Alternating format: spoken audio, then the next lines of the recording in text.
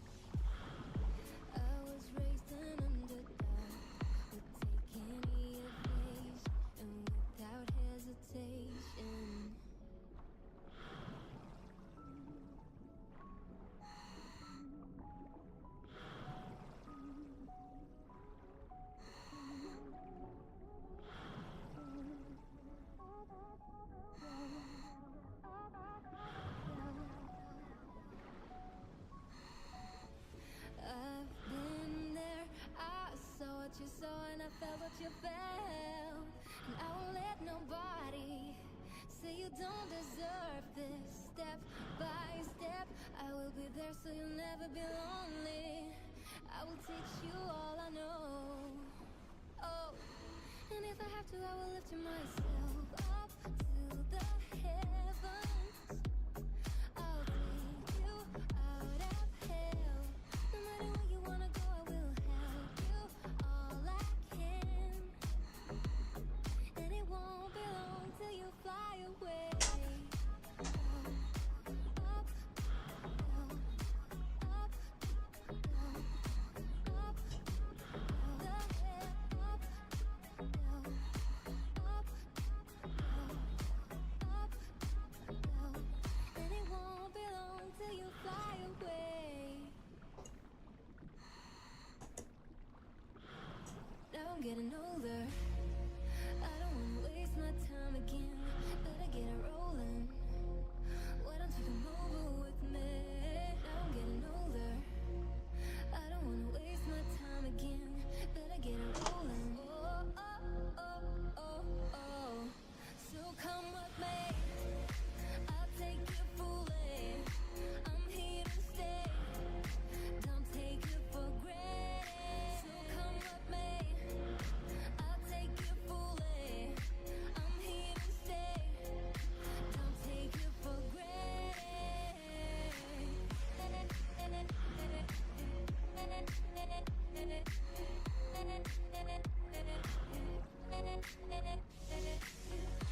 Maybe.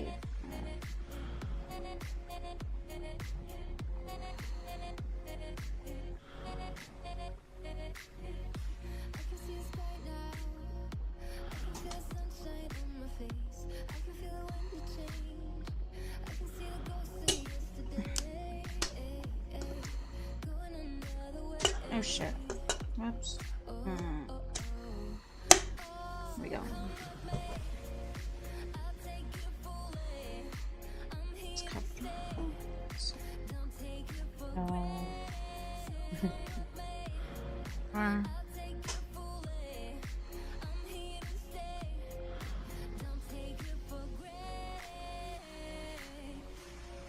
Nobody will love me the way that I love myself. Nobody will care as much as I care. Gotta have it up. Nobody will love me the way that I love myself. Nobody will care as much as I care. I can see the sky now.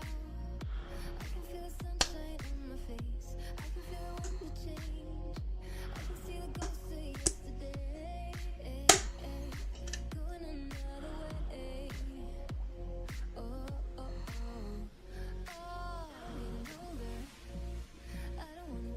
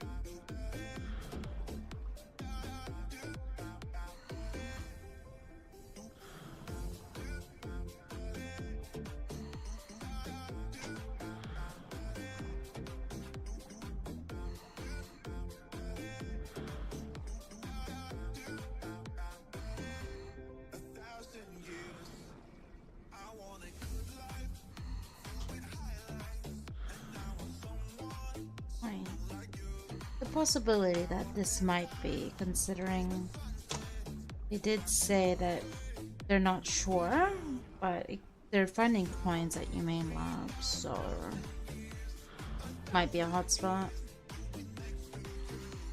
Let's go check. Oh, another coin. Interesting. I wasn't getting much from the UTube'n Lab tunnel, but I am getting a lot here in the open. Could either be on this side or the other side, not gonna lie. If I don't find a case in a few minutes, I'll probably go to check out the other side of the human, like the other side of this hill right here. It might be the other side. Maybe. I don't know.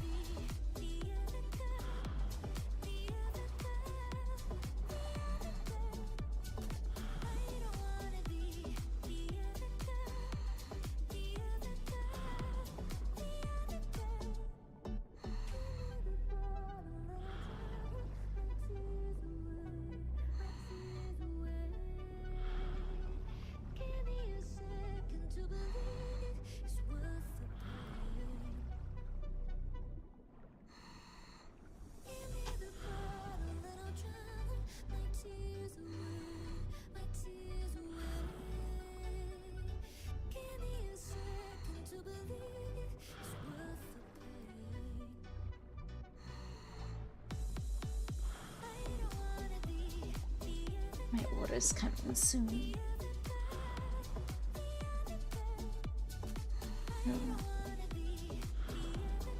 Back up.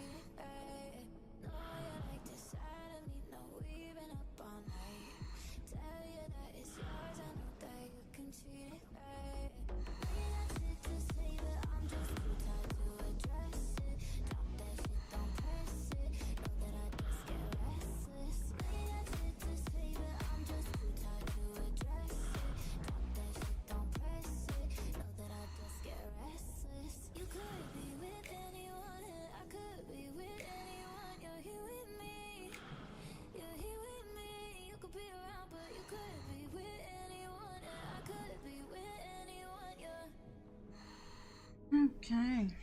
My delivery always goes to the wrong building every time. Ugh.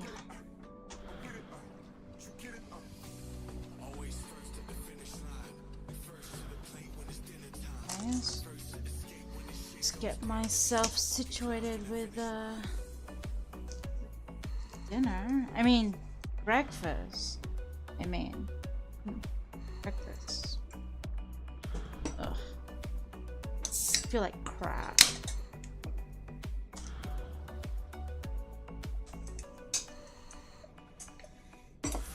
Hopefully, well, I will eventually. Eventually.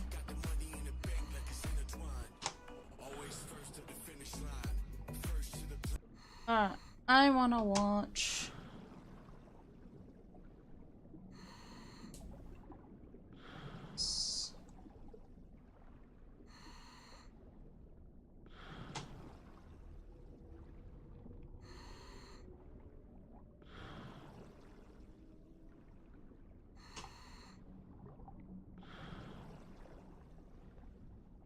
It's a show.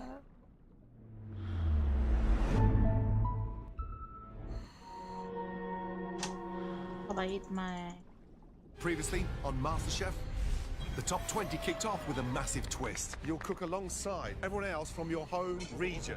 Whoever cooks the best dish will also save their entire region from elimination that night. Oh. Tastes right to you? Could be better. Have you ever fried lobster before? I haven't. We're about to find out. You've done it beautifully. Congratulations, Kyle. Look at that! Yeah, Midwest. This regional community pin makes all the difference. You certainly would have been in the bottom. With this dish, you're not even playing the game. I just see garnishes. Just clunky. They just look sad. I'm so sorry. Say goodbye. Tonight, the first mystery box of the season is as American Wait, as who got sent home? Oh, it was and the the girl. tactics It was, begin. You get to pick what kind of dish each region was cooks. it? I'm excited to make Was them a it? little less comfortable. Playing the game. I just see garnishes. Just clunky. They just look sad. I'm so sorry. Say goodbye.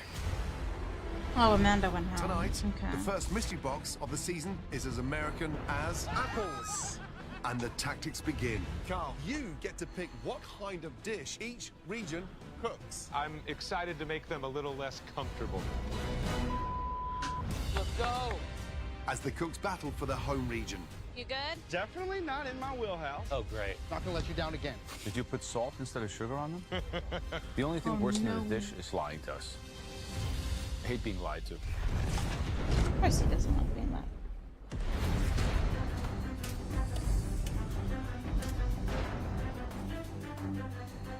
First big mystery box challenge, guys. Love the mystery box. This is always exciting. Old school. I love it.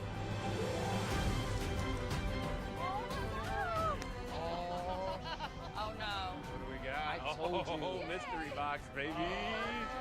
Okay. It's the first mystery box challenge. I'm thinking, okay, here we go. What are they gonna throw at us?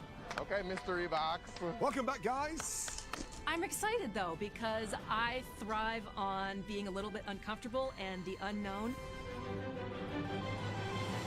Welcome back to MasterChef, United Tastes of America. I'm sure you can all see how focusing on regions is already making this season tougher than ever. Now, tonight is your first mystery box challenge. On the count of 3, lift your boxes. 1, 2, 3. Lift. Apples. Not what I was expecting. If I don't That's right. find anything, Apples. They're so tiny. Now, like in the next America's 5 one of the biggest searches, apple I'll growers probably move anywhere to in the the other world. side and see. And there are all sorts of amazing apples in those boxes, like the Honey Crisp, the Fuji, the Gala, and of course the classic Granny Smith. Now, everyone thinks sweet, but there are loads and loads of savory dishes you can make with apples. I'm ready for this. James, give us an insight tonight, what you'd love to make. Where are we going? Are we going sweet or savory? I'm going savory. Love it. What kind of dish? A pork chop. Jennifer, you came into this competition with a sweet apple dish. Yes. So tonight, where are you going? I want to show you savory today, so I'm thinking some lamb. Wayne, what we thinking? Apple tartatan. Take it sweet. I love that. Richie, what we thinking? Second I saw these apples, I thought some sort of hickory smoked barbecue sauce, so I want to do some savory with it. Love that. Now, Kyle, as the winner of the immunity pin, tonight you've got a big advantage. You heard all those amazing ideas. Well, it doesn't really matter what they're thinking, because 2 regions will make savory dishes. The other 2 regions will make sweet dishes. And you get to pick what kind of dish each region cooks. I'm powerful. This is amazing. So I'd like you to come on down. Okay. Join your region and have a conflab. Strategize smartly.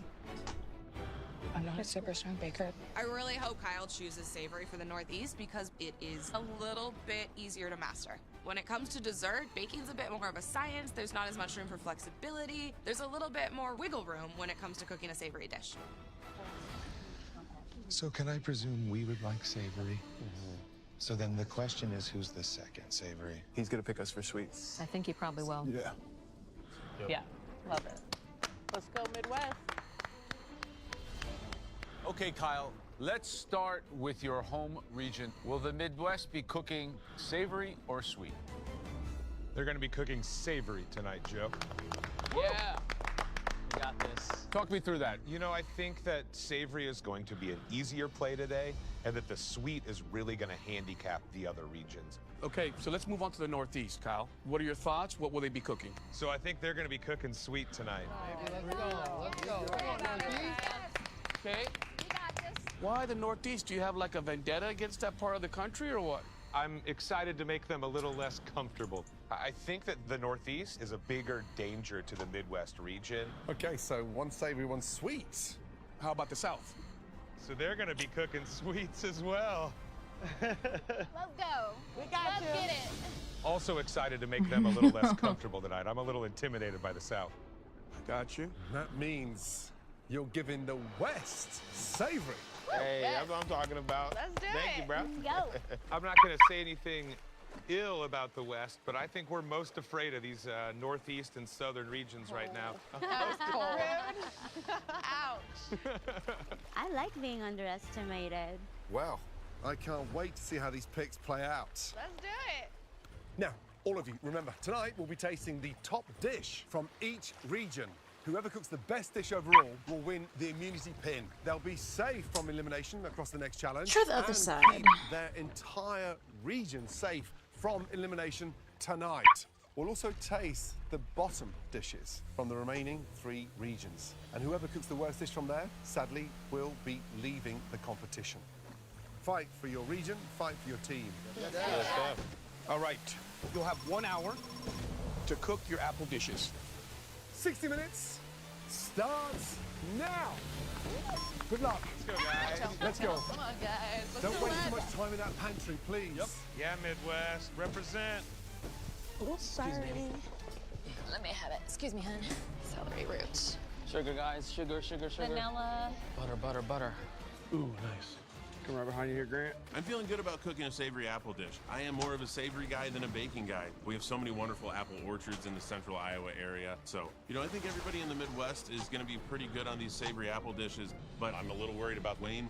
What else do I need? What else do I need? What else do I need? Oh my God, I'm blanking right now. Wayne was looking for something on the sweeter side. I think he might need some help today, so hopefully the rest of us can put something on the plate that gets everybody safe from elimination. Guys, that's 4 minutes gone. Let's go. All right, James, let's do it. Team, let's go. All right, let's go. Midwest. I really am proud to represent the South. We know how to do dessert, so I think we're gonna be fine. Beautiful. Let's go West. Looking good. Y'all ready to take this challenge? 100%. We don't have beautiful apple orchards in Alaska like the rest of the West does, but we do have crab apples there. Kyle gave the West savory, so I am doing some scallops, green apple and celery root puree, apple chutney, and a crab apple salad. The scallops are not the star of this dish, and it would be easy for that to become the focus. I definitely feel like I'm pushing myself choosing a few new ingredients, but I'm excited to see how it turns out. Anybody need cider? I got it. Northeast. Thank you. We're good. Thanks, Ryan. Our man up there picked sweet for the Northeast, so I am making a ricotta donut, apple everywhere. And then I have a cream cheese, whipped cream, icing. Ricotta donut is Italian dessert, so it's something that I'm comfortable with. Apples are one of the few fruits that we actually can grow in the Northeast, and we're taking that pin, and we're safe tonight. Guys, 10 minutes gone, 50 minutes to go. Big night, first big mystery box challenge, and a big advantage from that immunity pin winner last week. Midwest looking good. You're 10 minutes in. Great start. Thank you, Kyle. And Carl's nominated Midwest, his region, and the West doing savoury, followed by Northeast and South doing the dessert. That's a tough call, right? Kyle's really keeping the South and the Northeast on their toes. 90% of them were leaning towards the savoury because that is the easiest option, let's be honest. It's so much more difficult to pull off the dessert in 60 minutes. For sure. That's up for debate. I think there's so many classical apple desserts that should be coming to play, whether it's a tartan, whether it's some apple churros, many different things you can do. But I still think it's way easier to do a delicious savoury dish than dessert tonight. I think the Northeast and the South are in for some trouble.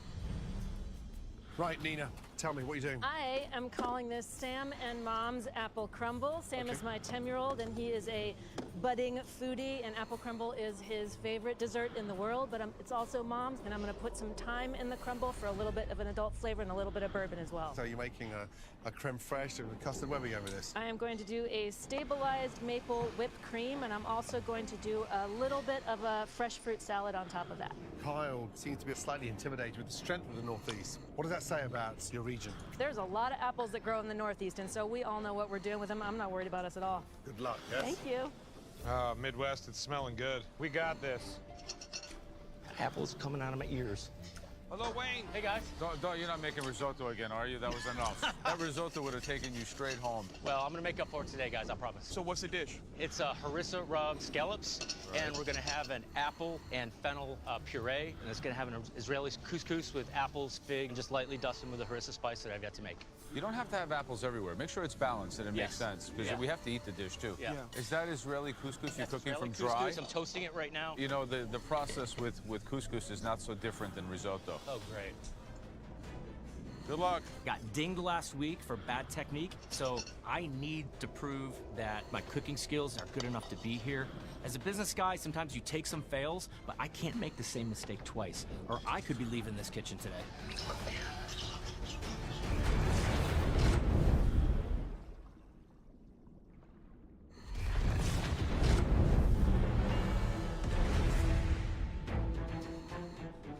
I love my apples. Come on.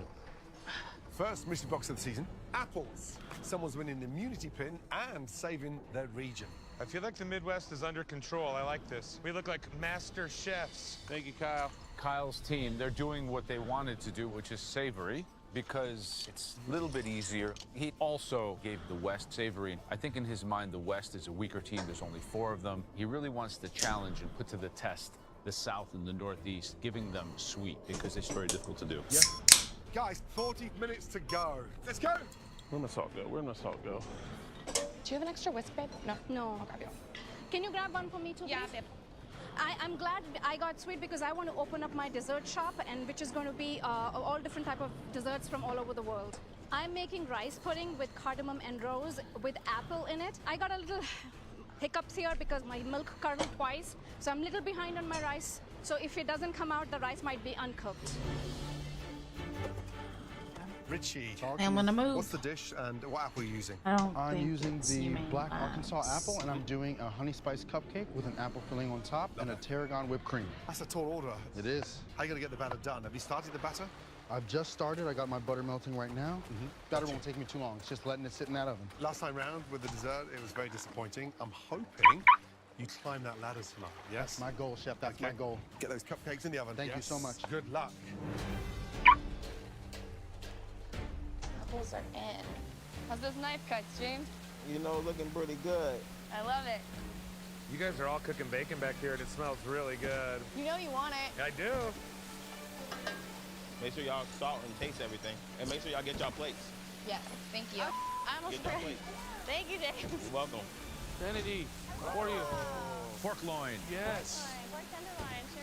Kennedy, do you feel like you got a buy with the savory designation? I definitely think that I gotta buy. I cook savory a lot more than I cook sweet, and I know pork like the back of my hand. My mom used to cook pork in like the crock pot, so this is like an homage to my mother today. So I'm gonna do a pork tenderloin with apple two ways. I'm gonna do an apple butter gravy, and then a pickled green apple, fennel, and red onion salad. Yeah, I love the pork tenderloin. Very underappreciated. Only if it's done right. Has to be Exactly. done right. But it's a beautiful canvas. Yeah. All right, good luck. Thank you so much.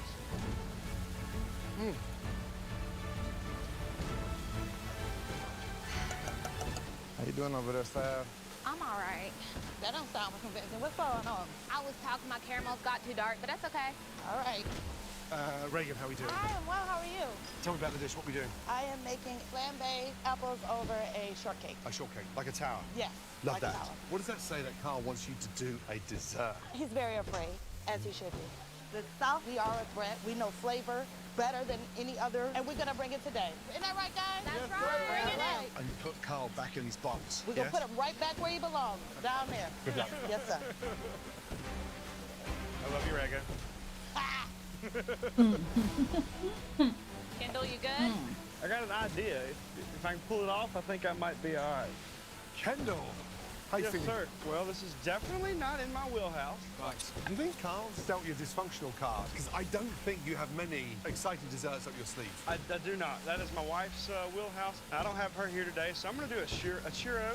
I'll put some apple through the food processor to substitute for some of the sugar. Churros with Aaron Sanchez in the house tonight. I'm hoping he doesn't fry me, that's for sure. Well, he will take you to task. I hope I can put something on the plate that y'all like. But where's the dough? Where's the Well, churro dough? I'm just getting it boiling here, and then I'm going to put that to work. There's 25 minutes gone, and that's all you've done is just... No, I'm actually working on some garnish stuff as well. I'm hoping to try to do an apple, the duck, where you have the apple coming out, and we do that. An apple what? An apple duck.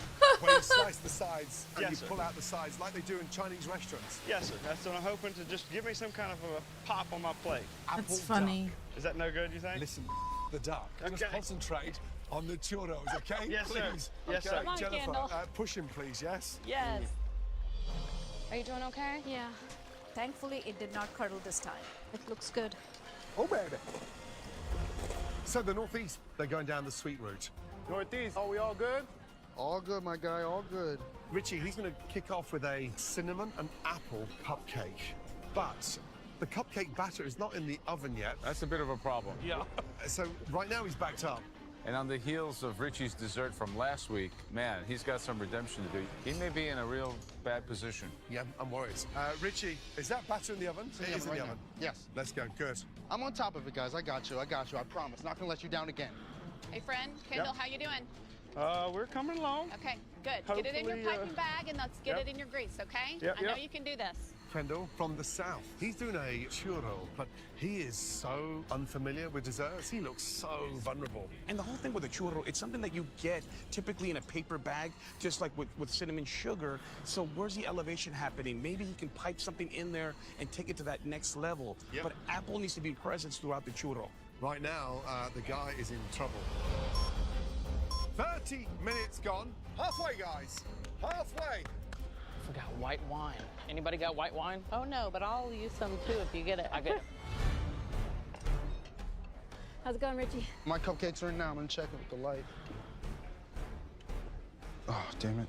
I'm a little nervous right now. Every single time I look, the cupcakes are in the same place when they should be rising. And I'm not quite sure what it is at this point, but I can tell something's not right.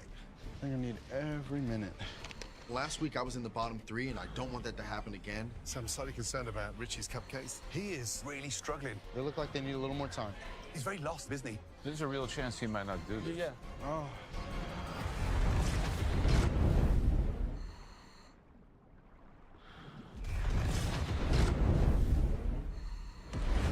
Come on.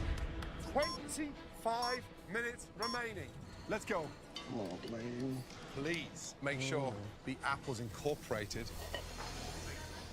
Let's go, Midwest. Hoarding Smell good goblet? back here. We got white wine. Let me know when you Maybe? need it, Sarah. All right, thank you. I'll need it at the end, really. Charles, all you got to do is ask the Midwestern mom to open your wine for you. Pour that in my mouth when you're done. Oh, I got you. I got you. How's your pasta, Grant? It looks beautiful. Thank you, thank you, thank you. Just switch up the shape a little bit. That's gorgeous. That's gorgeous.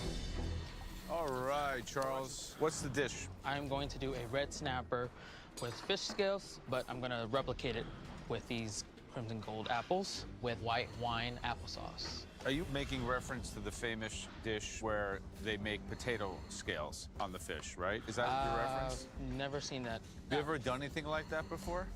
I'm going to give it a try today. It's going to be pretty concentrated and sweet on top of fish, all that Yeah. apple. What if you got a potato and have like 60% potato and 40% apples in the structure of scales? Gotcha, On an edibility basis, it's going to be much better. Yeah. And Okay. more balanced. That sounds more doable. Yeah, but you got a lot to do. This is a complicated dish. Yeah. Good luck. Oh, damn it.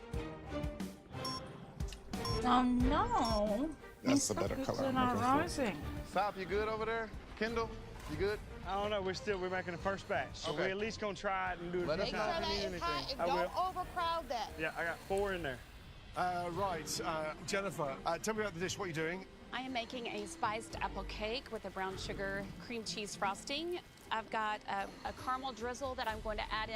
A spicy apple cake is very southern, and so I absolutely hope that this can get me at the front. Kyle's put the target on your backs I for a know. reason. I know. So you have to get this dish to immunity pin level. Yes, Good chef. luck. Thank you. We're down to the last 15 minutes to go. Last 15, guys. Let's go. We got this, guys. Let's go. Let's go. All right, come on. Lizzie, Hello how there. are you, young lady? I'm good. How are you? What are you making? I am doing pan-seared scallops with a green apple and celery root puree, a honey crisp chutney, and a crab apple salad. So the apple is present 3 different ways. Yes. I want to make sure the apples are the star and not my scallops. Pretty impressive if it all works. Yes. Thank you, chef. 11 minutes. Smelling good in here, Midwest. Smelling good. So we're in the Midwest. They're doing savory. That's good. Charles was quite concerning to Joe and I. He wants to do a red snapper and using the apple as sort of a faux scale on top of the fish skin. That will not work. Yes, I know. And secondly, the skin on the snapper is delicious. Why try to replace that with something that won't work? I told him to consider more potatoes than apples as the skin. It's a super risky dish. I'm kind of concerned about that. We're down to the last He just 5 flat out minutes. just says it's not gonna work. It's looking good. It's looking good. Ooh, child. Anyone have cinnamon on their station? Yeah. Thank you, love. Whew. Come on, man. Ryan, I want those donuts. Yeah, You right? want to toss one up here? I'll catch it in my mouth, I promise.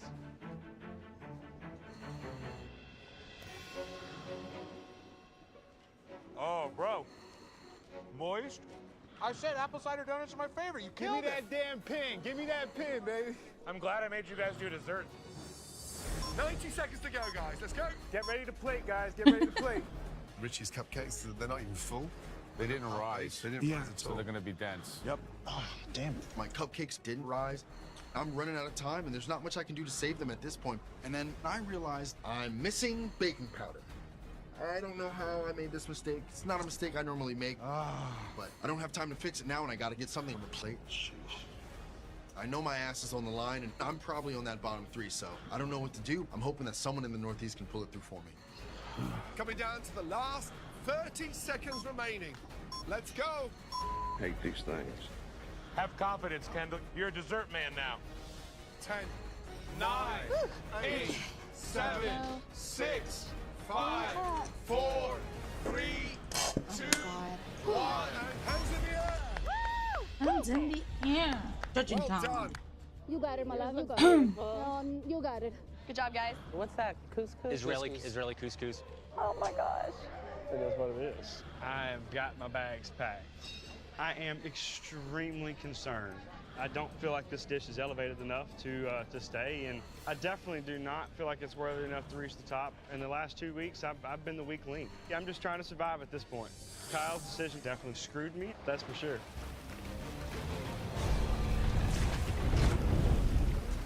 Oh, it's stormy.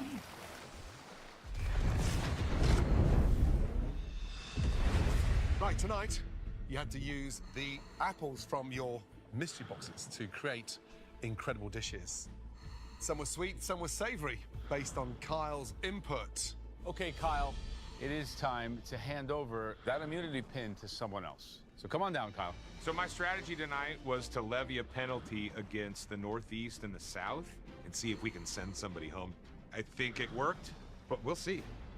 Right, now Joe, Aaron and myself want to take one last close look at your dishes. Wayne. Yes, sir. This is a very challenging kind of couscous. You feel you cooked it through? Yes, I do.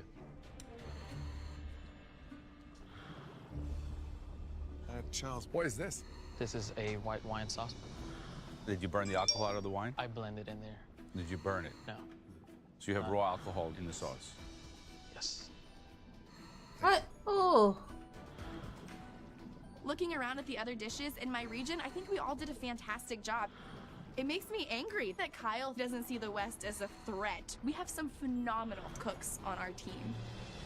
All right, Kennedy. You did justice to the pork loin? I sure did. I do get intimidated by the judges when they walk around, but I know the insight they have to offer is just invaluable. Right, Lizzie, you happy with that color on those scallops? Yes. Okay. A little overcooked, maybe? No. Interesting. Okay. This challenge was definitely harder than I thought it was going to be. Did you taste it? Yeah, I did. Taste right to you? Because a little bit extra sugar, I felt. You lift a mystery box and see something Looking as simple for as that apples, and you're like, I'm going to spot. knock this out of the park. You taste that? Which, this is not it. I'm gonna have to move. Ugh. Then you get to cooking and realize it is not as easy as you think it's going to be. You're away. You're a rock. I'm definitely not happy with the texture of these cupcakes. Just missing baking powder. But you don't seem too happy with me, and I'm probably going to be in the bottom 3, and I am terrified.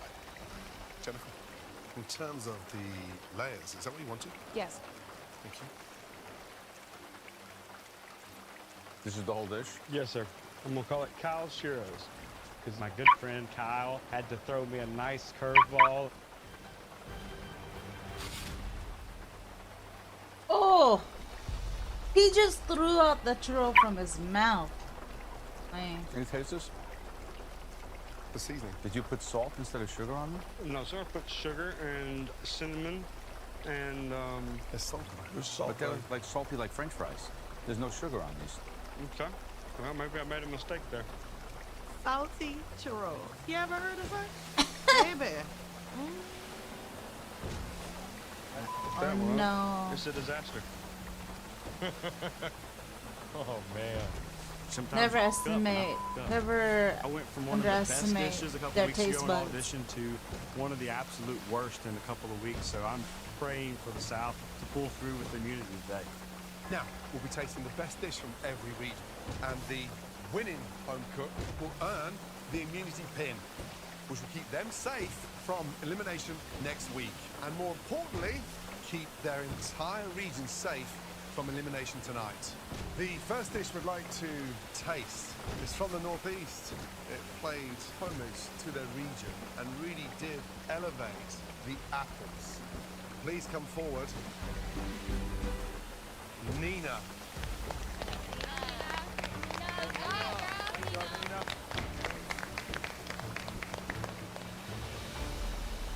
I made bourbon apple crumble with oat pecan topping, a maple whipped cream, and a raw apple salad as a garnish. I love the fact that the crumble's peeking out of the cream, and I see that you want to show off with your nice work with that little garnish. I can't wait to taste it.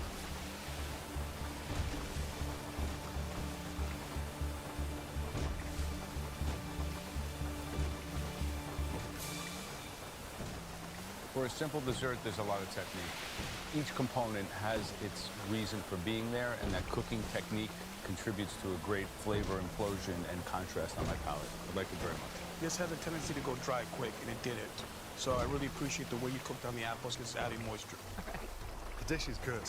I want to commend you on the ratio. It's perfectly done. 1/3 crumble, 2/3 apple. So apples are in abundance. You just want to go back in for the second per spoonful. Oh, really good. Well done.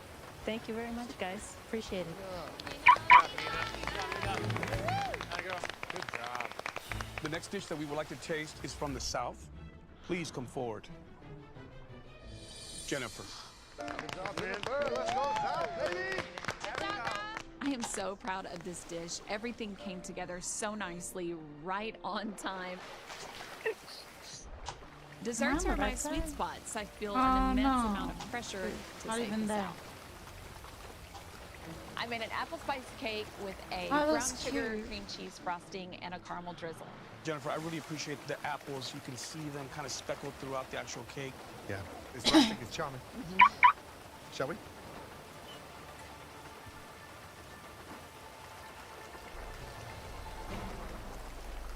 The cake's delicious. I can feel those textures of apple caramelized. It's light, it's fluffy, but it's got apple in abundance. Great job, really good job. This is a well-seasoned dessert.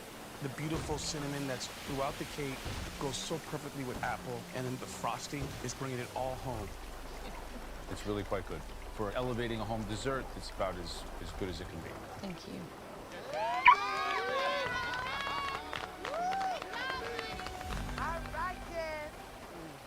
Okay, the next dish we want to see more of is from the Midwest. Please come forward. Wayne. I'm feeling relieved, redeemed, exhilarated. Keep the immunity in the And Midwest. then Got it. I want the immunity pin, and when the Midwest wins twice in a row, I'm gonna show those other regions that we're here to play. All right, Wayne, tell us about the dish. So I made a harissa spiced scallop with an apple fennel puree, spiced apples, and a beautiful Israeli couscous. The couscous looks properly cooked. The puree looks smooth and velvety. I like the plating. Top-notch presentation. Thank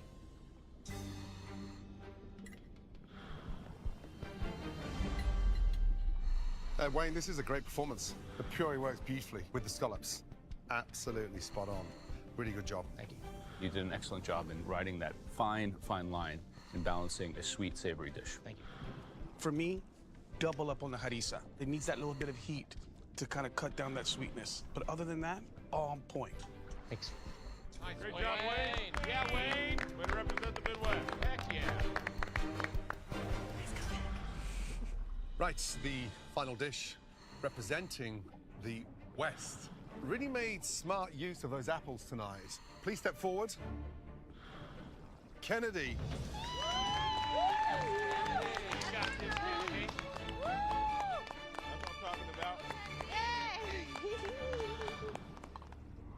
Today I made a pork tenderloin over a parsnip puree with an apple butter gravy and a pickled green apple salad on top. Presentation is off the charts. It's beautiful. It's apparent the apples are in abundance. I can't wait to dive in. Thank you, Chef.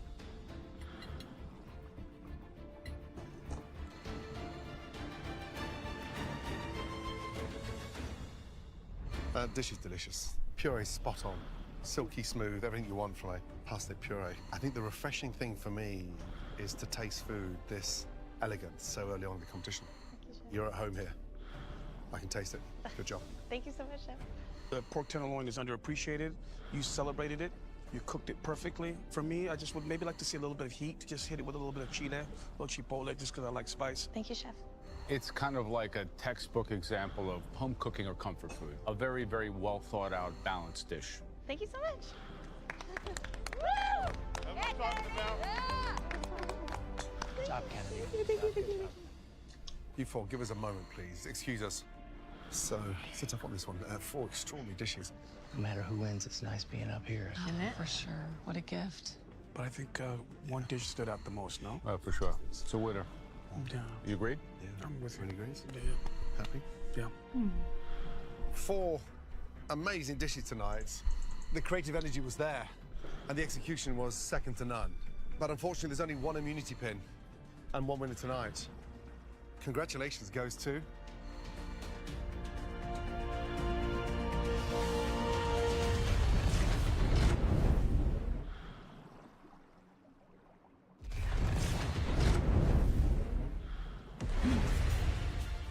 Four amazing dishes tonight, but unfortunately there's only one immunity pin and one winner tonight.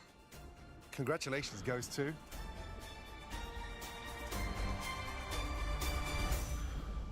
Jennifer. Oh,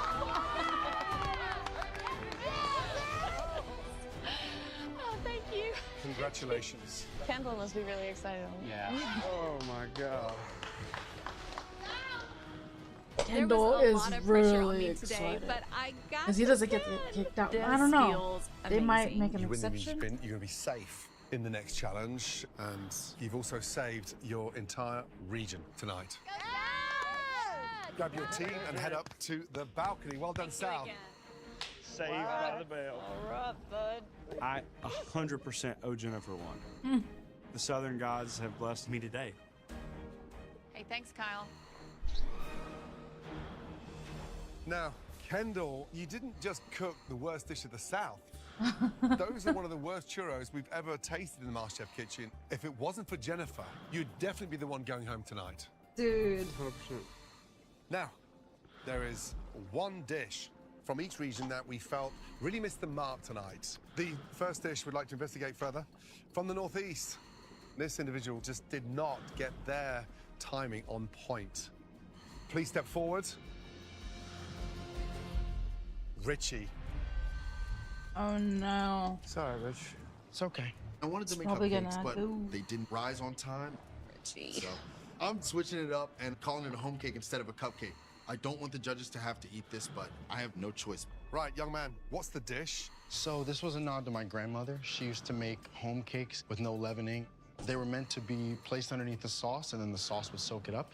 I made spiced home cakes with an apple compote on top with a tarragon whipped cream on the side. What are you calling them? Home cakes. Who? Home cakes. Home cakes. Didn't you start calling them cupcakes? Did they become home cakes as they lost their levitation? No, they are a play on my grandmother's recipe. But why It's did the you way that she change made from where them. you started to where you ended? What did you call them? I just wanted to call them what they are. You wanted to call them what they became? Apples look like a bit of an afterthought. Are there apples included in the batter as well? No, so I wanted the apples to sit on top. Gotcha. How long do you bake the home cakes for, please? He's For going about home. 20 minutes. And is that the texture you wanted in the middle? Yeah, so that they could soak up that sauce. I didn't want them to be too soft and get a little mushy.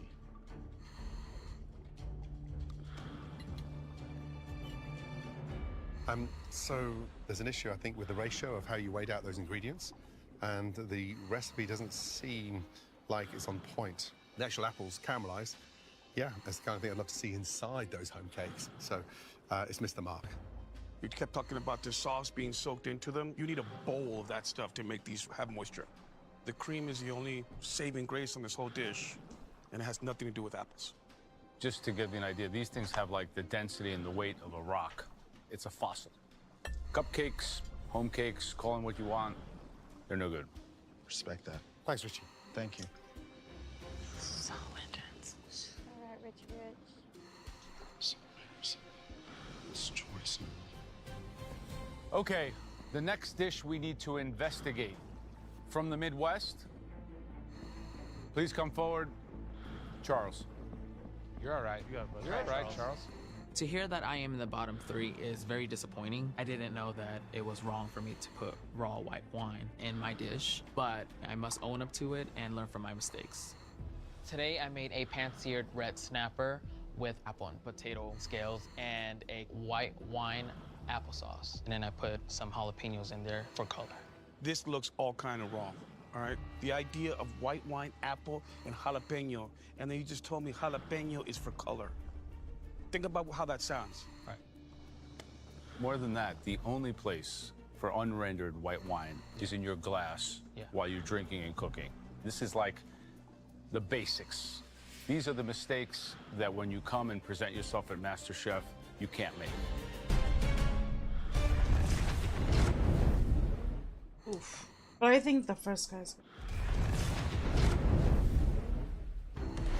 Charles, these are the mistakes that when you come and present yourself at MasterChef, you can't make. Shall we?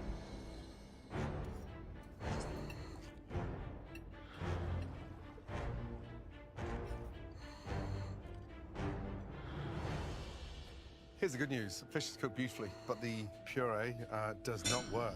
It's a shame, because you've got the technical flair, but you just didn't execute it properly. Thank you, Chef. It's almost like a tale of two dishes, because the potato-crusted fish is actually quite good, but you committed some major errors in technique and the basic principles and rules of cooking. Thanks. Thank you, Charles. Let's go, Charles. You're all right, Charles. So the final dish that we need to see more of from the West comes from a cook who definitely had confidence, but seemed more concerned with adding an abundance of apples than cooking their protein. Please come forward. Lizzie. Oh, Love no. you, Lizzie. All right, Lizzie. Here, Lizzie. Lizzie, can you please describe your dish? I made pan-seared scallops and a green apple and celery root puree with a crab apple salad and a sweet apple chutney. Visually, it doesn't look right. The scallops are hammered. They're just way too severe. I hope that's a nervous smile, because you made a lot of mistakes here, Lizzie. Let's get in there, shall we? So you can see right there, you've absolutely cremated the scallops.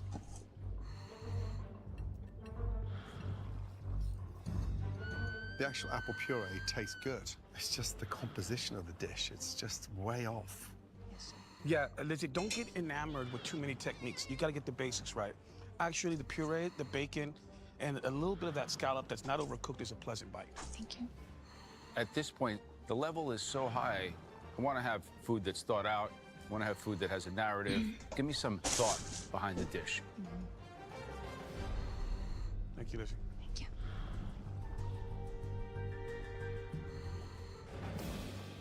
Right, Richie, Charles, Lizzie, give us a moment, please, because right now we've got a very difficult decision to make. I'm not finding anything here. So, Richie's, I preferred he'd owned it in a way that, look, I didn't pivot, I got the batter wrong. The only thing that was worse than the dish is his lying to us. I hate being lied to. So, Lizzie. It was a pleasant bite once you got it all together, yeah. Fennel apple scallops, great choice. Yeah, the scallops was just overcooked. And then, of course, Charles, I mean, there was fundamental issues from jump, but the one thing that saved was he cooked that fish well. Beef again. The big question is, who did the worst job celebrating apple tonight? This is so crazy. Rich. We both got this.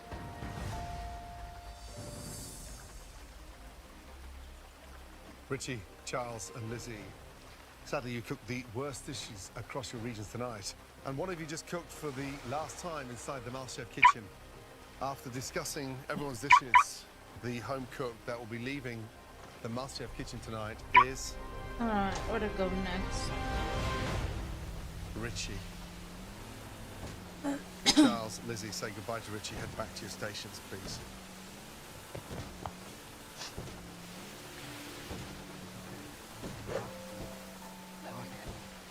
Richie, tonight was a bit of a mess, young man.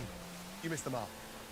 And whilst you tried to pay homage to Grandma, the dish was just nowhere near MasterChef standards. I understand. Right, young man, come on and say goodbye. Come on. It's an absolute pleasure. Thank you for everything. Good luck, man. I'm not done cooking. Please. Please continue. I love you guys. Love you, my Thank you friend. very much. Thank you so much, guys. It was an honor. Absolute honor. I know that I messed up today, but I'm super proud of the things that I've done. This has been the craziest experience. When I first came to the MasterChef kitchen, I was overly confident. And being thrown in that kitchen, you find out very, very quickly what your weaknesses are. So it's just motivation for me. Time for me to go back home, study up, and become a better chef. Rock the Northeast for me. Love you, Richie. Love you, Richie. Bye, Richie.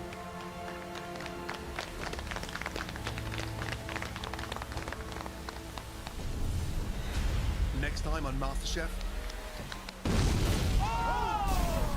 The first team challenge of the season kicks off with a bang. Today, all of you will cook for firefighters. And you, Jennifer, will decide which regions are teaming up. We want to pair up with the Midwest. Do you think that's a good decision? We're 2 people down, so we gotta communicate. Here they come, guys. We just How gotta... long? Tell me how long. 2 minutes. We don't have 2 minutes. Everything cooked to your liking? It's completely raw. That's terrible. I want them done perfectly. Okay. Raw New York strip. We're out of potatoes. We're gonna burn them. How is this still happening? It's the first time we've never served an entire dining room. This is embarrassing. I want to die. Oof. Oof. 1 potato, 2 potato.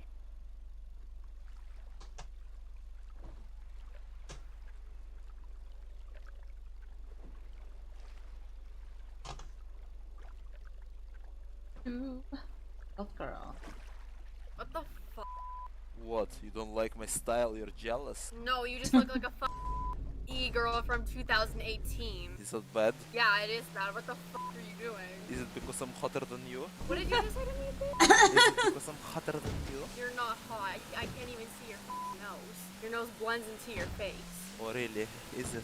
Yeah, it is. Who the fuck do you think you are? I am Natalie Uhu. I don't even know what you're saying, girl. Girl, I am the best gamer girl out there, okay? You ain't even. What games do you play? Valorant? That's Yes. my fucking god. Valorant and League of Legends. I don't care if you play League of Legends.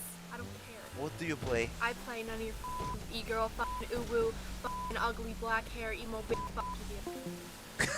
So you a monster? I'm God. You're a god. I like Gus. I like Gus. Of course, everybody likes a big PDM. Look, more hair than you. Ooh. Hello. You like the Hello. Yeah. You can get real nasty. I'll do some nasty things to you. You have ketchup with it. Okay, I'll role play as Big Russian Man. I do it. I was about to read my magic. It's a betrayal. Hello. What? Arigato. Yeah, arigato, kawaii. Can you name 2 countries in Europe?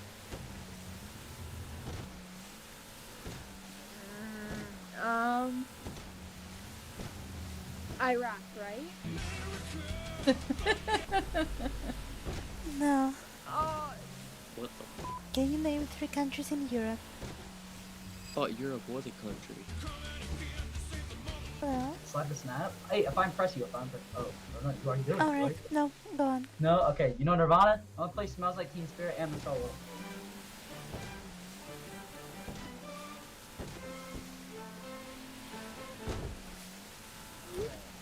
Oh, you're Insta? You don't have Yeah, Snap? I don't have Snap, I'm sorry, bro. It's pretty impressive how can I give you that.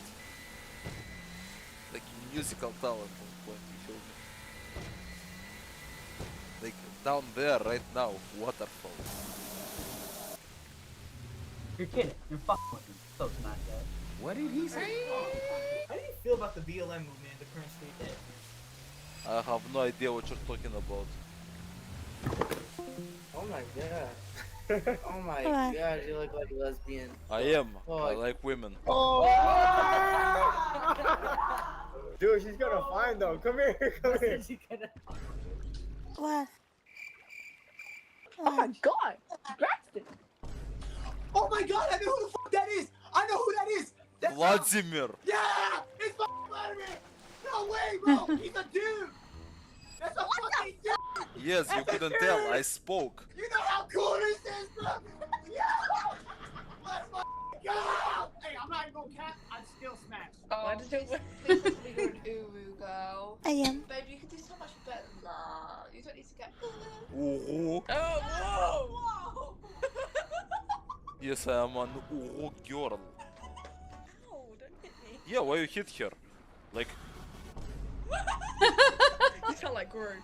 Gru? From Despicable Me! Minions! Tonight, we take the moon! We're talking to Gru! Where are my minions? We can be your minions. Banana! Minions! Tonight, we take the moon!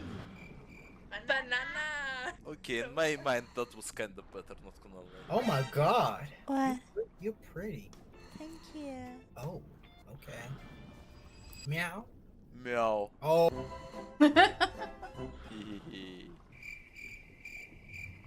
Who's your favorite rapper? Ice JJ Fish. There's something about you, girl. It is my way of this world. Yo, bro, how you get like that? What do you mean? Like, you know what I'm saying? No. Like, bro, why your shit all fucked up? It's not fucked up, it's like perfect makeup. What the Bro, it's beautiful. Don't you dare disrespect my makeup skills. Like, look this eyeliner, yeah? You think this eyeliner can be done by anybody? Huh? Hello? How are you doing? I'm finding you. I'm very good. Could you play something in the guitar? Yeah. I don't know, anything you want. Alright. Baby, baby, baby. Oh, like baby, baby. What? You look amazing. Oh, yes, I know. Are you playing a cosplay role? No. I think you should. Repeat that once more? Girl, what if, I'm just saying, what if me and you walked into McDonald's and then I read the menu and it said that me and you, because you're on my McChicken, please. please. Bro, I feel like Bad as hell. You got some big ass. Oh, thank you. I would love to like, just fuck you. I would like fuck the shit out of you for real. Okay, listen. Oh, if you manage to beat me in a fight, then okay. If not, then I will bend you over. How about that? Do you have Snapchat? Insta. Instagram? Can you follow me? Why? Because. You wanna be famous? Why wouldn't? Oh my! Show me your please. No. Show me your. Why? Please, your Hello? Hello? Oh wow! What? What? Ew, you're ugly. Bacayaro. I don't know if I want to call you pretty or if I want to call you if I want to call you gorgeous. Oh, thank you. You can call me handsome. Or you can call me the big Russian man. Hello? What? Yeah. Is it funny? Listen, you're a zero because you mocked me. The other guy. Can you name 3 countries in Europe? Can I get a different question? Name 1. Come on, really? Like all girls wanna go to freaking France or Italy. Not even those. Yeah, France, big Italy, Russian and man. UK. Can we see your? How do you have? Big Russian man. Yo, let me see your abs. We like seeing naked Russian men. What did you say? We love the Slavs. Are you real? Yeah. You're so pretty. Oh, thank you. Are you sure you're real? Yeah. Oh my god. Okay. Yeah, you don't believe? Ah, what is that? Goth girl. Is you a dude? Yeah. I'm a dude. You don't believe me? Well, anim good. Can you say Yamate Kudasai? Yamare kudasai. Can you show your... Here they are, my brother. Are you an anime girl? Yeah. Can you do that ooh thing? Yeah. Do it. Do it.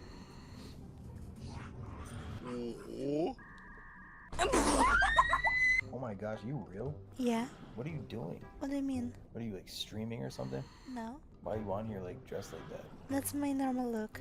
I'm goth. You're hot. Thank you. Do you think you could tell me if I have a big... If you have to ask that, it's probably small. Oh. Oh. Hello. Oh, so cute. Oh, thank you. Mwah. Oh my Where are you from? Mother Russia, my name is Vladimir.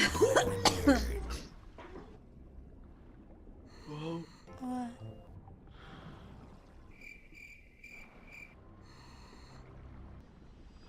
Goth girl, scary, surprising.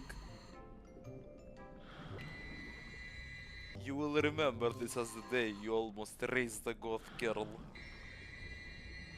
Oof, hi. Catty, hi Hello, meow. I'm not seeing Yeah, come, anything come. here. I want. You will get a schlong. Your head does not match your body. I'm just too big, my brother. I skip head day. Kiss my dick. No, you. You look good. Oh, thank you. The outfit is like good. The headset matches. Everything matches. You know. Oh, thank you. Equal rights for everyone. Okay. Yes, of course, I agree with that. We need all rights. Big Russian man. Equal. No more discrimination. Can you say Baka.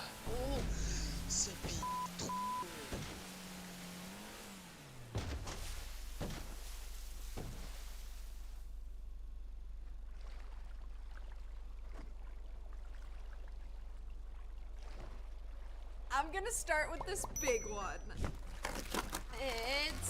I think it's like a cute organizer for food. Or anything really. It'd be good for makeup supplies, art supplies, and it spins! I kind of love it. In this box, we have another one, but this one's red and gold. What the heck is this? Look at the little smiley! Temu has been taking over, and I don't know how I feel about it. I don't know about you, but I've been getting bombarded by their ads on YouTube, on Instagram, during the Super Bowl, and they email me almost every single day wanting me to do a YouTube video for them, but I don't know how I feel about them yet. Everything on their website is so cheap. It's like the new wish.com, except the shipping is actually free. I've also been getting tons of comments from you guys requesting a Temu haul, and what better way to test out some of their stuff than from lost Temu mail packages? The items that people are actually ordering from the website.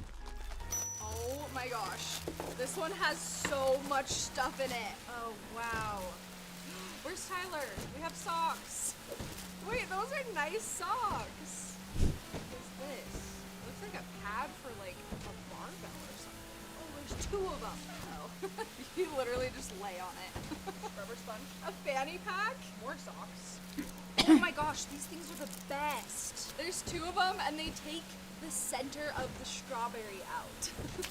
I got all of these ones here from our friends over at That's Fun cool. Delivered. If you watched my unboxing Lost Mail live stream that I did a little while ago, same place. These are all undeliverable mail packages for whatever reason. They got lost, returned to sender. We have 35 packages total here. I've already opened 2, and I spent $430 total after shipping and everything. So that's about $12 per package. We're gonna see how many of these items are trash and how many are treasures. I'm splitting it up into things that I would actually use versus I probably never would.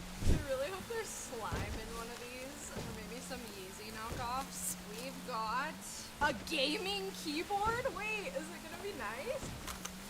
What do you think, Kate? Is it nice? We've also got, oh, it's one of these heatless curl things. I love these. I'm really trying to like get a feel for who these people are based on what they're ordering. We've got a gaming keyboard, heatless curls, and garlic press. That one was like half treasure, half trash. I think that's gonna be the case with a lot of these. Fragile? What's in this? Oh my gosh, they're knockoff Crocs. And there's a whole bunch of the little like, what do you call them, widgets that you put on them? Giblets? Isn't that chicken? Wait, they're kind of cute. They're like little candies and teddy bears. What size? They fit. Are you kidding me? Alright, what else did our friend order? New windshield wipers. Oh my gosh, AirPods. I gotta open these. They're called Lenovo Live Pods. They look exactly like them. That's an impressive dupe, actually. Interesting. Oh my gosh, it's a bunch of tiny flashlights. Wait, these are actually really cool and useful. So far, Treasure's winning, yay! Tyler picked this one. 3 different colors of like flats. A little hat. Wait, why do I feel like a cute little grandma ordered this package? Oh, this is like a sleep cap. Oh my gosh, it's so poofy. All my hair actually would probably fit in this one. We have a couple different belts. These ones are definitely cuter than the previous one. I think it's just like adhesive tape. We'll use it. Okay. Wait, I kinda love it. What is this? A net? A butterfly. Okay, and we've got a first aid kit bag. Maybe this person's going camping? What is this? Oh my goodness, it's a blanket. With what? Pills? What is that? Oh, come on, bro. It's a donut. Oh my gosh! It's a donut! Oh, it's a donut. There should be a hole in the middle. There should be. Screwdriver set. Ooh. Useful. Let's go.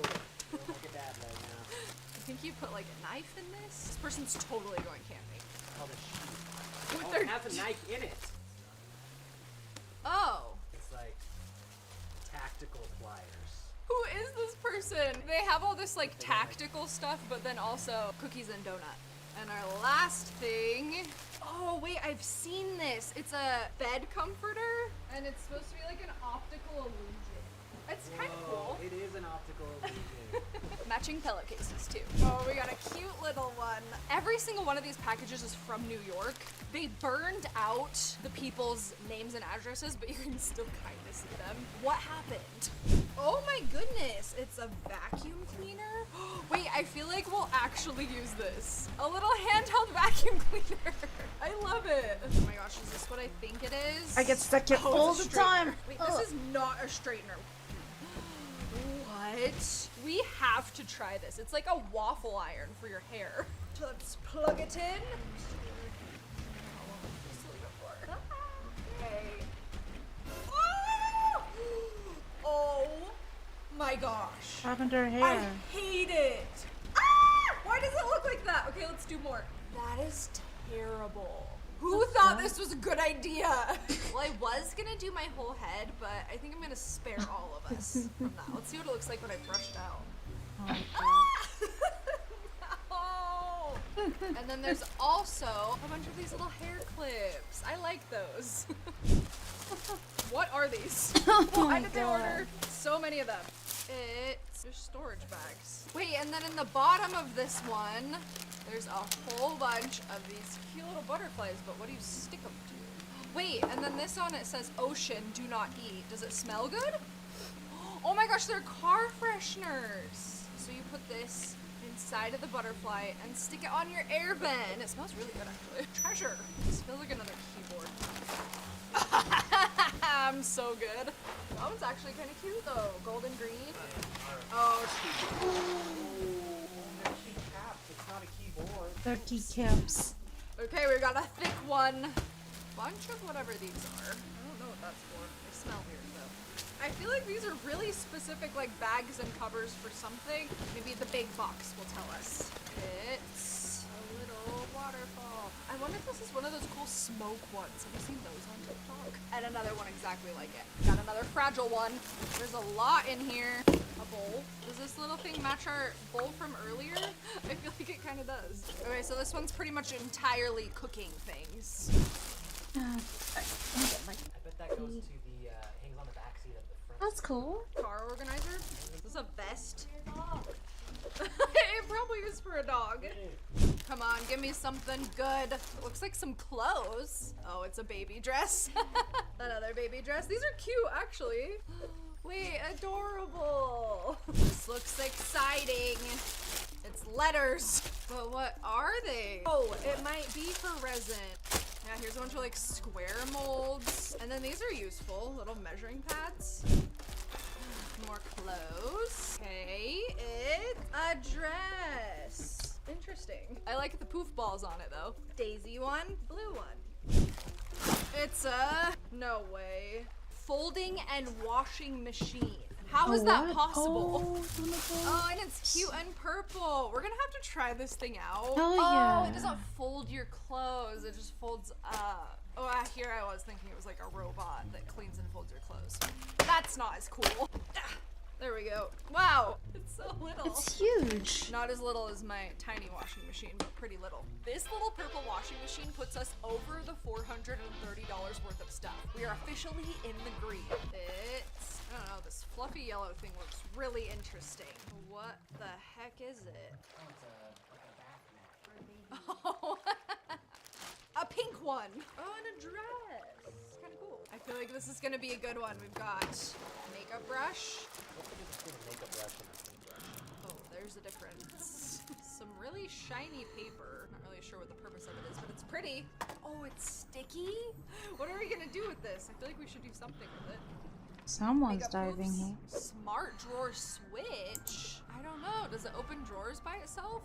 A soap dispenser. That is like the highest tech looking soap dispenser I've ever seen. If this little guy works. There's a couple Okay, of put some soap in here. Okay, we're gonna put. We were in a KOS and we're like, come to LSF, and he said, where's LSF? And then like, when we go for punch-ons, he takes like 15 minutes just to find Nuckies. Wait, why doesn't he even know him already? Yeah, that's what I'm saying, bro. Like, he's so unprepared, and it's like, he's close as fuck. So, it's hard though, because like, I don't want him to think we're killing him because of his age. I think we just let him walk though, he kind of knows now. He's still only a probationary man. Yeah. Well, if you're transparent, he would know for the next time. Do him a favor, I guess, and then shoot him in the head, I guess. Just tell him. Pass his Be like, hey, probationary can you get this thing out of my boots? Fuck you. That's fucked up. What do you mean? Did you not hear how PK'd one of my members? No. I was like, he like he said something out of line, and I just took a step back, showed him the head, and I'm like, "Fuck, get out of here." No chip. Okay. Compo stations into the water. But yeah.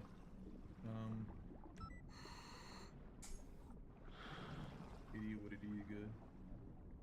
I would have loved to join fucking Rep as well.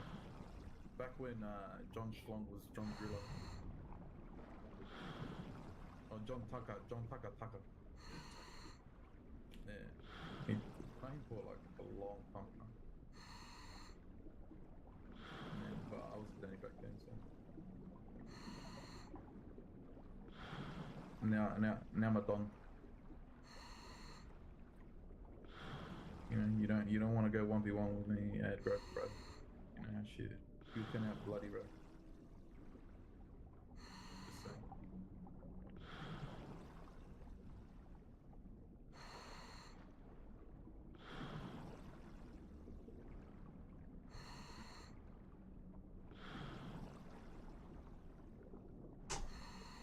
Push the power button. Oh, there it is. On. Is it just motion activated? I feel air coming out. Why is there no soap coming out? I don't know why it's not working. We filled it to the literal top and still nothing. All right, Timu, I want my money back. Oh, we got a bubble. Okay, it's working. I wouldn't say well. And then we've got target practice. Dream bathroom plus. Oh! I don't like that one. Oh, that's good stuff. Even more makeup brushes. Oh, tweezers, I'm keeping those. Now might be a good time to mention, I actually have bought stuff from Temu before. It was when I was making my Blake Lively Met Gala dress. I got a bunch of the materials for that dress on Temu because that dress was expensive to make, and like the glue and the gemstones were so cheap on there. I will say their shipping is free, and then I went to return one of the things that I bought, and they literally refunded me and told me to keep the item. Oh, tons of stuff in this one. Oh my gosh. Ah, look how cute these are. They're tiny ketchup and mustard. Oh. Okay, here we go. What the? What for? Tiny ketchup, tiny mustard. Oh my gosh, there they are. I honestly have no idea why I would need a tiny ketchup and mustard. Yeah, why? They're so cute.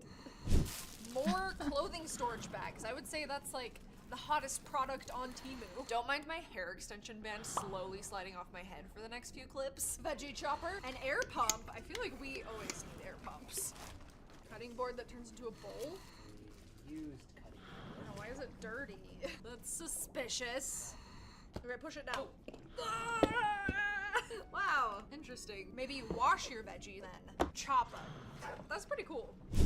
Oh, this looks exciting because I see nail stuff. These are like those stick-on ones. Oh my gosh, tiny cute earrings. There's been a lot of these. You put like hot pots on them or something. Oh, yeah, This those are looks for exciting. Oh, old it's hot not. I pots. thought it was jewelry, but it's just jewelry cleaner. Very functional though. Easy hair removal. What? That looks terrifying to be honest. Oh, it's probably like pet hair removal. I don't know what anything in this package is. Reusable face towel, I can tell what that is. More nails. This seems like it came to the exact same person as the last one. I feel like all of this stuff has very specific functions. Oh wait, are these trash bags? These are actually really useful. That is the thing that I could see Temu being potentially very useful for, is stuff that you're buying for like around the house that you would buy anyway, and why not get it for like a fourth of the price? Okay, we opened up the trash bag and it's not what we thought. What? Huge! You know what it is? It's probably for like a mattress. Oh, like a furniture cover? No, like when you're moving, you put your mattress in it. What? Oh, we've got a waist trainer. I've never seen a waist trainer like this though. What the heck? Oh wait, here we go, here we go. Here's a better one. This one even has a zipper. Oh wow, and like this sauna stuff on the inside. Oh, we got some sweatpants. Somebody was ready to get their hot and sweaty fitness on. Those actually feel kind of nice. Some more sweatpants. Oh wait, what does this say? What does this say? Always be yourself unless you can be a unicorn. There'll always be a unicorn. Oh, magnetic charger, pajama pants, and more sweatpants. I'm not gonna lie, I'm not overly impressed by the quality of these. We have a... Oh ho ho, here we go. This is gonna be a good one. Wait, that's funny. How did they get away with that? Pink. Oh, it stinks. Oh my gosh, why does this stuff smell so bad? That's too bad because it's actually a pretty cute bag. Okay, we've got... Oh, it's a phone case. Cute. Oh, it's really cute. A little bag. We've got 2 little pill boxes. And it has the different days. Ooh. Jewelry. Rings. This is one of those rings that you put on and it spins. Like a fidget spinner ring. Oh my gosh, it's a clear backpack. That's pretty cool. And our last bag, another pink bag. A gray pink bag. Oh, we got a whole bunch of boxes in this one. Oh my gosh, is this a tiny bank? Oh, it's one of those banks. Oh my gosh, it's a tiny bank. I'm gonna add this to my mini collection because I don't have one of these yet. Ooh, this is like a nice mug. Stanley dupe. Got fingerless gloves. Oh, that one's cute. Oh, yeah, I got one of those. That mine's smaller. A knife sharpener. What is in all these little cardboard boxes? Oh, these are cute. I feel like these are actually pretty useful. Little jars to put stuff in. Treasure. I mean, really useful stuff. Weirdest shaped package ever. Guess what it is. 2 boxes. Box number 1. Purse hanger. Wait, I want to see this. Oh, interesting. Whoa. I've never seen something like that. If it works, that's pretty useful. This one. Oh my gosh, more of those exact same little clear jars. Some little rings. And then I have no idea what these little gizmos are for. It's a toilet mat. It's kind of nice, actually. And gotta be a kitchen thing of some sort. Mosquito head net. Some cute little charms to make jewelry. Whoa! Wait, that's actually really cool. A mixer. Long one. This one's big. It's a coat rack. That's kind of nice. And whatever this is. It's like a soap holster. Or a sponge holster for the kitchen. Another tall one. What are these? They're squishy, whatever they are. Oh, wow. I don't know what it's for, but I like it. Gosh, what is this? Oh, it's like a storage shelf thing. Comb. Vacuum storage bags. Oh my gosh, a pillow. It's like a nice memory foam neck pillow. Wow. Wait, yes. It's so you can cuddle and one of the people can put their arm under it. We'll show you. We've got sports bras. A whole pack of them. Okay, I'm liking this person. Cute hair clips. I like those. More hair clips. Another net. Oh, scissors for the kitchen. This is a meat smasher. Oh, more cute clips. I like this person's taste in hair clips. Like clothes. Oh my gosh, a dinosaur jacket. That's actually adorable. Oh, and switching gears with some bras. We've got underwear. Wait, these actually feel kind of nice. We've got shoes. Also from the same brand as earlier. Fashion. Ooh, Tyler. Who needs ASRV when you can have Temu Camu? Temu Camu. 2 pairs of camo pants. Hey, I'm seeing some girl clothes. Okay, first of all, we have cute. It's like a little night dress. Wait, I like it. We've got, oh my gosh, ooh, guys. Oh, I thought it was like a one-piece. Dang it! It's just like a cropped hoodie. That's so sweatpants. cute. This looks fun though. It's, oh my gosh, it is a dress. Ooh, fancy. I like it. My favorite color. It's a one shoulder with like a cutout, and then the bottom's fringy. Very Barbie. Oh my gosh, I kind of love it. Look how sparkly it is. It fits really well. Does it look cheap? Yes, but it's fun. I like how the top is sheer, but the bottom isn't. It's actually a pretty well thought out design. Then the cute sparkles. Ready for my favorite dress? Ooh, look at this. Dang, that's so bright. Your premiere dress?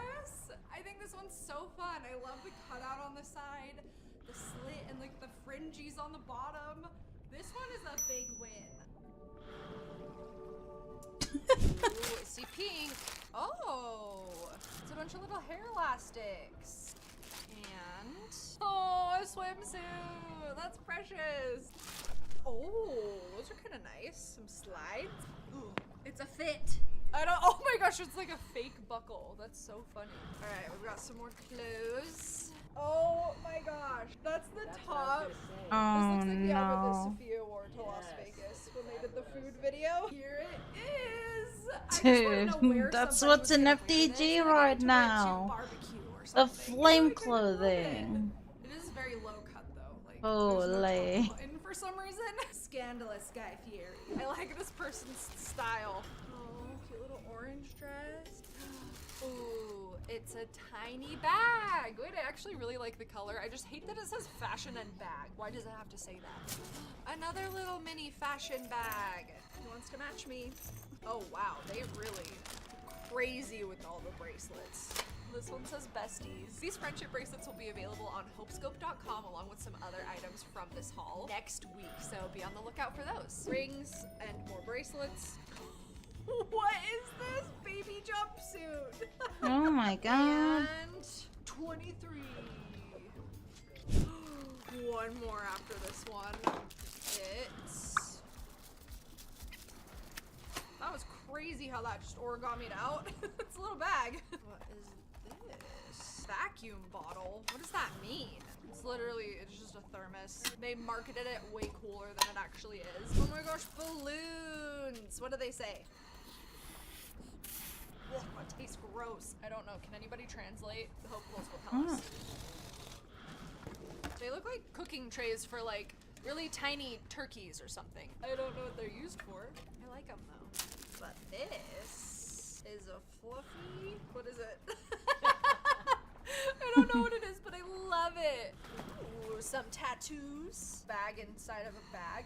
Oh my gosh, is this another one? One of you can have one of these with me. Best friend Piggy Tells. Another one of these. We haven't had many duplicate items. Apparently this mixer is popular. An apron that says, so cute. This is gonna be my new Cook with Hope Scope apron from the videos from now on. Oh my gosh, wait, that's actually so useful. It's like a little case for when you travel with jewelry. The last package. Looks like clothes. Ooh, some spicy lacy clothes. To start, we have a cute charging cable. Oh, this is like a passport holder. Ooh. Wow, what a great last package. Oh, that color's cute. And a white one.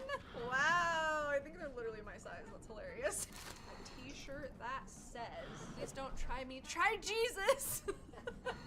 Here are all of our treasures, aka the stuff that I'm actually gonna keep because I could see myself using it, versus our trash. Obviously somebody ordered this stuff and was going to use it, and I think it'll make good donations to like a shelter. So I think that tells me all I need to know about Temu. We ended up with $1,565 worth of Temu items. You should check out all of my other Lost Mail videos if you haven't binge watched those yet. Enjoy the next video.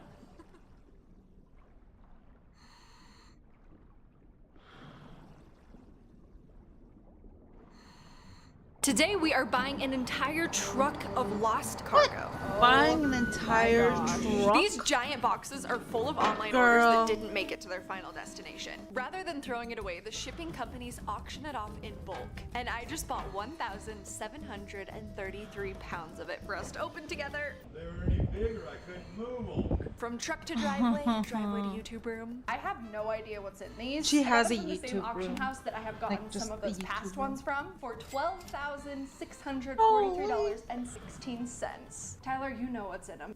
No! I don't really remember what's in these, but I do remember what's in this one because it's the treasure palette. What does that mean? You're gonna see. Okay, so we're skipping that one for now? Yeah, we'll save this one. Okay, what's the best box? I actually don't know. Tyler. Well, he's not giving me an answer, so we're gonna start with all of them. 3, 2, 1, go! Please pretend like that all spilled out in a really cool way. Oh, It's so much stuff. The goal is for this stuff to be worth at least what I paid for it. We've got one singular Doc Martin. These are expensive. Ooh, Doc Hopefully the Martens, other one's in there very somewhere. Okay, we'll put it here until we find the mate. Wait, those are actually cute. I like those. Size 6, dang it, they're not my size.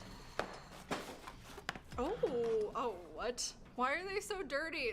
Maybe this was one of those when the semi truck crashes. When this happens, insurance covers it all, but the goods have to be disposed of or sold off somehow. The box is pretty beat up, you never know. Let's see what these are. Oh, those are adorable. Adidas Disney, they probably aren't cheap either. Let's do some clothes. Some of this stuff looks like it was just swiped from the store rack because it's still on the hanger. This is a nice sports bra. It's Glider brand. There's a whole bunch of these hoodies. What does that even say? Outsider? On the arm it says Outsider Colt. Oh, what? This is literal Colt merch. It's a possessed box. There's so much of it. Possessed too. box. What do you do with it all? Start a cold. Okay, I don't know. Alright, I'm gonna pause that. Be back. Moment.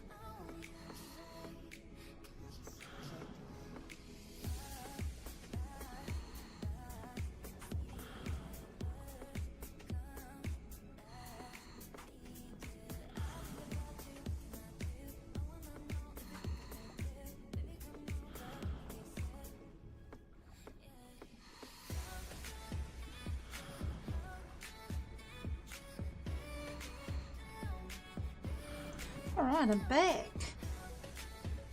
Oh, hello, Modelo13. What is up? Thanks for tuning in. And thanks for the follow as well. Oh, you're looking at how many cases I got? Yeah. Haven't had any luck today. I'm trying. And yes, I do play on the server FDG. I'm playing on the server for like 4 years now. Or, wait. 2019. I tried. Yeah. More than 4 years.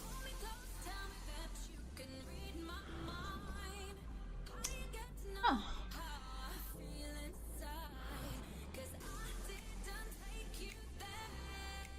I am having no luck with the cases. Nobody has talked about a hotspot yet. They're just going around checking. I have not gotten any hotspot here, or I haven't got any case here. I don't know. You know? No.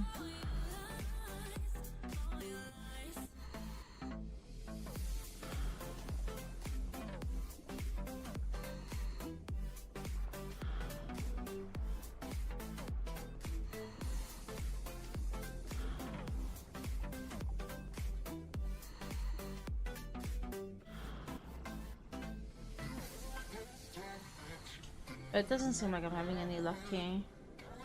Who knows? Like, I'm getting sort of a good stuff. People said they were getting good stuff at UTube'n Labs, which I was kind of getting coins there. But it wasn't really a guarantee.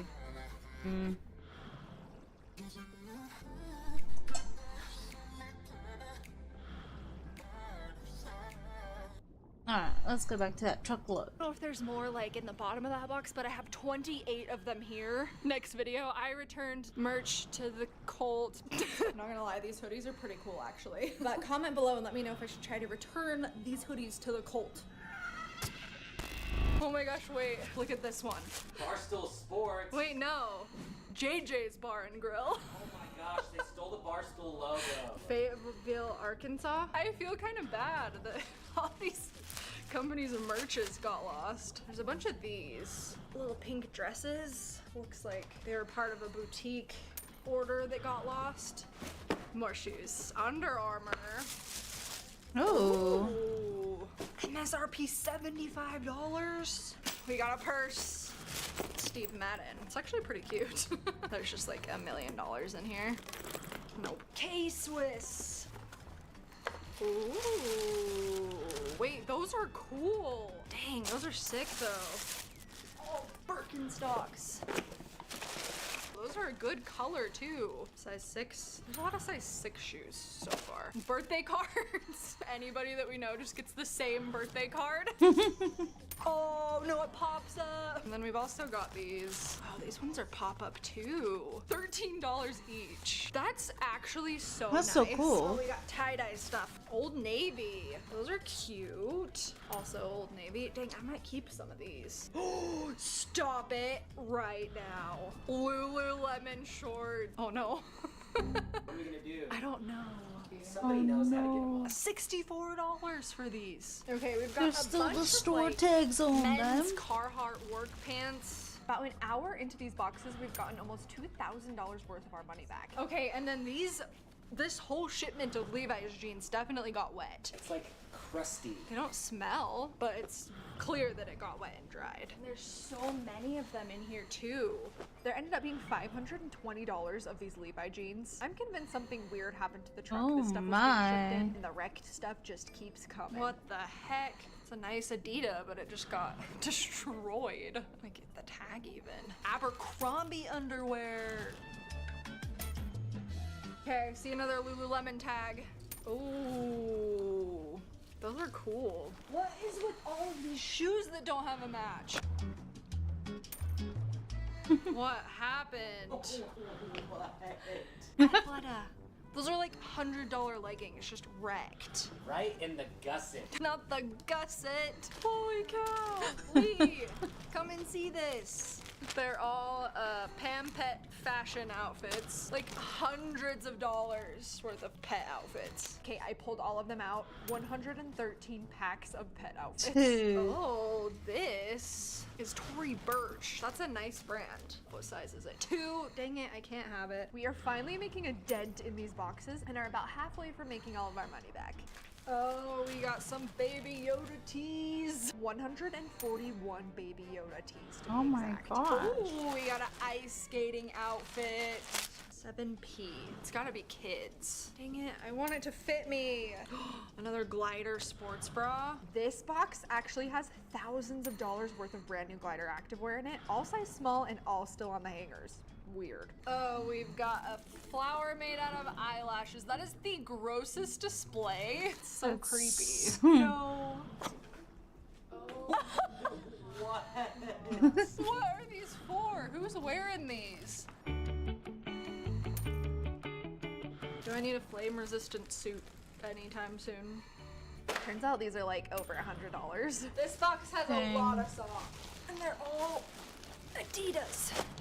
74 of these Adidas socks. And 232 pairs of socks total in this haul. I don't know what to do with these. Okay, we've got a bunch of these. They look like sweatshirts. Coastal Ridge, 2013. Been lost since 2013. Maybe. Oh, another Steve Madden bag. This one's gonna be cute. Yeah, that's like a good size bag too. There was a lot more where that came from. $1,308 just in Steve Madden bags. And that means we are officially in the positive with this haul. What the? A Vans is a snowboarding boot? Dang, see if I can find the other one. Let's see what this is. Wait, are these Apple? 99 bucks. That's $500 right there. Oh my gosh, I found something. This could be good. Versace hoodie. Oh, it's a set. Versace made like an affordable, it's still like hundreds of dollars. Yikes. An affordable collection called Versace jeans. I tried to give it to Tyler, but I'm not gonna lie, I'm probably not gonna wear this. I'm not about it. Really. What do you guys think? $295. I don't know how to say this brand name. I'm not even gonna try. After hours of digging through these boxes, it feels like we're finally getting some good stuff. So cute. We have to find the other one. Steve Madden. The pile of pairless shoes is growing. What is this? Oh, they're like lunch lady hairnets. Oh my gosh. Dang, there's a bunch of these bags of stuff from Forever 20. Whoa. Oh, they're all little crop tops. Those are way cute. We're back, we're refreshed, and we are over halfway going through all this stuff, but we do still have the treasure box to Yeah, open. the treasure box. Oh my gosh, it's so heavy. Are you serious? The legging queen is wearing sheer leggings. They're comfy, okay? Oh my god. Oh my goodness. A lot of jewelry. Like Kendra Scott, this is nice. Okay, we might have just hit our $12,000 jackpot right here. Oh, whoa, this is a replica of Jackie Kennedy's bracelet.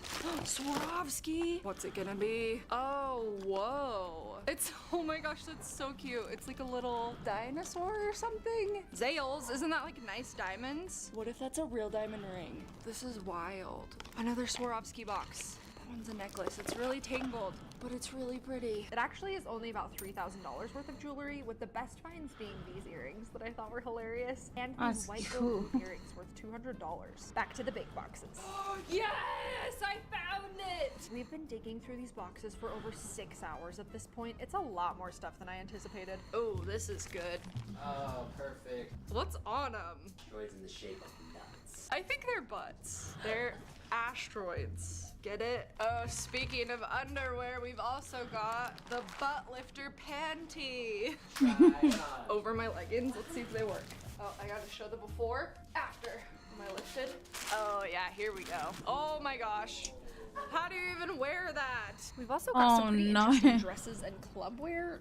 It's whoa, look at it. Oh. Try on. Okay, I'll try it on. Whoa. There's a lot of holes in this dress. Wow. Looks like something I'd wear to like a Pitbull concert. Okay, are you ready for the coolest thing in the box so far? Look at this. We're trying this on. Wow, this was a good find. That is cute. Somebody got their prom dress lost in the mail, but it's a good find for me. We love a jean and chain combo. Definitely like jean underwear with a booty scrunch. Try on. No. You really want me to try that on for free on the internet? Yeah. You're happy.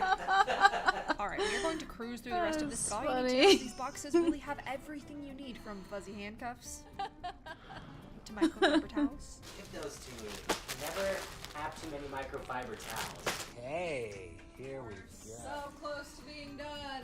Well, not done, because we have the treasure box. And just like that, we've made it to the end of these boxes. I'll let you know what the final total worth ends up being soon.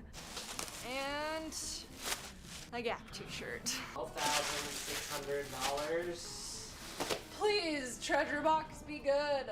It's finally time for the treasure box.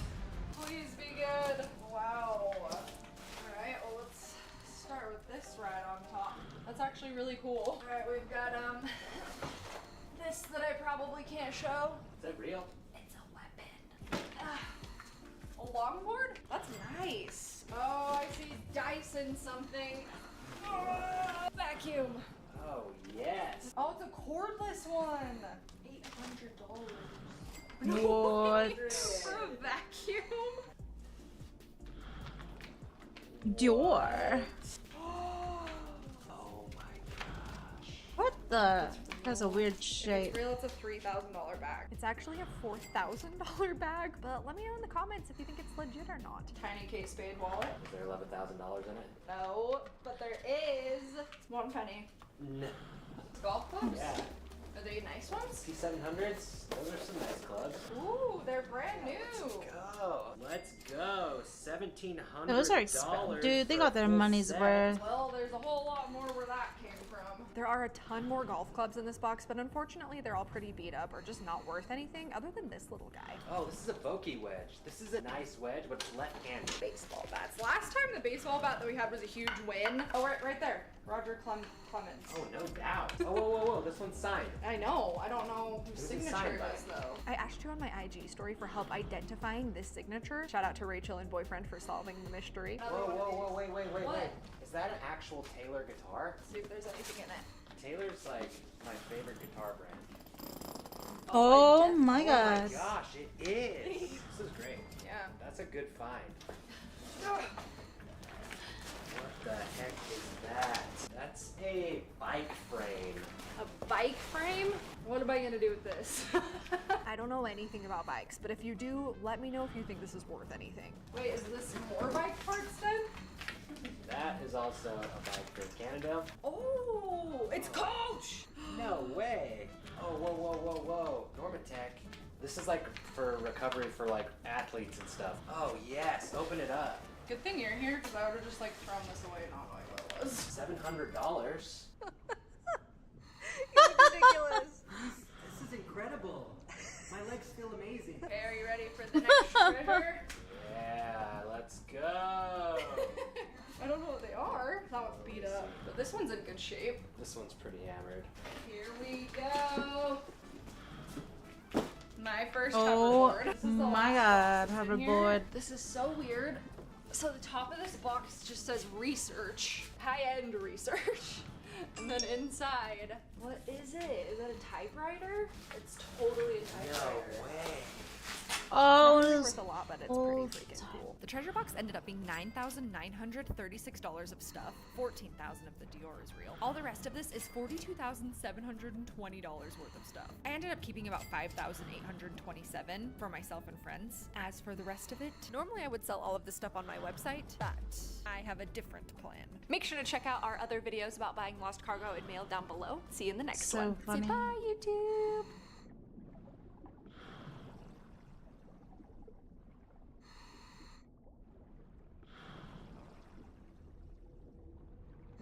Today's episode is kindly brought to you by PDS Debt. It is summertime, friends, and that means, in my opinion, that there is a lot more to spend money on. And it's really easy to put expenses for traveling, concerts, activities with friends on a credit card and rack up those bills quickly. Well, that's where PDS Debt can help. If you're making payments every month on your debt and your balances aren't going down, this is the program for you. PDS Debt rolls all of your payments into one low 0% interest monthly payment. Everyone with over $10,000 or more in debt qualifies, and there is no minimum credit score required. Bad and fair credit are accepted. You can save thousands in interest and fees and pay off your debt in a fraction of the time. And PDS Debt is...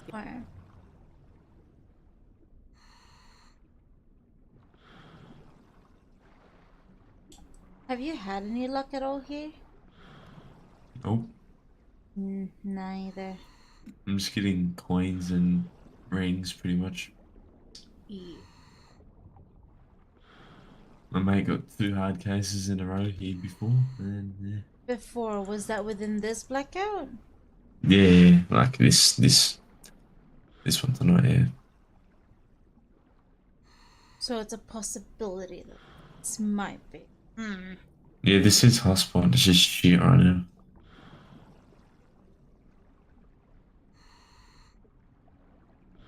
I've gotten 3 diamond rings, 4 goblets, few bronze, Yeah, but silver coins. I was getting those as well at UTube'n labs, that's why. But I wasn't getting Yeah, I any did as well. cases, that's why I decided to move. Yeah, I got 20 GoPros, some other shit as well, king crabs and that. It's pretty shit though. What a fucking hard case. I just want to get over my goal. What's that? 50 hard cases. How many have you gotten? 38 so far. What? Yes, 38 locked hard cases, 43 briefcases. How have you gotten that much? It's within 2 months. What? I've been CD for 2 months and I've only gotten like, maybe 8, maybe 10? I keep up with the hotspots and stuff. Oh, yeah. Yeah, I haven't done much diving. Not getting much Understand. luck. I'm gonna go try UFO and see. I tried UFO, it's shit. That Me and my mate tried every hotspot, this is the best so far. Okay.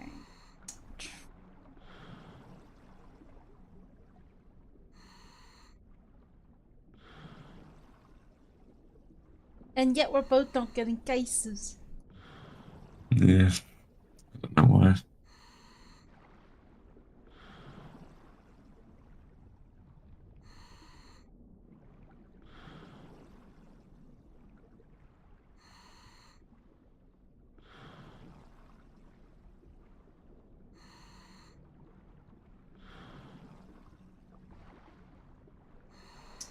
Oh, anyways. Giving my qualified viewers a free debt savings analysis just for completing the 30-second online debt assessment at pdsdebt.com/kr. You'll receive a full breakdown on how to save on interest each month and the quickest way to take care of your debt. That's pdsdebt.com/kr. Take back your financial freedom today by visiting pdsdebt.com/kr.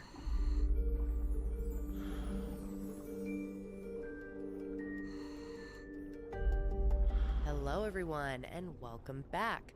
So happy to have you here with me today to discuss yet another case. And if you're new, then welcome. Be sure to hit subscribe. So today I have a wild case for you guys. We're going to be talking about open marriages, cheating, manipulation, religion, and murder. I'm trying to get Lily to just relax. I don't know why she is not into the cat tower today. The last few weeks, she's really been feeling it, but I don't know. Can't force her.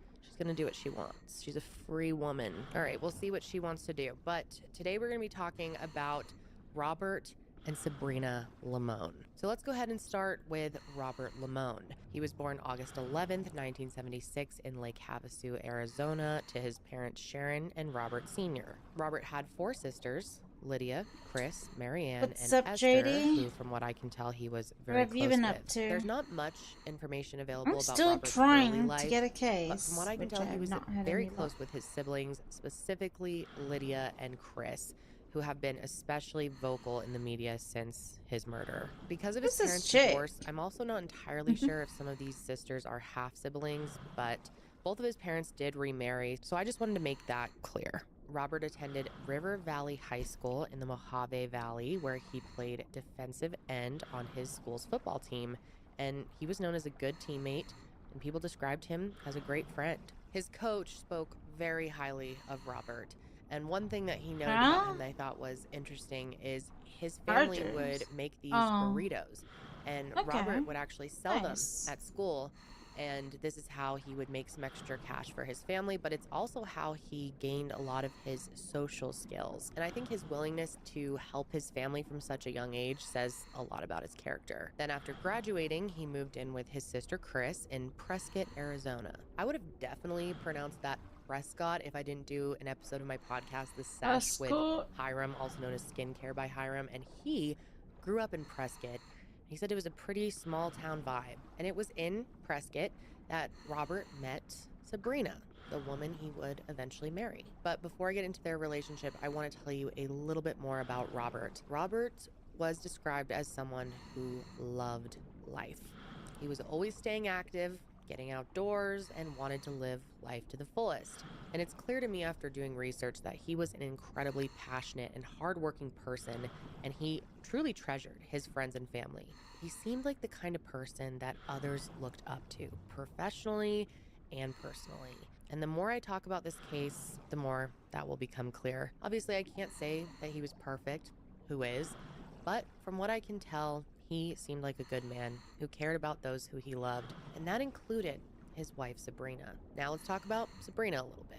She was born in 1980 and was raised in Barstow, California, and at certain times in her life, she was described by her friends as loving, kind, and sweet. At 18 years old, Sabrina, or Brina, as her friends called her, was living in Prescott, Arizona with her father, who actually moved there after retiring, and like I mentioned, it was here that she and Robert first met. And from the time that the two of them first met, it was pretty clear to those in their life that these two were in it for the long haul. Sabrina's older sister, Julie, said that she just knew that she was going to marry Robert. And in the year 2000, that came true. The two got married in a church in Arizona, and I imagine that the ceremony was very When's centered KPI around refreshing? religion, Shouldn't that be considering today? Sabrina and Robert were both deeply religious people, and their faith is something that really brought the two of them together in the first place. Robert was a very godly man, and that's something that Sabrina really loved about him. He was everything that she was looking for in a husband,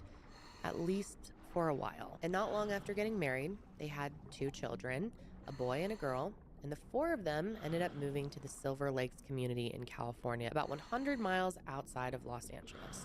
I've never been there myself, but from what I've seen online, and I can only tell so much, and you guys will let me know if I'm wrong about a place, but Silver Lakes looks pretty serene.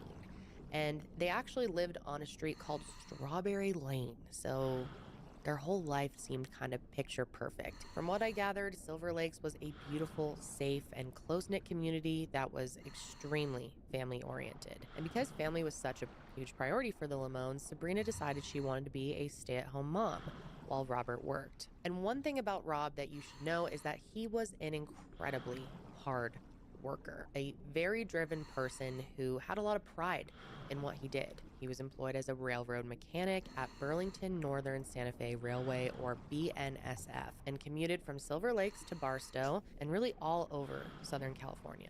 Robert was a rapid responder, which means that he would basically fill in for anyone who was unable to work.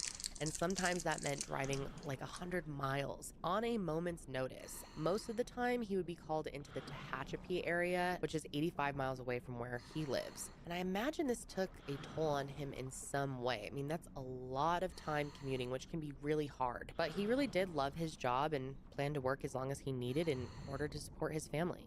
So the Silver Lakes community was a very family-oriented area, and they quickly made friends with other families, as you do when you have kids. And once they found their kind of core group of friends. Their group ended up naming themselves the Wolf Pack to describe how close of a bond they all had. They partied together every week, and it was more common that they would all be together than it would be for them to be apart. And that was especially the case for their friends Kelly and Jason Bernatine. Kelly worked as a hairdresser in the area, and she became friends with Sabrina when she came in as one of her clients. And before they knew it, they were as close as two friends could be. And one really common theme, it seems, among all these friends is that they really viewed Sabrina and Robert as the it couple, that they had the ideal marriage. Everyone seemed to look up to what they had, and many women said that they wished their husbands could be more like Rob. I mean, he was hardworking, he was funny, he was kind, and above all else, he absolutely loved his wife. And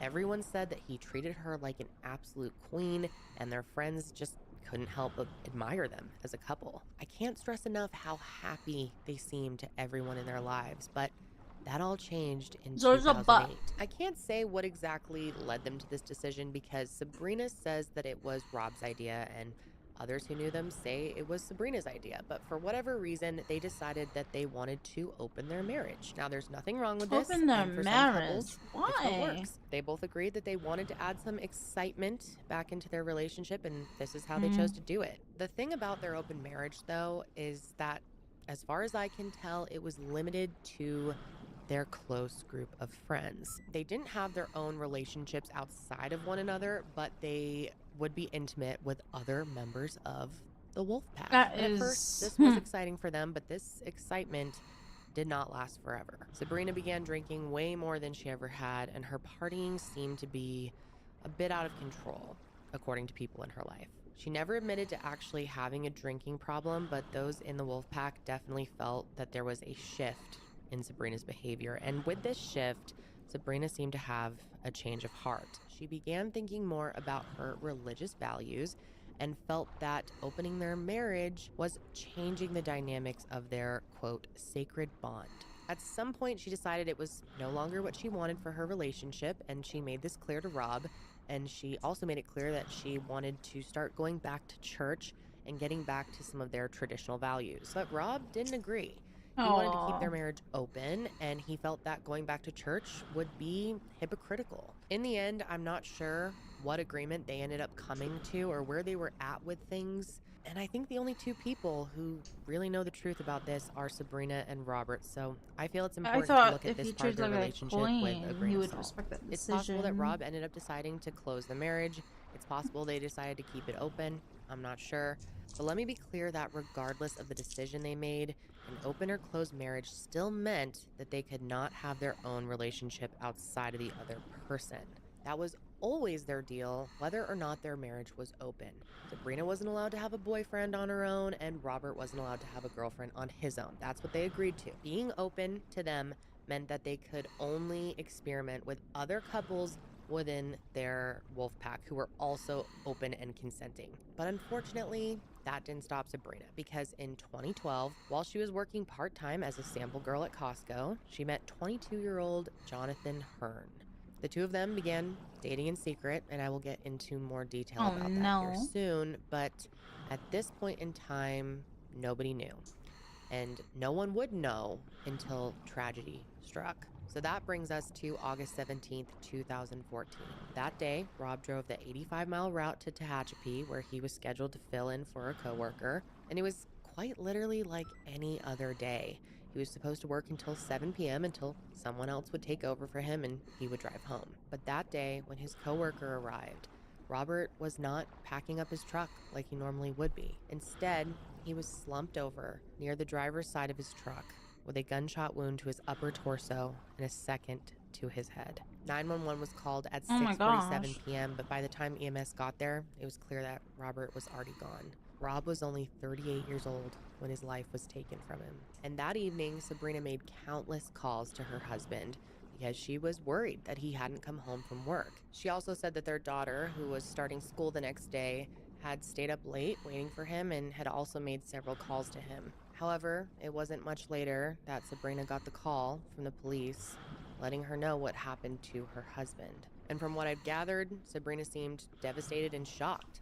about what had happened. Now, when it came to the crime scene, first responders and police walked around, and the first thing that they noticed was that it looked like someone had ransacked the place. The office was left with papers and folders thrown around everywhere, file cabinets were left open, and there was even a laptop missing. And for a very short amount of time in the beginning, detectives are thinking that this is a robbery gone wrong. But within a matter of hours, they quickly realized that there is no way that's what happened. Soon they started to think this was a staged robbery gone wrong. And one big thing that actually led them to believe this was the fact that no shell casings were found at the scene. And if someone is trying to conceal evidence, picking up the shell casings is one of the things that they would do. If this was really a robbery gone wrong, chances are the person would be pretty flustered and wouldn't have time or think to clean up after themselves. And then they started to think, why would someone rob the BNSF office? It's not like they kept money there or anything valuable at all. I mean, they did have some pretty expensive equipment, but all of that was still there. And the thing about the BNSF office is that it was located down a long one-way road. You wouldn't drive down there unless you needed to. That or you were lost, and why would someone who's lost go and murder someone? So all of that is what ultimately led detectives to believe that someone came here with the intention to kill and then staged the scene as a distraction. So in the first few days after Rob's murder, detectives started to talk to the people who were closest to him. They were trying to get a sense of who could have done this and if he had enemies. Maybe that could explain why this happened. But the thing is, Rob didn't have any enemies, and people they talked to were shocked hearing that someone would have wanted to kill him. It made no sense. And when they spoke to Sabrina, she painted the picture of a happy marriage.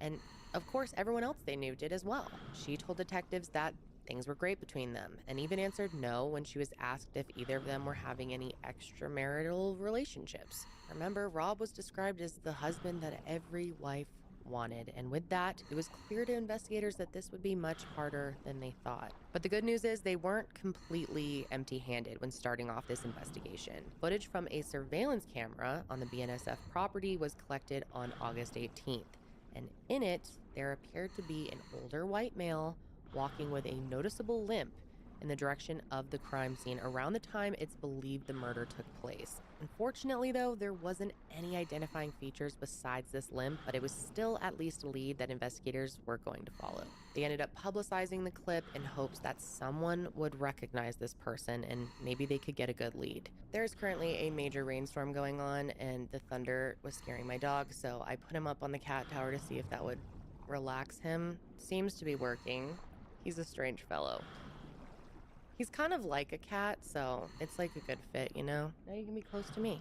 All right, where were we? So after this clip goes out, investigators learned that there was this guy named Joshua who walked with a limp, and he often walked this way to get to his house. And a shoe print near the warehouse even matched a print from a shoe that Joshua owned. So they were kind of hopeful at first, but then they learned that he had a rock-solid alibi. Definitely wasn't him, so they were back to square one. So the next thing they hoped to find was video footage captured by Rob's work truck, which was rigged with a camera, I'm guessing for company liability purposes. But unfortunately, because his truck was off during the attack, the camera was as well. So investigators kept thinking, and eventually they thought, maybe Rob wasn't the intended target. I mean, he was filling in for another coworker. Is it possible that the person was coming after them, not him? At first, this seemed plausible, but after they dug into it, not so much. So yet again, they're at a dead end, and investigators are just hoping that more information will come to light that will point them in the right direction. BNSF even posted a $100,000 reward for information, but unfortunately, that mostly brought in false leads. But one lead that came in was actually from a local gunsmith, and he said that a man came in earlier that week to his shop with a revolver, asking if he could change the firing pin on it. And because the autopsy revealed that the gun used in Robert's murder was either a 44 or 45 caliber, this revolver fit that description. Now, as you guys know, I am not a gun person. I've learned some things doing true crime over the years, but I'm still pretty clueless.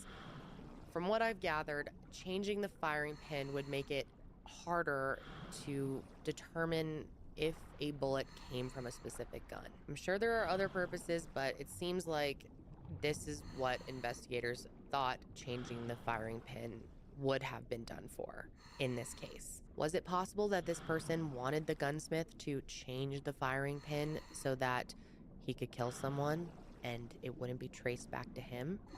Short answer is yes. But unfortunately, like every lead they had before, this one ended up not panning out as well. But luckily, additional surveillance footage from the area was uncovered, and Kern County investigators finally had some new information. And in this new footage, several cars were seen entering and exiting the road leading up to the BNSF office. Rob's car was even seen as he made his way to work that day. But even though investigators were able to match every car to the driver seen on footage, there was one person they couldn't place. Right around the time it's believed that the murder took place, a white male was seen riding a motorcycle towards the BNSF office. This person was also seen exiting shortly after it's believed the murder took place. So at this point, investigators started to think this was their guy.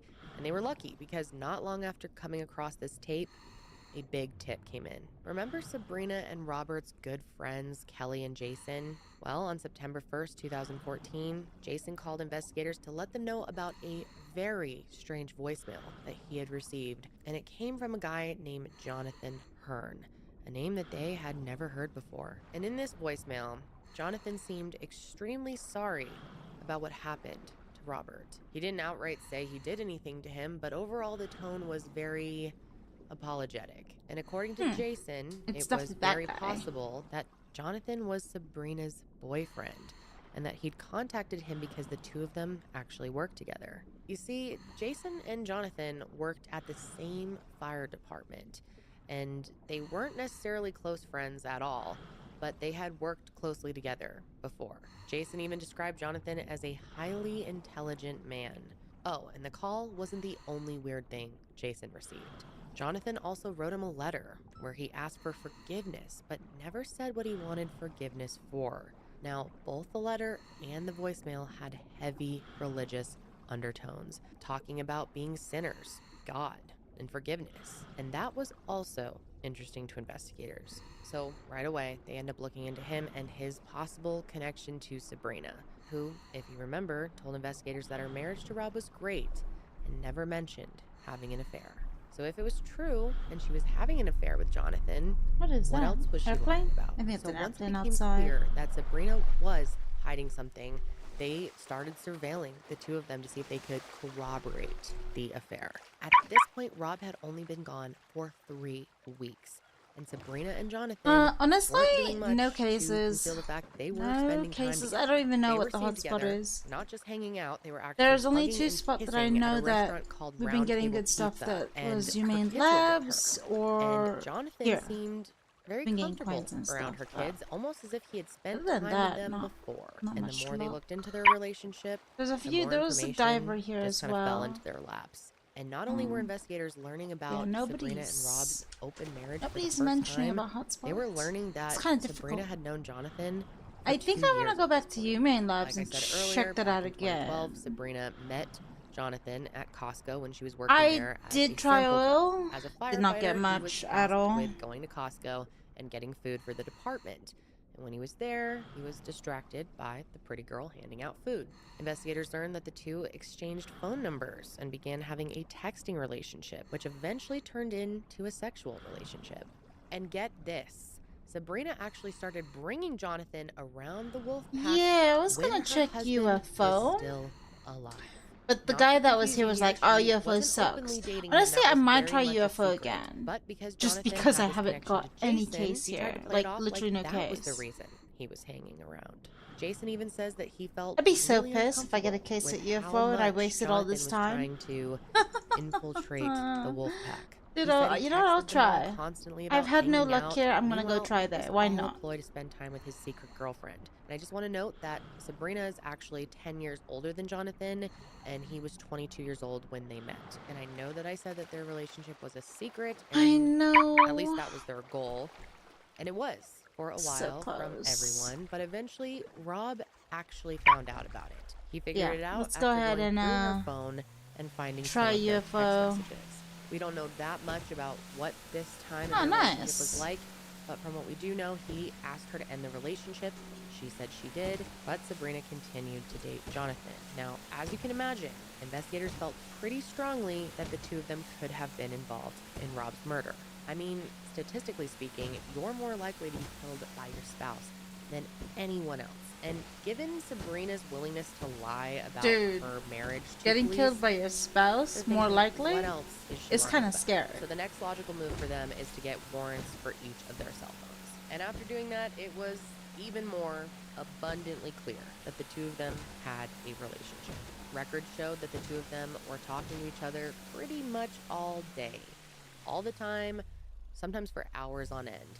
But the communication between their cell phones stopped a few months leading up to Rob's murder, and But yeah, this is when let's go check investigators believe the two UFO. of I have them not actually checked hatched that their place plan. yet. But how would they Someone plot to did kill say it someone sucked. if I they don't weren't know. communicating? We'll Well, see. turns out Sabrina had another phone. Suddenly, in Jonathan's record, Waterfall there was another phone number dive. that started Woo! texting him all Oh, the shit. time. And it didn't take them long to confirm that this was Sabrina's burner phone. Another major thing that they learned from Jonathan's cell records is that on the day of the murder, there was activity on Jonathan's phone in the morning. But during the time of the murder, there was nothing. No calls, no text, no movement. Absolutely nothing. But of course, activity resumed later that night. And who else did he call but Sabrina? Of course, this isn't conclusive, but it showed them that during the murder, he wasn't busy on his phone. So their next logical step was to get a warrant to wiretap their phones and see if they can get the evidence that they would need to make an arrest. And even though the two of them talked a lot about Rob's murder, they never directly stated they were responsible. But it was really the way that the two of them were talking about. I need to clip that. That was hella funny to me. I'm gonna clip my own embarrassment. Dude, fuck me, dude.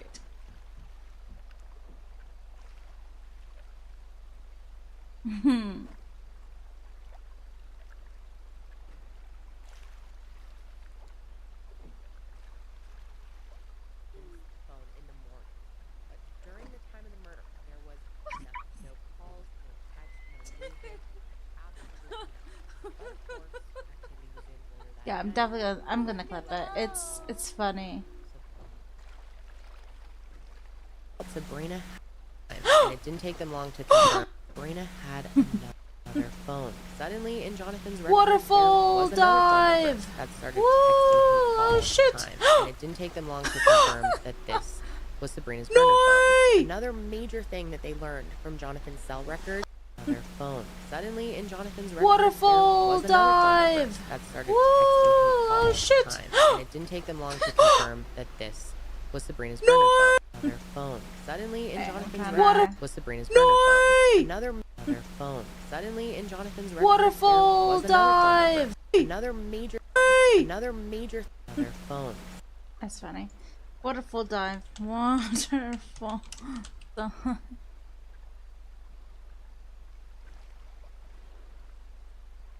That's funny. That'll be in my highlights this week. Because it's, yeah. I did not expect that. Hello? Where is my highlight clip? Right here. There we go. Save that. And also the timer. Save that. It's my new highlight. Let's go. Dude, that was stupid. If I had my seatbelt on, you think it would have not? I don't know. I'm not sure about boats. I'm not gonna lie. Alright, well, I'm gonna put the archives to sub only. This is to avoid the stupid metagaming that was happening. That's why. Alright, well. Anyways, back to the journey of the UFO, and I am back to my About crime it show too. that made investigators So feel that they dumb. were involved. When they weren't talking about the murder, they were talking about love. They were talking about their relationship, their future, and most importantly, they were talking about God. And at one point, Jonathan was even talking to Sabrina about the story of David and Bathsheba, and mentioned how it related a lot to their story. To very briefly recap this story, because I don't know a whole lot about the Bible, the general gist is King David was having an affair with Bathsheba, despite the fact that she was married. And she became pregnant with King David's child, and in an attempt to hide his sin, he had her husband killed during battle. And I don't think I need to explain more for you to understand why Jonathan thought this related to him and Sabrina, minus the whole pregnancy bit. He's not But even of course, king. this isn't a full admission, and it wasn't enough to make an arrest. So the lead detective ends up doing Dude, I something crash called this boat more than my tickling the Pegasi wire, speeder, which is where yet they it's will not feed smoking. false information to Wait. someone, How hoping that they much- will how much later does this incriminate have? themselves in a future conversation that they can record. It's And it's she was actually on the phone with 99% Jonathan still. Like when what? she got a text from the detective tickling I'm the surprised. wire. It's actually He very asked her sturdy. to It's a call sturdy him, boat. And then Sabrina tells Jonathan about the text she just got, and he says he would Usually pray. my speeder would go like 60% by then. I just got a text message from Detective Meyer and asked me to call him. Yeah, you go and kill. Oh, great. And when they spoke, Sabrina was told that the investigation was reaching a dead end, which should make any grieving widow very upset. So there's no information at all. Honestly, I don't have anything, and I wish I did, but I think we're kind of getting into a dead end, and I was hoping that by re-releasing that news video that will spark something with somebody, and they may have seen something, and it'll give you some people with tips or maybe call them or something like that. And not so surprisingly, she picks up the phone right away to call Jonathan and tell him what she's just learned. And it goes without saying that telling him this is really, really weird. Not only that, but it didn't sound like she was all that upset that the murder of her husband seemed to be going unsolved. I'm sorry, I'm gonna walk out the truth right now. Everything's fine. Dude, she's going to church. I don't know. These couple relationships are like, ugh. You know, I haven't tried Polito. I haven't tried Polito.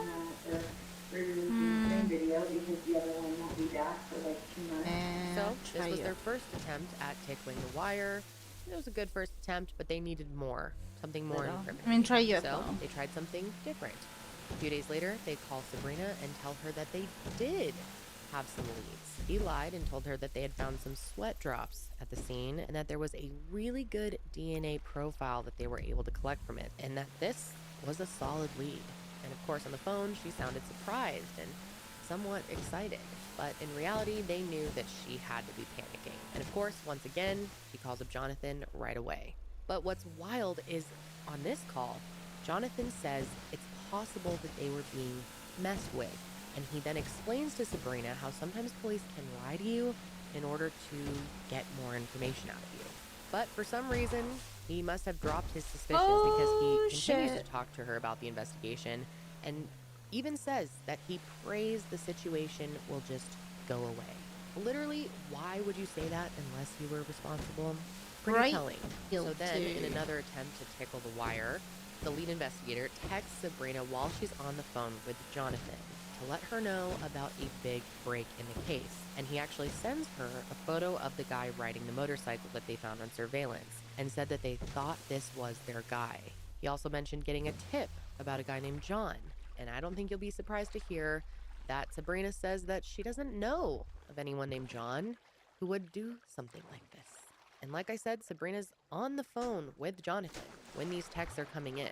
And even though she didn't admit to anything, they could tell that she was shaken up by the way they spoke. In fact, when their call was wrapping up, it kind of sounded like they knew they were going to be arrested. Like they were almost saying goodbye to each other. And they definitely weren't wrong.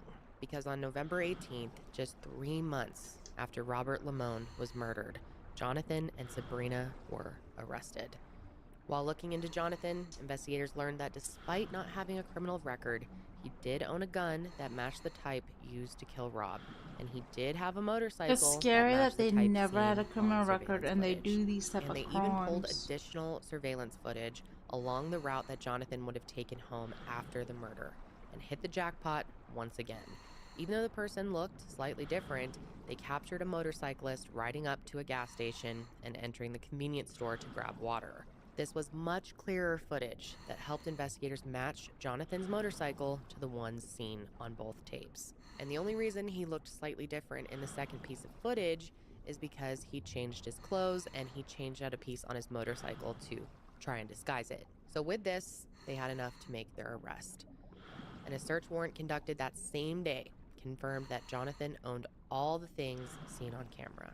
And of course, they searched Sabrina's house as well, and inside, they found BNSF financial records and a life insurance statement for $300,000, as well as deposit slips from her bank that totaled $307,000. But even at this point, with all this evidence, Sabrina still did not admit to what she had done. While in questioning, she denied having anything to do with her husband's murder. Even though she admitted to the affair, she basically played dumb and stuck to her story that Jonathan did this all by himself and she had no idea. He did mention to you that you guys could be together and live for God, right? Remember talking about that a bazillion times? So you think by him saying that maybe that he had intentions on maybe removing Rob from prison? Why would you not think that? Not a good start. Not start. That was kind of, and we were just like living, you know, just living in our I was just living a double life. And at some points, she can't even come up with answers, so she just doesn't say anything. There's no reason to tell your boyfriend exactly where your husband is working. Absolutely none. Right down to the building. So what's the purpose? There can only be one. Tell me another one. I'm waiting. Tell me why you would tell him exactly where Rob's at.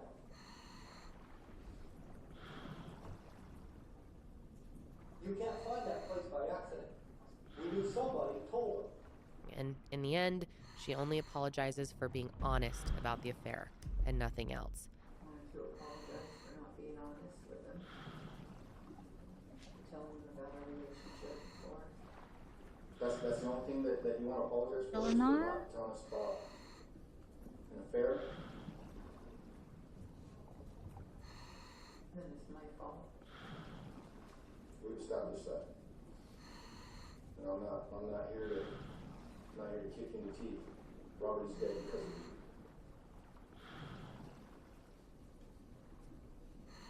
Make no mistakes about that. That is something that you're going to have to live with for the rest of your life. That is something that your children are going to have to live with for the rest of their lives.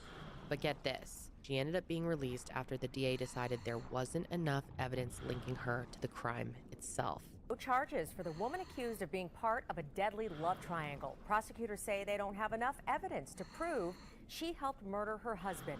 KCAL9 Stacey Butler is live in Rialto. And she'll be known to the whole world as the one that, sister. did it. Elsa, this has been a horrific roller coaster ride for the victim's sister. Tonight here in Rialto, she told me that she never dreamed that her sister-in-law would be arrested on suspicion of being an accessory to her own husband's murder. Tonight, she just wants answers.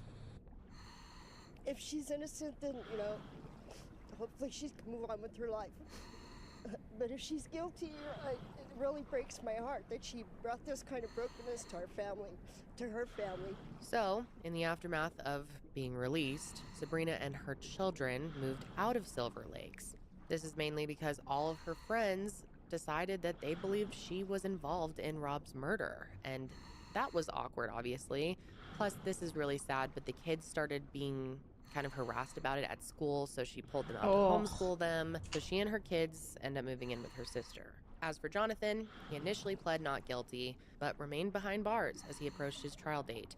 But little did investigators know there would be no trial.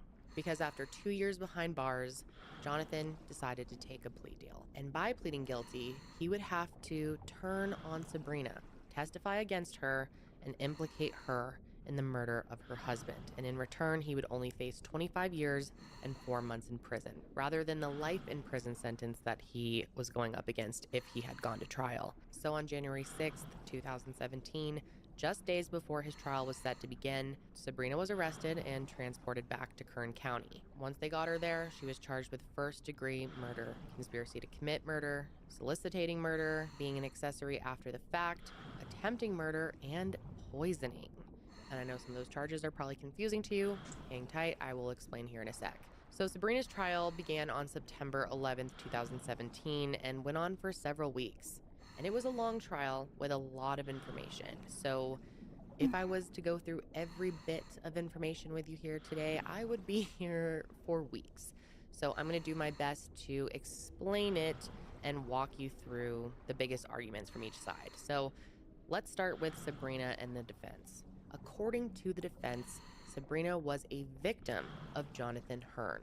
They argued that Jonathan emotionally and spiritually manipulated Sabrina, who was in an unhappy and abusive relationship with Rob. They said that he used the Bible and Sabrina's relationship with God to get close to her. They claimed that he used this closeness to learn details about Rob that he later used to kill him, all without her knowledge. Their strategy was to never deny the affair and to not paint Sabrina as a wonderful person. I mean, they didn't need to make her look like a saint. They just need to make it look like she wasn't a killer. Ultimately, the only evidence used against her, according to the defense, was Jonathan's word. And because he took a plea deal, they argued that he had incentive to lie. The whole defense strategy was really just poor Sabrina. Jonathan knew how to play, he knew how to play his cards right. He knew how to, looking back through all this, he knows what he's doing in everything that he does. He has an approach to get kind of what he wants. So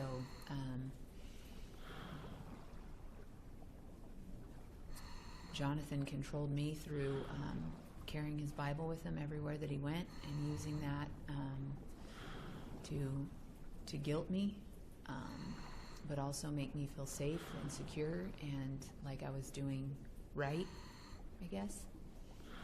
Even though I knew there were definitely things I was doing wrong in my life, it was just a whole mix of ways that he went about controlling me. But if you want a sense for how Sabrina was doing after her husband's murder, I think her text messages to Jonathan really say it all. One text sent after Rob was killed said how blessed she felt. And the other said, "Oh, how I love you. I adore you, Jonathan Hearn. You sexy guy." What was her explanation for this? She hadn't started grieving yet. And I mean, Jonathan started coming around her house acting like everything was normal just 2 weeks after her husband died. And she was writing him these very intimate love letters. This one says, "My Jonathan, you are my love, my amazing blessing that God has given me. I want to love you in God's love and live together in God's will. We have been blessed by God to have this chance to love each other. What a priceless gift. I cherish you, our love, and the blessings God has given us." That is 19 days after your husband deceased, 13 days after his funeral. "Oh, how I love you. I adore you, Jonathan Hearn, ! You sexy guy." Did you write that? Damn. Well, apparently I did. "Oh, how I love you" even has, I believe, 4 exclamation marks. So is this the period where you wanted him to stay away? And while we're on the topic of conversations, it turns out that during Sabrina's I'm not 7 having attempts any to call luck. Rob the night of the So, murder, I'm when she gonna go claimed she was try worried that he hadn't come home Play yet, Doh. she was actually I'll on the try phone with Play Doh. Jonathan. She was using her burner phone to talk to her boyfriend while she was allegedly super worried that her husband didn't make it home from work. All of those phone calls made by you in your testimony to your husband's phone were done while you were on the phone with Jonathan Hearn, were they not? When I was trying to call Robert? Yes. 7:51, 7:52, 7:53, 7:54, 7:59, 8 o'clock, and 8:01. That was during your 10-minute call with Jonathan Hearn we just saw from his records. And I was trying to call Robert. Do you recall being on the phone with Jonathan while making all of those calls? No. And according to Jonathan, when they were on that call, he was telling her that the job was done. Among the first things I remember is retrieving my phone, which had been left there at home, and I saw that I had a lot of missed calls and from Sabrina, and so I called her. What did you tell her?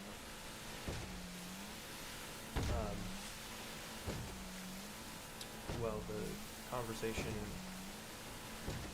went something to the effect of that she was worried. She expressed that she was glad to hear from me. She was worried she hadn't heard from either of us, and had been trying to call both of us, and referring to both me and Robert, and was very worried because it had been a lot later than she'd anticipated that I was getting home. She wanted to make sure I was okay, and I did express that I don't remember the exact words that I used, but that I had done it, and Oof.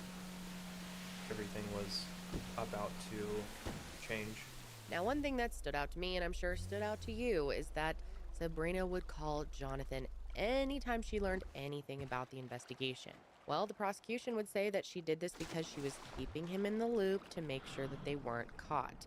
But that's not what she said in her testimony. She said that Jonathan asked her to stay in touch with him about the murder investigation, not because he had anything to do with it, but because he cared about her and wanted to know that the police were going to catch the guy. But think back to those calls they talked about where they were praying together and clearly worried about being caught. It just doesn't fit her narrative. But don't worry, she has an explanation for that too. That was just her worried that they would find out about the affair. Okay, now let's get into what the prosecution was arguing, which I think will give you a better picture for what was actually happening. They argued that Sabrina and Jonathan conspired to kill Robert in order to obtain his $300,000 life insurance policy, and also, of course, so they could be together. And if it wasn't already clear, their case was largely dependent on Jonathan's testimony. And on the stand, he explained how the two of them met at Costco and how their spiritual relationship turned into a sexual one. This went on for quite some time and even continued after Rob found out about the affair. Jonathan says that he knew what he was doing was wrong, but there was something about Sabrina that just kept pulling him back in. And when he was asked about how they came up with the idea to actually kill Rob, Jonathan said it actually started out as somewhat of a joke. He said that he tried to convince Sabrina to just divorce Rob, but she told him that Rob would rather be dead than divorced. And then this joke, which to be clear is not funny, somehow snowballed into a plan to kill Rob. Now, I'm sure you caught this earlier when I was reading off Sabrina's charges, but one of them was poisoning, and I'm sure you're wondering what that's about. Well, according to Jonathan, the two of them first attempted to murder Rob by putting arsenic into some of his homemade banana pudding. But Jonathan said that on the day that Sabrina packed the pudding in Rob's lunch, she chickened out. She ends up calling him and tells him that the bananas went bad and that he shouldn't eat it. Now, we don't know if this actually happened. Sabrina completely denied it while on the stand, although she did deny everything else as well. But when it came to the plan that they actually went through with, Jonathan claims that Sabrina gave him all the details that he would need to pull it off. This included where Rob would be, the layout of the BNSF office, and more. He explained how he purchased clothes at Salvation Army to change into after the murder, and how he purposely disguised his motorcycle. He even said that he made his own silencer for his gun. Jonathan walked through how he shot Rob and how he actually was worried that he wasn't dead after staging the scene because he heard some type of sound that may have come from him. So he shot him again, just to be sure. And the whole trial went on 15 days with countless witness testimony. Sabrina's sister testified that she wholeheartedly believed her sister would not be capable of doing something like this, and she stands by that position to this day. Kelly and Jason also testified. And despite once being best friends with Sabrina, they fully believed that she was involved. So at the end, when everything was said and done, Sabrina Limon was found guilty on 4 of the 6 charges, including first-degree murder, attempted murder, solicitation of murder, and conspiracy. First count. We, the jury, impaneled to try the above entitled cause, find the defendant, Sabrina Limon, guilty of a felony to wit, murder of Robert Limon in violation of Section 187, Sub A of the Penal Code, as charged in the first count of the information, and do hereby fix the degree as murder in the first degree. The jury did not find her guilty for the whole pudding poisoning thing. Couldn't prove it. And it only took the jury 5 hours to come back with their verdict. She was later sentenced to 25 years to life in prison and is serving at the California Institution for Women in Chino, California. Sabrina did attempt to get her conviction thrown out and asked for a retrial, claiming that her first attorney failed her by putting her on the stand. Not surprisingly, her original conviction was upheld. She even tried to appeal again, this time at the Supreme Court, but once again was denied. Sabrina and her new lawyer feel that Jonathan's testimony was never corroborated, but it doesn't seem like she's anywhere close to getting a retrial. As for Jonathan, he was sentenced to 25 years and 4 months in prison and is serving his time at the Ironwood State Prison. He was only 24 years old when he murdered Robert Limon and is expected to be released before he turns 50. As for Rob and Sabrina's children, they are now in the custody of Sabrina's family, and I hope that they are, loved and supported. I can't imagine the trauma that the two of them have been through, losing both their parents in very different ways. These cases where people murder their spouses are so frustrating to me, and I'm sure you guys feel the same. Actually, I know you do, because I always see your comments saying, why didn't they just get a divorce? Yeah. Why? I don't get it. I'll never get it. Just get a divorce. Just get a divorce. Rob seemed like a really good guy. It's incredibly sad It's all about what the happened money, to him, I tell and ya. so unnecessary. My God. But anyway, that is going to be it for me today. I will be back next week to talk about another case. But until then, stay safe out there.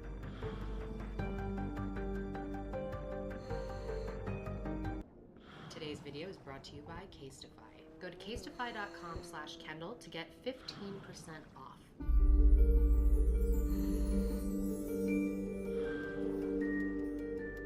Hey guys, welcome back to my channel. So today I'm covering a case that has actually, I don't think it's been that highly requested. I just found it in my request box, and I'm glad I looked more into this because it is a really interesting case. I know you guys are gonna have a lot of thoughts on this one, and I am really interested to hear what those thoughts are. So let's just go ahead and dive right in. Today we are going to be talking about Cody Johnson. So Cody was born on April 8th of 1998 in San Jose, California, and he grew up living with his mom, Sherry Johnson. I'm not having luck with Polito either. Dude, where is this hotspot? Sherry would do anything for Cody, and she wanted him to have the best life Nobody's possible. saying anything. Eventually, she thought it was a good idea to move to a little bit of a smaller town so he could have a safer and happier childhood. So in 2002, she decided to relocate them to this tourist town that's called Kalispell. It's in northwestern Montana. Going back to UTube'n and labs. he really thrived there. This is known as a very low-key, outdoors-oriented place. It's in a valley known as Flathead Valley, which is between Flathead Lake and Glacier National Park, which we will be talking about a lot today. It's a beautiful national park. It has 700 miles of trails, and it's in the northern Rocky Mountains. I personally always wanted to visit Montana. It looks gorgeous. I would love to go to Glacier Park. And this definitely was a good move for Cody. He loved this area, and he loved going to Glacier National Park. He was a very outdoorsy type of kid. He liked to go out and go shooting with his friends or just ride around on dirt bikes. And he was obsessed with cars and the whole car. Oh, I haven't tried Boat Garage yet. He was a car fanatic and always wanted to talk about cars. He was always trying to get anyone to talk about cars with him, even if they weren't interested. And as he got older, this hobby continued into his adulthood, and he really enjoyed working on cars and kind of souping them up for racing. But people really loved him because he was very charismatic and friendly. I haven't real, tried and he made this a lot of spot genuine friends. He was a very personable person who liked to joke around a lot. His friends and family say he was always making jokes. People in his life also describe him as selfless, willing to do anything for anybody. And with all those qualities, like I said, he had a lot of friends, and a lot of them he met in the car world. So a lot of them were interested in cars as well. When he It's was like a younger, he dock would that work doesn't on even other people's exist, cars and but make it them shows on the map there's a custom dock. cars, and eventually he turned that into Or a harbor. business. But he actually added in commercial cars, and he really focused on that, and he was a custom commercial car builder. Later on, he ended up getting a job at Nomad, which is a communications company, and this was a really exciting job for him. And he also really liked it because he worked with his uncle and several of his friends there, so it was a really good setup for him. And his boss was actually his best friend from childhood, Cameron Fredrickson, and he loved him, so it was a perfect fit. So at this point, things are going pretty well for Cody. He was happy in his job. He had tons of friends in his life. He has a good relationship with his family. The one thing that was missing for him was a wife, and he wanted to find his life partner. Cody had always said he wanted to settle down one day and raise a family. That was really important to him. And he told his friends that he wanted to meet a nice church girl. I want a church girl that go to church. And lucky for him, on Halloween of 2011, he found that church girl. And her name was Jordan Graham. So let's talk about Jordan Graham for a second. So Jordan was born in August of 1991, and she was very different than Cody. She was known as being shy, not very charismatic, a lot more introverted than him. But she was one of those people that once she knew you a little better, she would kind of open up, and she did have a silly side to her. And Cody saw this side to her and really, really liked her. And one thing that they did have in common was that they both loved the outdoors, and they loved Glacier National Park. And like I said, Jordan was definitely that church girl that Cody was looking for. She was very, very religious growing up. She grew up in a really strict Christian household with lots of rules and lots of expectations for how you're supposed to live your life. She was always involved in the church growing up. All of her friends were in church. It was her whole world and was very important to her. Her faith was everything to Jordan. She was a very active member of the Faith Baptist Church, and in high school she helped out in the nursery and was known for being great with kids. And after she graduated, she also worked as a nanny for families in the church, and she loved kids and knew she wanted a family one day. And Cody really liked that about her because he knew he wanted a family one day. And Jordan's dream was to one day be a stay-at-home mom and fully devote her life to raising her kids. So, like I said, it was Halloween 2011, and Cody What's going on was Gen introduced Chat? to Jordan. At first, she was pretty shy around him for the most part, but her friends could tell she really liked him. But Jordan was not looking to jump right into anything. It was not really a priority for her, and Cody was definitely more into it than her and wanted to be in a relationship with her quickly. But they decided to start kind of dating, but it was pretty much just friendship because Jordan really wanted someone who What was is this more Gen involved in Jet the drama? church. Let me So see. Cody decided to start going to her church and becoming more involved. Before meeting Jordan, he was religious, but very casually religious, and when he met Jordan, he took it up a notch and started going to church, as much as he could. He started meeting, all her friends in the church, and eventually they had the same friend group. They were hanging out with all the same people and going out doing activities together, and they officially started really dating in November of 2011. Now, Cody seemed to be completely in love with Jordan, according to people around him. He seemed to just adore her, and he wanted to be around Dude, her Gen day Chat and has night. a whole And after only a IC couple weeks of combo. dating, he actually told his Holy. mom that he wanted to marry Jordan. So things were moving quickly. And one Why, thing that was really people? important to Jordan was celibacy before marriage. They were And this was discussing fine with literally Cody. about He was hunting okay too. waiting until they were married to consummate the marriage. So they seemed to complement each other perfectly. They had the right things in common, and they complemented each other Alright, in no all luck the on right this spot. ways. Since I'm Cody was very moving. social and I'm moving. outgoing, Jordan was a little bit more reserved. Cody was able to kind of be a little more social for both of them and got her to do more things, so she was really happy. But one thing that pretty much everyone in their lives noticed was that Cody seemed to be way more into Jordan than she was into him. Most people just kind of chalked it up to her shy nature, but it definitely seemed like Cody was Just gonna go back to the main labs. halfway in, She liked I him. swear, if but I did get a she love case him? there, People said that they were not and I was there affectionate earlier at too, all. They didn't kiss I'm gonna be or so hold hands, but pissed at that could myself have been for moving. due to religious reasons. So after dating for a whole year, in December of 2012, they got engaged. And some of her friends were pretty surprised that Jordan was actually going to get married because they thought that she wasn't that into Cody and she wasn't serious enough to marry him. And to get engaged after a year seemed a little fast to them, but they were happy that she was happy. She seemed happy. But it became clear very quickly that she was really mostly happy about the idea of having a wedding and just the whole fairy tale of it all than she actually They have was every other color boat but pink. She posted a picture of the ring on Instagram with the caption, "He proposed, best early Christmas present ever, smiley face." They set a date for June 29th, 2013, and started planning the big day, started figuring out who was going to be in the wedding, what are the colors going to be, where are they going to get the cake, etc., etc., and Jordan was eating it up. She chose her best friend, Kimberly Martinez, to be her matron of honor and help with the wedding planning. So it was mainly her and Kim, and then Cody as well, planning the wedding. Cody was also really into planning the whole thing, and they wanted it to be very unique and special, and one thing that they decided to do was have their own song written for them to dance to for their first dance. Like, they literally paid a songwriter to make them their own custom song. They hired this woman named Elizabeth Shea, who is a professional songwriter, and she spent a lot of time with Jordan and Cody and interviewed them multiple times to write the perfect lyrics to describe their love.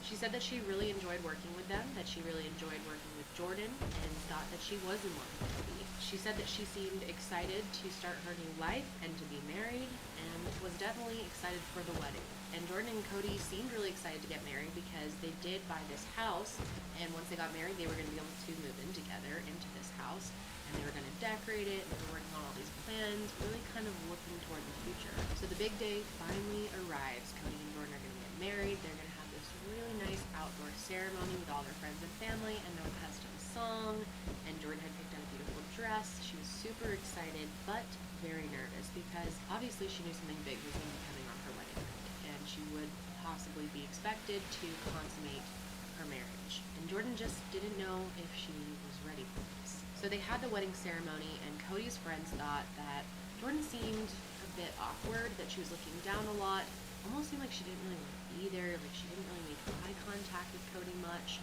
and they thought it was a little weird. But her friends said that she was just really nervous, and that she really did love Cody, and she was happy to be there and happy to be getting married. Obviously, your wedding day can be super, super nerve-wracking for both of you.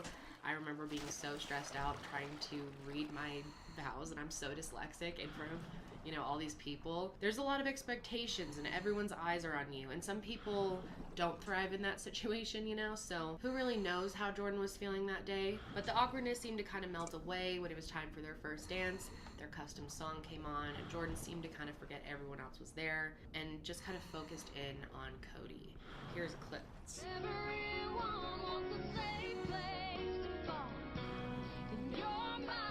I used words like, "You helped me to climb higher for a better view.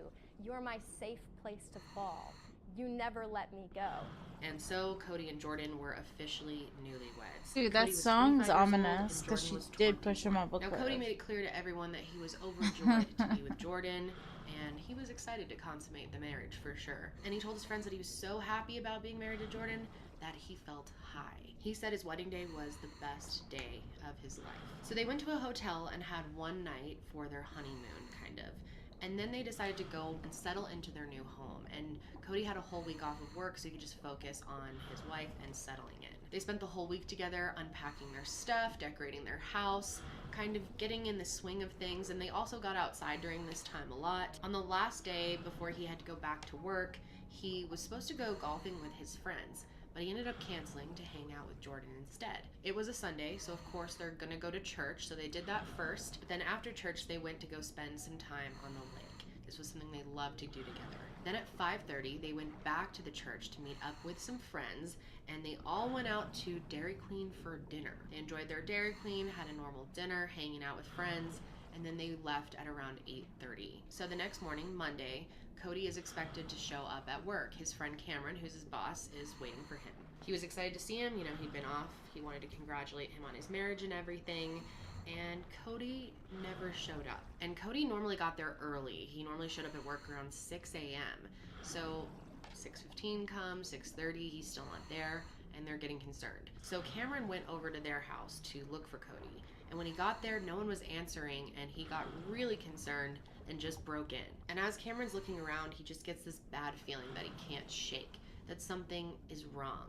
And he starts looking around for any evidence of a break-in or any criminal activity. He was hoping to find maybe some clues about where Cody could be. Maybe he left somewhere, maybe they went on a trip, maybe they went on a surprise honeymoon and didn't tell anybody. But then he went into the garage and he found Cody's phone, which really concerned him because Cody always had his phone on him. This was very unlike him. So Cameron starts calling all of Cody's friends and family members, and everyone that had seen him the day before hadn't seen him since 8:30 that night at the Dairy Queen. And he didn't know where Jordan was either, so he decided to go to the police station and make a police report. So this is all on July 8th, 2013. So they'd only been married for like a week. And officers could tell right away that Cameron thought something really bad could have happened to Cody. So the police took this case seriously from the beginning. Sergeant Chad Zimmerman was one of the officers who first talked to Cameron, and he wondered why Cody's boss was reporting him instead of his wife, his newly wed wife.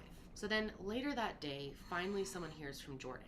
She texted one of her friends and asked if she had seen Cody anywhere. And then she ends up telling her friend that Cody had left their house that night and she wasn't sure who he was with. She said he was in the garage, she went out there to talk to him, and he was gone. She walks out over to the driveway, looks out, and she sees him pulling out with a bunch of friends. She said she saw Cody in the back seat and that he texted her and said that he was going out with some friends. But these weren't their mutual friends. These are random friends that Jordan's never met from out of town. So word starts to spread to Cody's friends and family that he is missing and that he's supposedly with some friends from out of town. And everyone is automatically really concerned and just confused. I mean, he had just gotten married. This makes no sense. So everyone goes over to their house. And when they got there, they noticed that Jordan was not acting the way they thought she should be.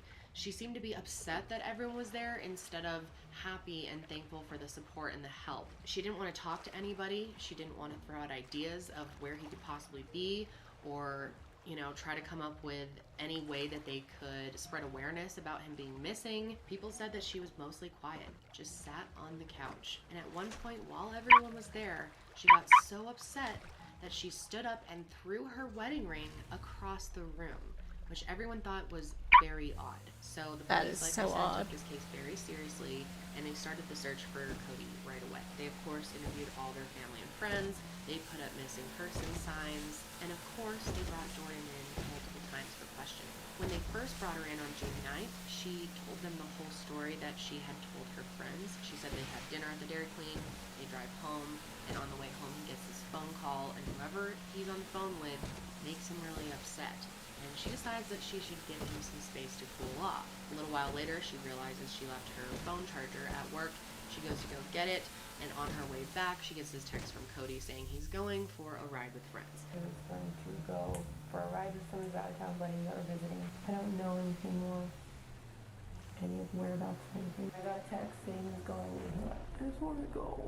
She gets home around 10 p.m. She sees a dark color green sedan pulling out of the driveway with Cody in the back seat. She said she thought she saw a Washington State license plate, but she wasn't completely sure on that. She said before she knew it, the car pulled out and disappeared around the corner. She told detectives that she didn't know who these people were, where he was going, or when he would be back. So investigators are trying to piece together why Cody would just leave like that.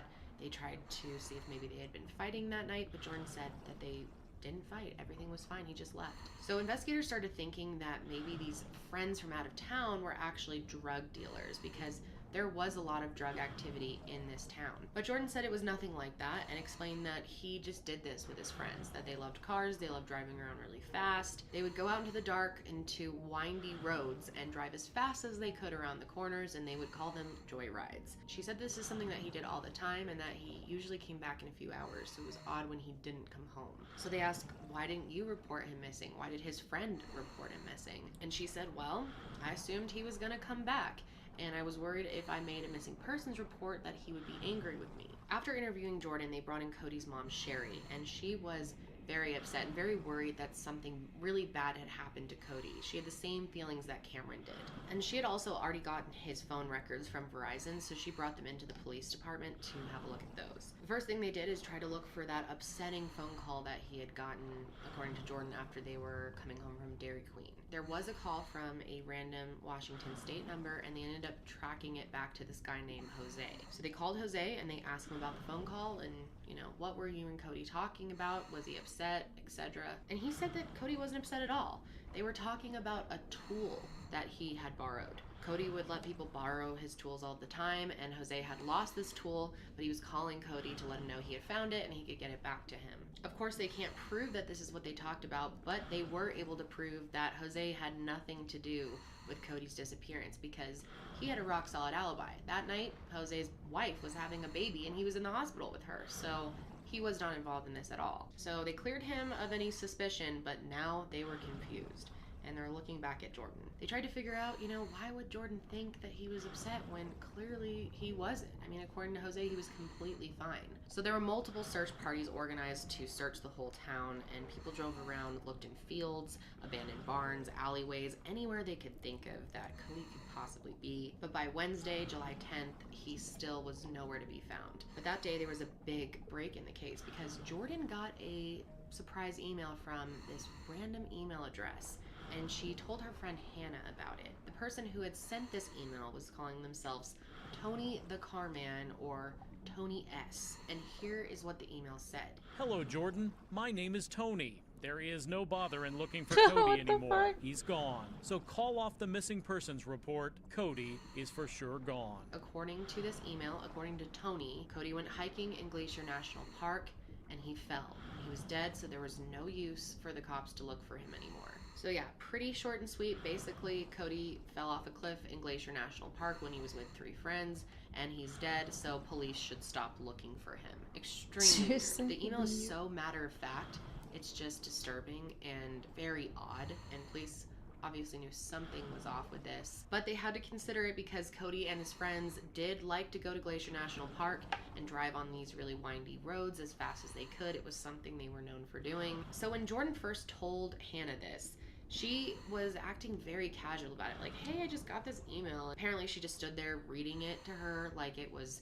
lab results, like she was reading some story to her, and was completely calm. And Hannah afterwards was like, you need to go bring this to the police. If they're saying that he's dead, police need to follow up on this lead. Isn't there any urgency for you to get it over to them? And at first she was like hesitant to bring it to the police and was like, oh, whatever. And Hannah had to be like, you need to go right now. And when she first went to the police station, she was just being very calm, not upset at all, was just like, hey, I got this email that my husband's dead. She seemed extremely cold and unemotional about it, but yeah, thought maybe she was in shock. Red flag. Maybe she didn't want to face reality of what was going on. It's hard to judge someone on how they're grieving, but detectives were definitely suspicious, and really suspicious of the email right away. I mean, it's super weird. So of course they wanted to know who this Tony person was, and that's when Jordan told the police that Cody actually worked with this guy named Tony Stallcup. And then she handed over this guy's contact information and said, maybe he knows something. So they contact Tony, they bring him in for questioning, and when he gets there, he knows nothing about this. He says, I don't even work with Cody. We've hung out a few times because we're both into cars, but we don't work together. He hadn't seen Cody in a really long time, and he didn't even know anything had happened to him. He knew nothing about this whole situation. But he really liked Cody and was really worried about him being missing, so he was very cooperative with the police and let them have access to all his email accounts and his phone and everything like that. And he did not have I guess he didn't have anything to hide. Account on Gmail. This email did not come from him. So he was cleared of any suspicion, but they still needed to figure out who had sent this email. And it's not easy for them to just get the IP address that fast, especially back then. This was a Gmail account, so they had to follow Google's special process for subpoenaing the records and getting that IP address. But eventually they were able to get Cody and Jordan's cell phone records, and they were hoping this would make more sense of everything. But it would take a couple of days for them to get full access to all of these records, so in the meantime they had to focus on other leads. And it's crazy because whoever wrote this email from Tony the Carman clearly wanted the investigation to stop and for all of this to go away, but it actually did the opposite. It really charged everything up and gave them some good clues. And it also gave Cody's friends and family somewhere that they could search, Glacier National Park. But it was super overwhelming for them because it's 1,500 square miles of wilderness, and they just didn't even know where to start. It's a treacherous area for a search party to just go walking around looking. It wasn't like walking through the woods. I mean, this park has swift rivers, steep cliffs, dangerous wildlife, black bears, grizzly bears, mountain lions. I mean, who knows what's out there? And they do have like protective fencing and guardrails that are set up to block hikers from the most hazardous spots where they could possibly fall. But everyone searching knew that not everywhere was protected. and one wrong slip anywhere in this park and you could fall to your death easily. They also hung up a ton of flyers in the park and around the park, hoping that people may have seen him when they were walking through. And as time went on and they still didn't hear from Cody and they didn't find any clues, you know, people started to get worried that maybe this Tony the car man was right. Maybe he really did fall off a cliff. So after she is done being interviewed by police, Jordan and her friend Hannah go and join everybody looking for Cody out in Glacier National Park. And Hannah says that during this whole time, Jordan was acting weird. And I mean, she understood her friend was going through a lot. She was trying to be as supportive as she could to her, but she felt frustrated because Jordan didn't seem to really care that much about what was going on. She didn't seem that worried about Cody, and she didn't seem to want to help with the search. They walked around, looked in several places, and didn't find him, and eventually they all went back home for the night. The next day was Thursday, July 11th. They all decided to go back to the national park and keep looking for Cody there. And this time she brings her little brother Michael with her. So as they drove through the park, Hannah kept trying to get them to stop and pull over and kept pointing out places like he could be here, let's search here and here. But Jordan didn't want to stop anywhere. She kept driving and seemed to want to go to somewhere specific within the park. She drove down Going to the Sun Road, which is a very narrow, winding road that's about 30 miles long. And she said that she wanted to drive all the way up to the top, so the group decided to just let her lead the way. And they did. They went all the way down this long road to the very top. At the top, there's a parking lot. They stopped there. It's right across from this loop trail. And when they get to the parking lot, Jordan gets out. She starts talking to her friends and family, telling them that this is a really special place for her and Cody, that they went here a lot. This trail runs along a 200-foot deep ravine. It's very dangerous. It's a super, super steep drop. Then there's a series of rocks that you have to climb over and step down to the edge of a cliff. It's a very scenic lookout. It's beautiful, but it's very dangerous to stand in this spot. So the rocks on the other side of the safety wall are not approved for hikers, but of course people still go on them. So the search party starts walking the trail, and when they get to this part, Jordan just hops over these rocks like it's no problem, like she's clearly done it many times before. She knew just how to get to this one small cliff looking out over the ravine. And the whole group just watched her as she went to the very edge of the cliff, threw a rock off, and then looked down and said, "I think he's down there." Obviously they were all shocked by this. What the And then heck? Jordan Well, looks that's down a red again flag. a little further and says, "Oh my gosh, it's him." So her brother Michael climbs over the wall to look over and see if it's really him. And when he looked, he realized that there was definitely something down there, but it was so far and, you know, just over the point where you are almost gonna fall off if you look any further. So he couldn't really tell if it was a body, but he knew it was something. But of course, he's way down there and there's no way for them to get to him. And apparently her brother Michael was so traumatized and shocked seeing this that he couldn't even stand up. He was hysterically crying and had to crawl back to the car. But Jordan was just fine. So two of her friends stayed near the trail with Michael because he was so upset, and then Jordan and her other friend actually drove 20 miles down to Lake McDonald Lodge, where they reported the body to the park rangers there. They went there and looked down and decided this was going to be a major recovery mission, so they planned it for the next day. When professionals tried to get a better look, they were able to see a blue tennis shoe, and it was confirmed that Cody was wearing blue tennis shoes on the day that he went missing. So they thought this was probably Cody, but they needed visual confirmation of the body, and they weren't able to see clearly enough to make sure that this actually was a body. They were going to be risking their lives trying to get down to this point, so they had to make sure that there really was a body there before moving forward with the recovery mission. So one of the FBI special agents volunteered to go down there and get a better look, and I don't know how people do this, but he literally tied a rope around his waist, tied it to a tree, and climbed down there. He leaned way out over the edge, and when he did, he was able to confirm that there was a body down there. There was a little body of water down there, and Cody's body was just laying in it. But he could see that getting to this area in the ravine was going to be really difficult. This was a very tricky spot. In fact, some of the park rangers that they interviewed think that this is possibly a remote spot that no person has actually physically been before. And there's no way to just go straight down. They have to hike a long way around the river and then around this cliff edge, and all while carrying backpacks with supplies for evidence collection. It was really stressful for everybody involved, but eventually they did get to the bottom, and when they got down there, they saw that Cody's body was lying in a pool of water at the bottom of this waterfall, and he was in really bad shape, as you can imagine. His head and his arms had most of the damage, and he did have his wallet on him, so the coroner was able to identify him on the scene. So they got him carefully into the body bag, but then they realized that there was no way to carry him up out of there. They were literally going to have to bring a helicopter in and airlift him out. The helicopter ended up having to drop a 200-foot line to get down to Cody. That's how far down he had fallen. And then, of course, investigators had the really rough duty of telling the friends and family of Cody that he was found down there. And everyone who knew Cody was crushed by this news, because Cody was really so close with so many people and so well loved. Like, he had a lot of friends, and his family loved him. His mother was devastated. I mean, they just had this huge wedding. He just moved in with his new bride. It was a huge moment in his life, a huge milestone. And now he was dead? They just couldn't even wrap their minds around it. So now that they knew that Cody was no longer alive and they had his body, they decided to go back to the drawing board and re-interview all his family and friends. And when they interviewed Cody's friends, they found out that Cody was actually afraid of heights.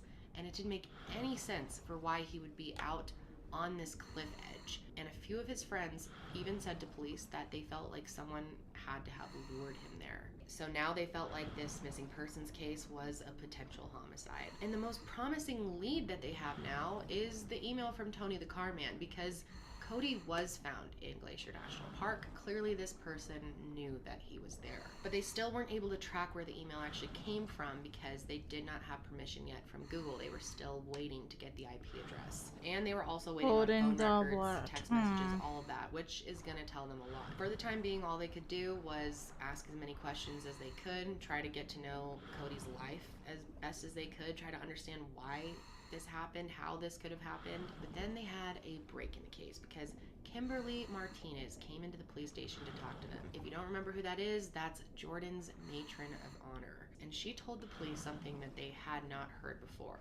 And that was that Jordan did not want to marry Cody. She explained that Jordan was having serious doubts leading up to the wedding, especially on the wedding day, mainly because she was afraid of doing anything sexual, and she was afraid she'd be pressured into it. Apparently, sex was not something that Jordan was looking forward to at all, and she was pretty much dreading it. Kim said that Jordan asked her over and over again if she should get married, if she was doing the right thing, and she seemed terrified of marriage. And it turns out that they did not have sex on their wedding night.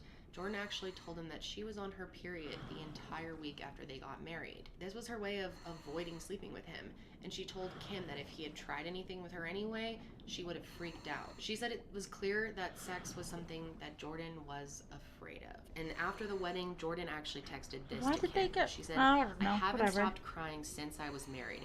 I wish someone would have stood up and asked me what I wanted, but I can't go back and change anything. I should be happy and I'm just not. I don't feel like myself. Then there was this text of her second-guessing everything. Totally just had a meltdown. I'm completely second-guessing everything right now. Kim told her that she should talk to Cody about this, but she said that she couldn't, that it would break his heart. I should be happy, and I'm just not. If I tell him how I'm really feeling, it's going to break his heart.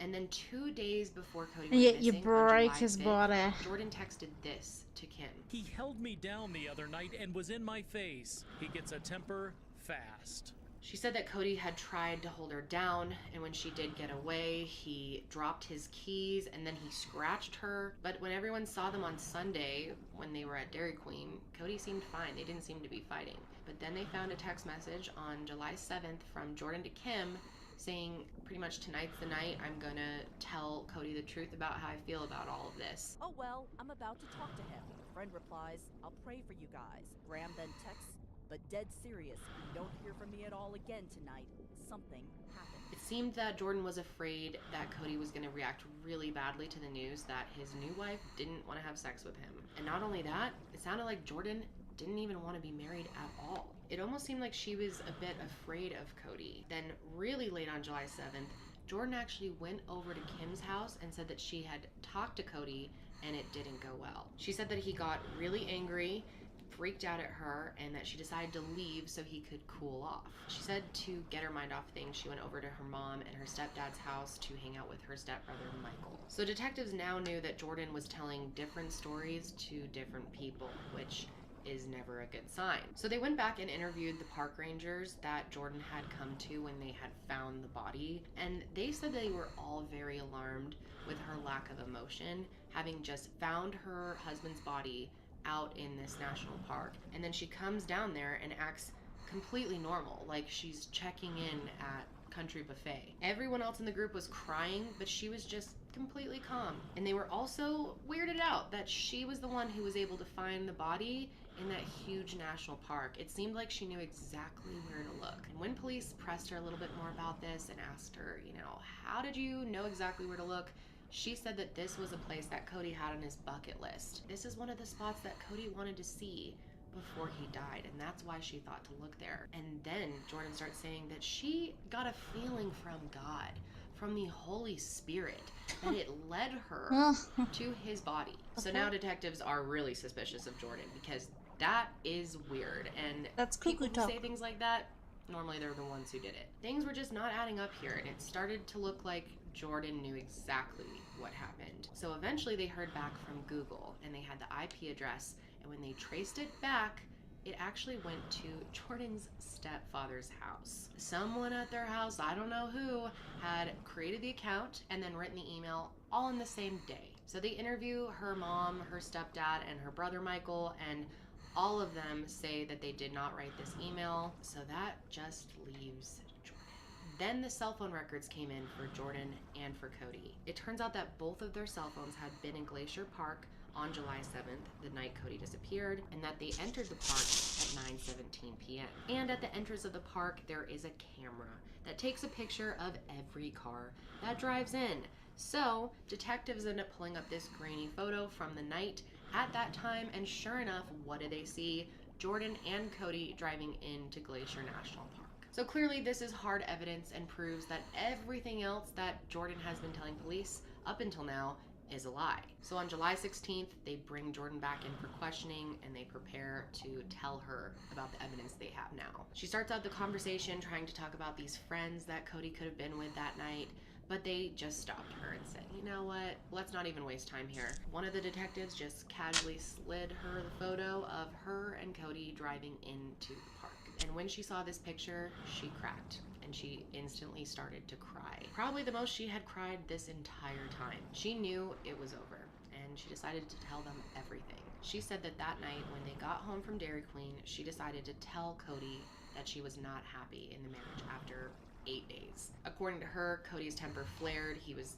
obviously very upset, and this eventually turned into a really big argument with a lot of yelling. But at some point in the night, they decided to take a break and go to Glacier National Park. This is about an hour away from them. It's not like it's down the street, so it's really odd. She said that they went to the park together. They went up to that parking lot at the top near the loop trail, and they went down near the rocks, climbed over that wall, and up onto that ledge overlooking the ravine. And according to Jordan, when they get there, the fight starts back up again, and Cody starts yelling at her. She said as they were arguing, things started getting physical, and as she turned to walk away from him, he grabbed her arm, and then he kind of yanked on her jacket, and she really did not like that. She jerked her hand away, and then now Cody is just standing right on the edge of this 200-foot drop. And then she told investigators that in that moment she thought, I'm not gonna let this happen to myself this time. I'm going to defend myself.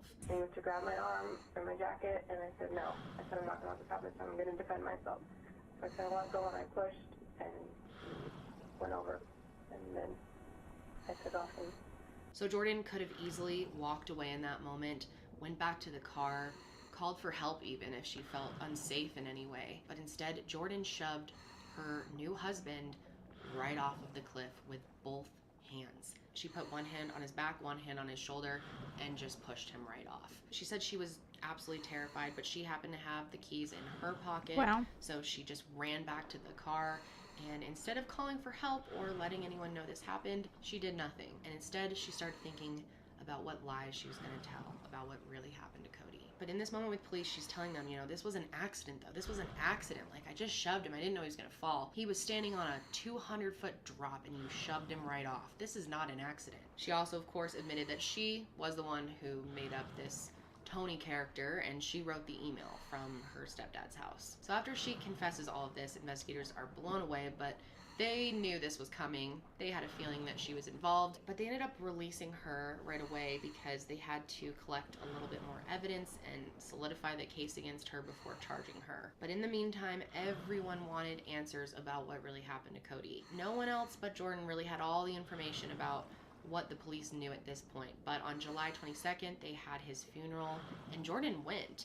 And during the funeral, she had the nerve to be on her phone the whole time. And all of his family thought that was just the strangest thing. Rude. At his funeral, she didn't even shed a tear. She showed, like, no emotion that he was gone.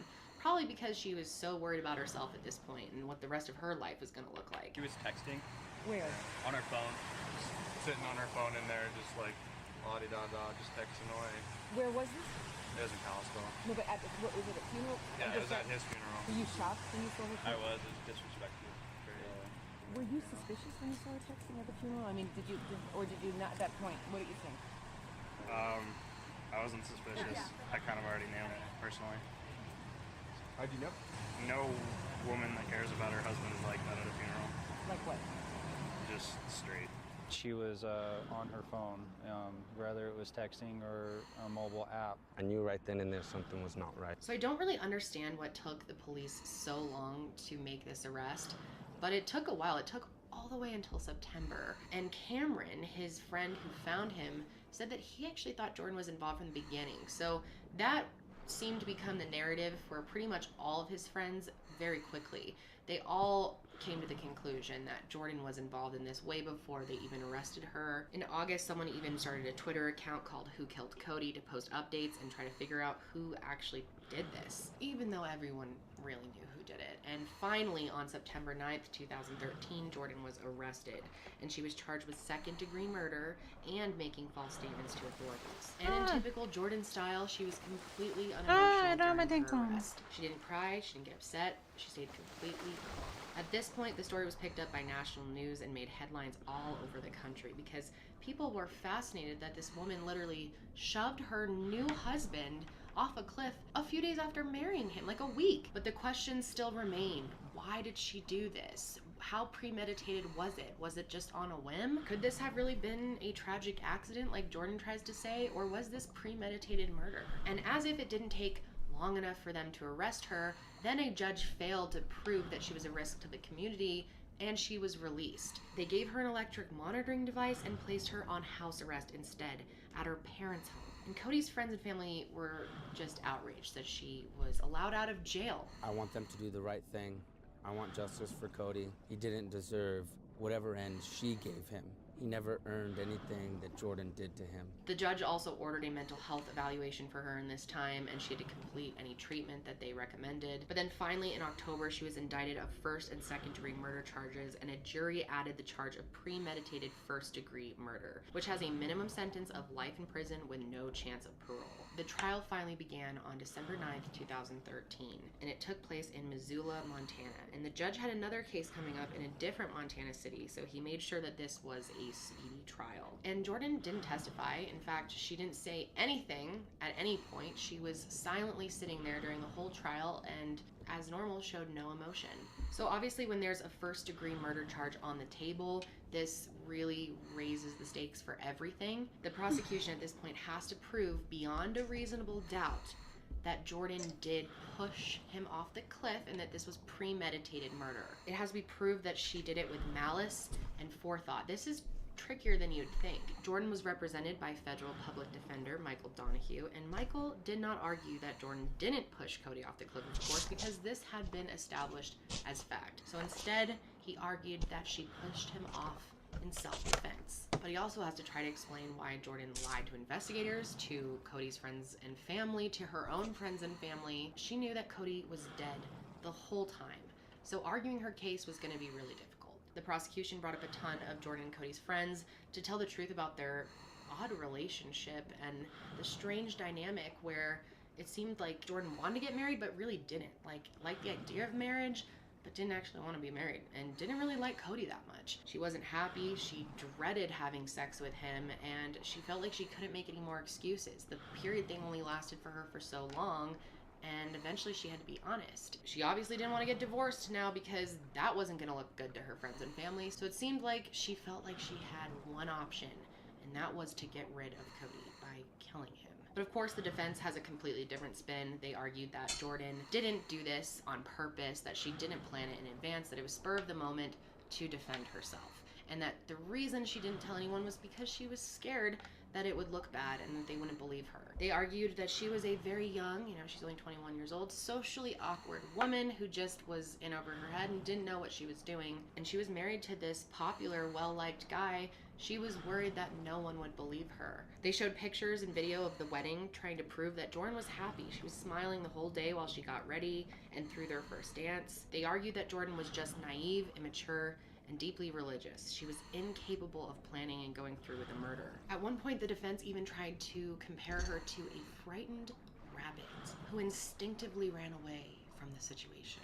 That doesn't make any sense. I have like 4 rabbits and none of them murder. So a lot of details came out during the trial about their relationship, and it was a strange dynamic. Jordan had told one of her friends that Cody had really been pressuring her into doing sexual things that she didn't want to, that she was absolutely repulsed by the idea of having sex with him. She literally said that the idea of getting intimate with him made her feel physically ill. She had told Kim Martinez that Cody had gotten violent with her at times, and who knows. Then they showed this text message that Jordan had sent Kim that night that he had first gone missing, and it said, "Dude, I'm freaking out. I'm about to go for a walk or something, jump off a freaking bridge. I don't know, I've lost it." And apparently right before they got married, she was hysterically crying. She did not want to go through with this at all. And then Jordan's stepbrother Michael took the stand as well, and he was very emotional. The coroner also testified about the way that Cody was found. It turns out that he was found without his wedding ring on, and they were able to prove that he had fallen head first. And in trial, it was also revealed that Cody had canceled his plans to play golf with his friends that day because he said that Jordan had a surprise for him. And most of his friends thought that this was something sexual. They said that it seemed like Cody thought that that's what it was.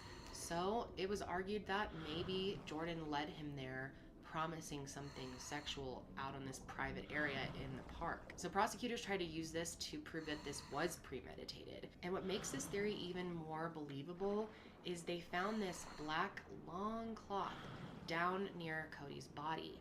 And Jordan had said something about how Cody had put on this eye mask, this blindfold, and was like, "Oh, I can walk around here, I can jump around, and I won't fall because I know this area so well," and was just joking around while wearing this mask. And they thought this was kind of weird that Jordan just said this randomly. And then when they actually found it, it seemed like maybe he was blindfolded and brought out to that spot.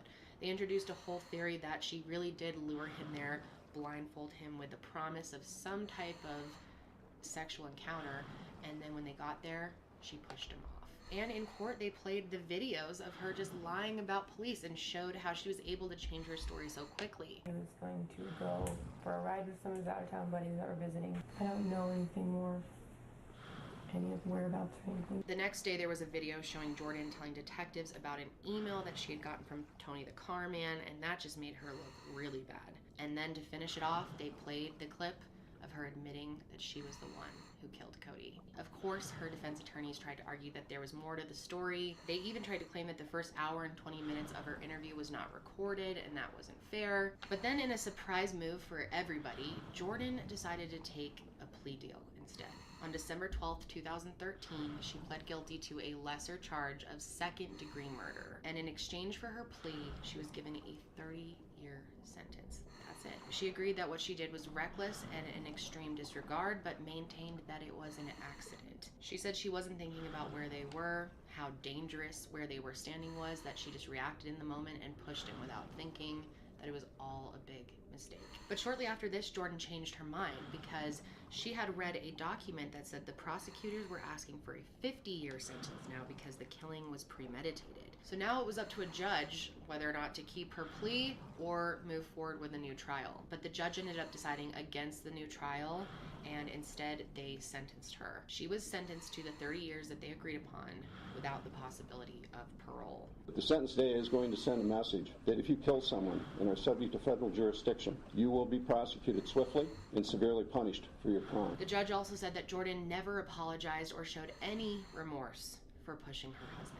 And of course, Cody's friends and family were super disappointed with this. This is not what they wanted at all. They were hoping for a much longer sentence, or maybe for her to never get out of prison. And she tried several times over the years to appeal the sentence, but it has always been denied. Her final appeal was rejected in 2016, so now she will complete her sentence. Jordan will not be released from prison until she's 50, but hey, at least she's alive, right? That's more than Cody's family can say, because she just decided to push him off in that moment. It's really sad because Cody seemed to be really looking for this partner in life, that he really wanted to start a family and find that love, and instead he found Jordan, who didn't seem to want that at all and just went along with this wedding for I don't even know why. And I'm sure Cody would have much rather taken the heartbreak and the truth than have you push him off a cliff because you don't know how to get out of this situation that you got yourself in. I think this case is absolutely disgusting. I think Jordan's a really sick person, and she should be in prison a lot longer than 30 years in my opinion. But it's just a crazy story. I mean, the lengths that people will go to before they just get a divorce always blows my mind. But that is it for today's case, you guys. And before I go, I would like to thank today's sponsor for allowing me to do these videos without worrying about monetization from YouTube. It really, really helps me to be able to say any words I want. And like I said, today's video is sponsored by Casetify. And I love Casetify, I really do. I've only been using Casetify cases for over a year now, and I've had so many throughout that time. This is my newest one. It's very spring. When I saw it, I just had to have it. Their impact cases are engineered with 2-layer construction of Chi-Tech and is drop test approved for drops up to 6.6 feet. No joke. They are much more protective than any cheaper alternatives that you're gonna find on Amazon. And like I said, they come in tons of designs, so you can pick your favorite color, print, match your phone to your style. You can even add your name or monogram for a truly custom case. Casetify lets you have the best of both worlds, protection with personality. And what's really cool about their cases is they have an antimicrobial coating that keeps your case germ-free, killing 99% of bacteria. And they're partially made of recycled plastic, so you can feel good about your phone looking great. And Casetify is offering my viewers 15% off. All you gotta do is go to casetify.com/Kendall to access that. And of course, there will be an easy link at the top of my description box. But that is it for me today, guys. I hope you enjoyed this video. Be sure to give it a thumbs up if you did, and if you want to see... That was interesting. Why, though, would you get married when you didn't want to get married, and then push your husband 8 days married? Sense.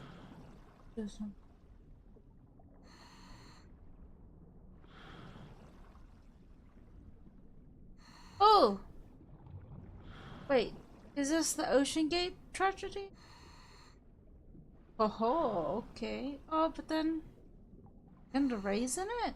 What? Okay, you know what? Let's On watch today's episode of Mile Higher. Tonight on that missing Titanic submersible, racing against time to find that missing submersible. The clock is ticking in the search for a missing submersible. Stockton said that as long as the pressure vessel is not going to collapse, everything else could fail and the sub would be fine. Death was apparently mentioned 3 times in the first page of the waiver. Stockton said, "I've broken some rules to make Titan. I think I've broken them with logic and good engineering." The Titan wasn't like any previous deep-sea submersible. There was no dashboard, just a touchscreen computer and a single power button. But many of its components seemed surprisingly cheap. Now the sub sounds like an absolute nightmare to me. Stockton, I think, fully understood all the risks involved with doing this. I mean, if you just want to be safe, don't get out of bed.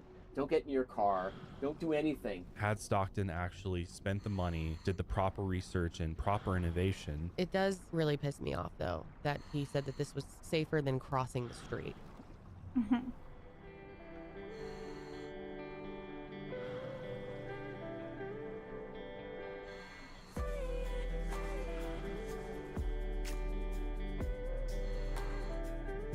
Safer than crossing Hey, the street. what's up, everybody? Welcome back to Mile Higher Podcast, episode 260. And today we are back without a guest, and it's been a minute.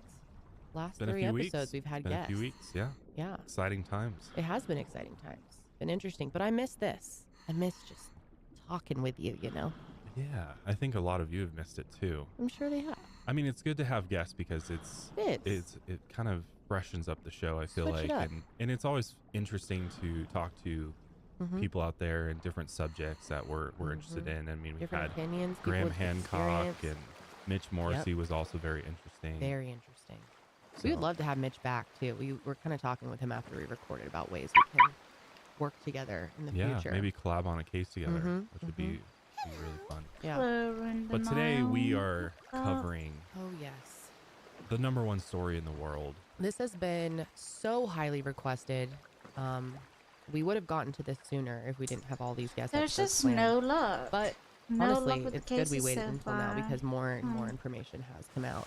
Yeah, and as of recording this episode, I don't think there's been a whole lot of new updates around Yeah, in the around last the few story yet. days, Yeah. yeah. Mhm. That Nobody we're kind saying of just anything about sitting how tight, it's waiting to I see don't know. what the debris looks like and Yeah. the potential remains that were recovered. This was a crazy story. Really gripped America for The a while. world. Well, the world, The yeah. world. I mean, it's no small feat to visit the bottom of the ocean.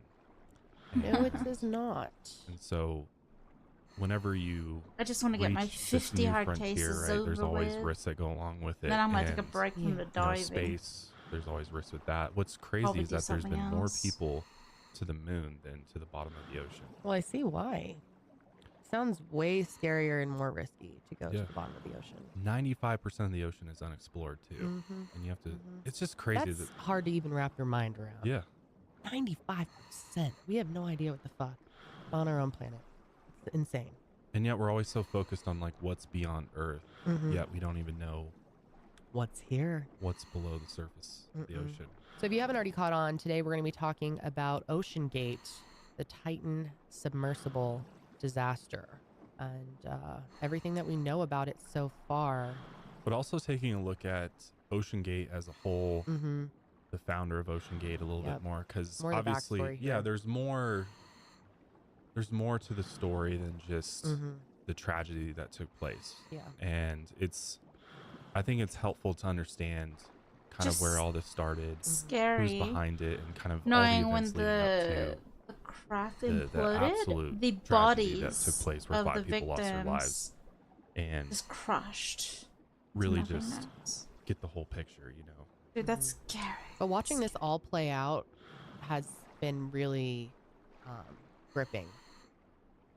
Scary, fascinating in a weird way, learning more about how submersibles work and the reality of taking such a risk. And just going as deep as the Mhm. Titan And if they submersible did would find go. I mean, it going intact 13,000 plus feet. underwater, Yeah, we like many. deep we're definitely dive rescue is a hanging whole new on level to of the news cycle, difficulty. trying to see if there would be any updates, hoping that maybe they would rescue these 5. At one point, I really thought maybe it was possible, especially when there was banging heard at one point. That's when I started to think maybe they're really alive. Maybe this will be some miraculous recovery, even though the odds really were stacking against them.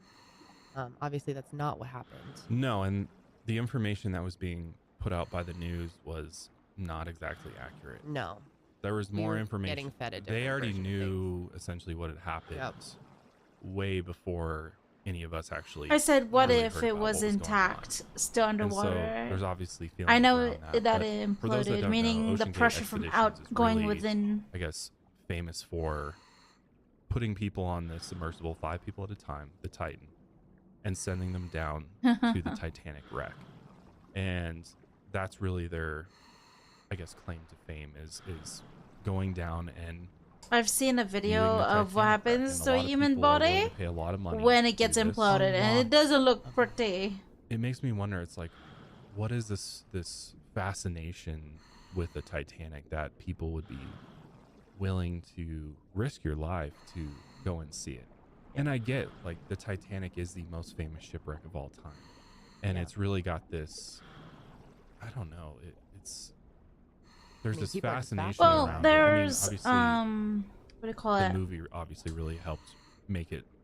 I well don't known think to a lot anyone's of ever people, and witnessed I think it's it just kind exactly. of mind-blowing, the whole story of how it went down, and we've But done an episode on the how, Titanic a long like, time it takes ago, and just there's a lot of millisecond for interesting the sort of theories body around what happened with the Titanic. It's basically and just there's some an conspiracy around it as well, but like I think it's just a demo, I would mind-blowing. I say. think it was like 1,500 people Of perished on what? the Titanic, and implosion of a lifeboats, and body. so it's really It's this like no cases. eerie thing. I that's- have no cases that, yet. that people are no luck. fascinated with, and this wreck sitting on the ocean floor. I don't even In know. my opinion, I don't think we should be exploring down there. I think we should let those souls rest. I think it's, I don't know. There's something about it that hits me the wrong way, you know? Yeah. James Cameron had a very interesting quote about the Titan disaster and how it's like history repeating itself. I know, it really is. And that really struck me as true. Honestly, it's like it's the same. Is it our own ignorance that still led to going. this disaster? And we'll explore this more in And this no episode. cases. But it's really like kind of the same thing happened over again. You know, the Titanic, the captain made a major mistake. He didn't see the iceberg. They hit the iceberg, they sank. I'm only there was finding warnings about the potential safety concerns around the sub. Yep, Continued no. on anyway. Mhm. And this disaster happened. And Yesterday now I there's was two wrecks at the lucky. bottom of the Or ocean. did I even go? Yeah, I did. So we're gonna dig into I had Ocean some Gate luck first yesterday. and really take a look at Honestly, the man nobody's behind posting Ocean Gate, 'cause he's a hotspots. I've been going very to all the spots individual. and have just gone. But I'm really curious before we start, Josh. You always say you'd want to go T4, that's pretty easy. on a space trip. You'd want to go on a spaceship. How do you know it's go UFO? I was maybe there Mars. at You always UFO. seem There to was be willing- nothing. How I would just you know wanna it's go- I UFO, just my wanna guy? see the Earth I from thought you space. quit That's like diving my- after 4 hours. But would you take the risk? Yeah, because I think space flight's almost safer. It is safer. It's Yeah, it is safer safer, than. but than there's going. still a risk. Absolutely. Even as a parent, you would. Dude, say? I went Well, to UFO I and don't think spent it's changed quite a now. few I would probably minutes there. reconsider that a little I bit. did but not see anything. I would still. There were not still- even if I were given an coins. option of go to the bottom of the ocean, yeah, or Ugh. go to the moon, or just go into Dude, space I for a went day, to I'd go to the space UFO. option every single time. Okay, so what if space is not even part of the equation? Well, the here, last but time. How you about the had new a blackout? free ticket to go on one of these submersibles? I went there Maybe not to see within the Titanic, new but just to blackout go and there's nobody there. as deep. As deep? Yeah, as deep as this one was No. supposed to go. Absolutely. 2 hours ago. I was there No, about it was 2 interesting hours before ago. this There was all- nothing. This happened. I was I think I was scrolling one of the apps. There was and nobody even. I was watching a video of there's a submersible in Hawaii. That's Oh, a I've seen small that, yes. submersible that will take you to. They do multiple tours a day, though. Yeah, and they don't yeah. go that deep. No. I mean, it just allows you to hang out. You know, if Yeah, you're it's not kinda able cool. to scuba dive, then being in a submersible is kind of your other option. Because for me, I have really sensitive ears. I When it know, comes to pressure, I Paisley. can't go deeper Oh, than dude. like 12 feet almost. Like You I would can not be able to.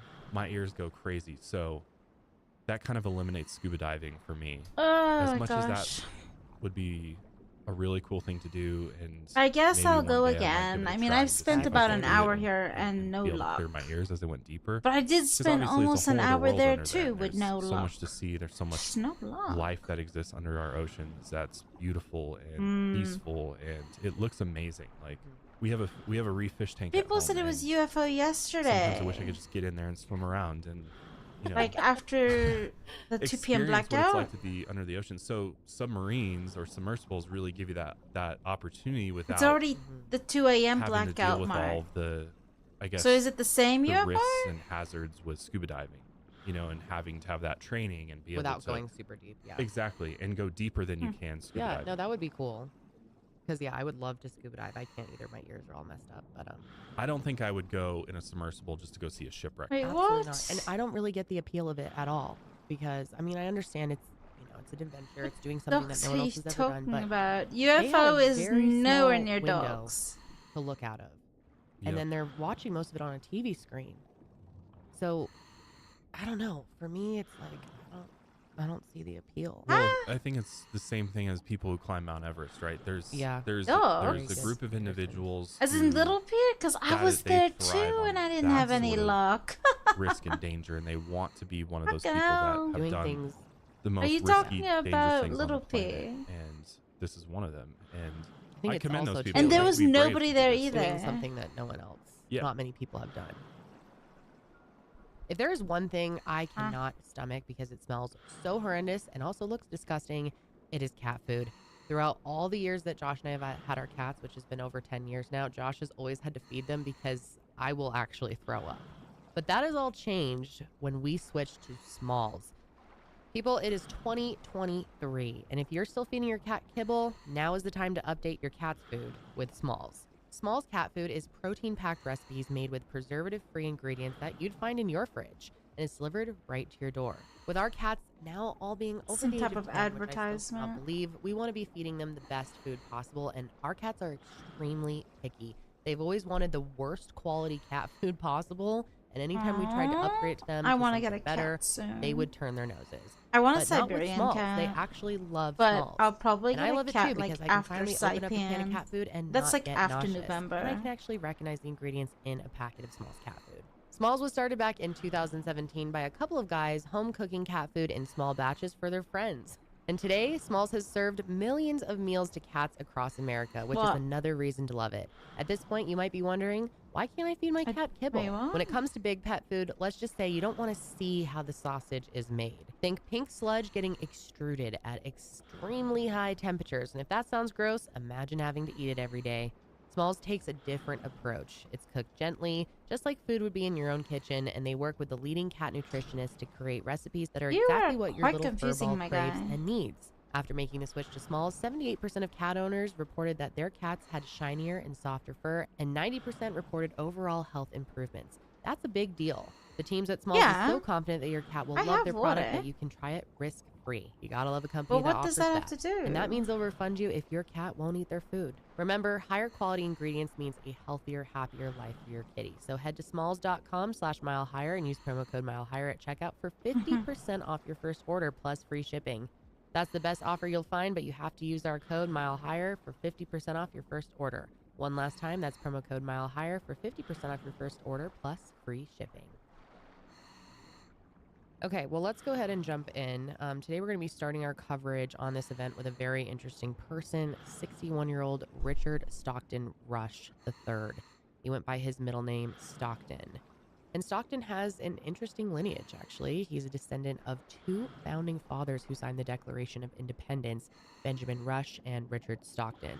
Stockton's family made their money in oil, and he grew up very wealthy. He was a Princeton aerospace engineering graduate and a pilot.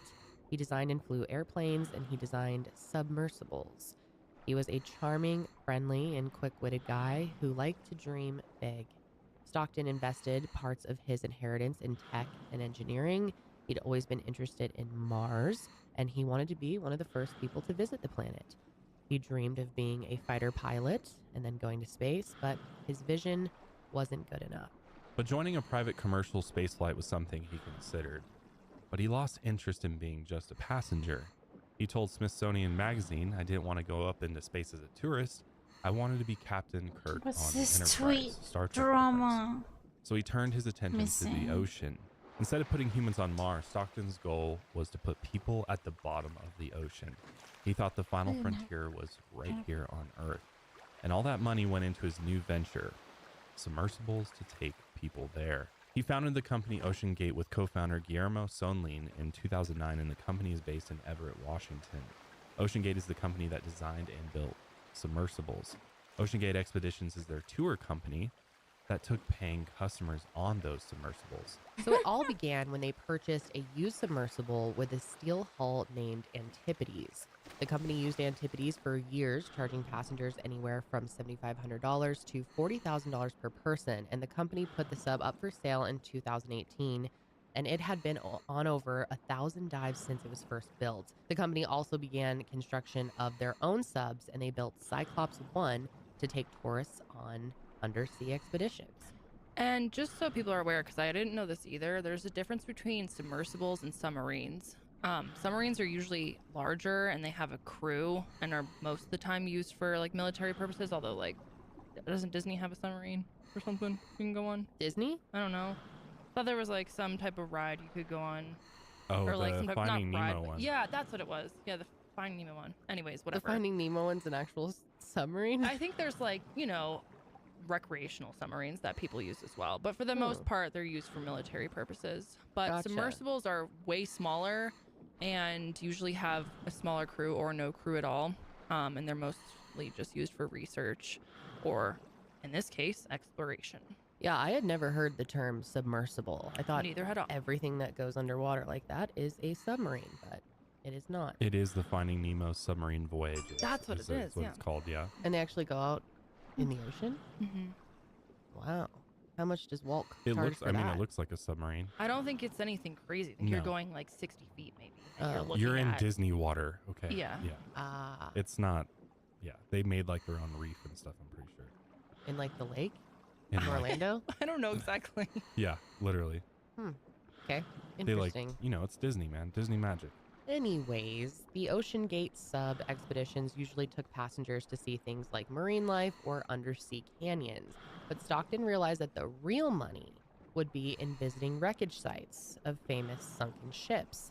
Not only do these wreckage dives bring in a lot of money, they attracted a lot of media attention as well. And Stockton figured what would make the most money and get the most media attention.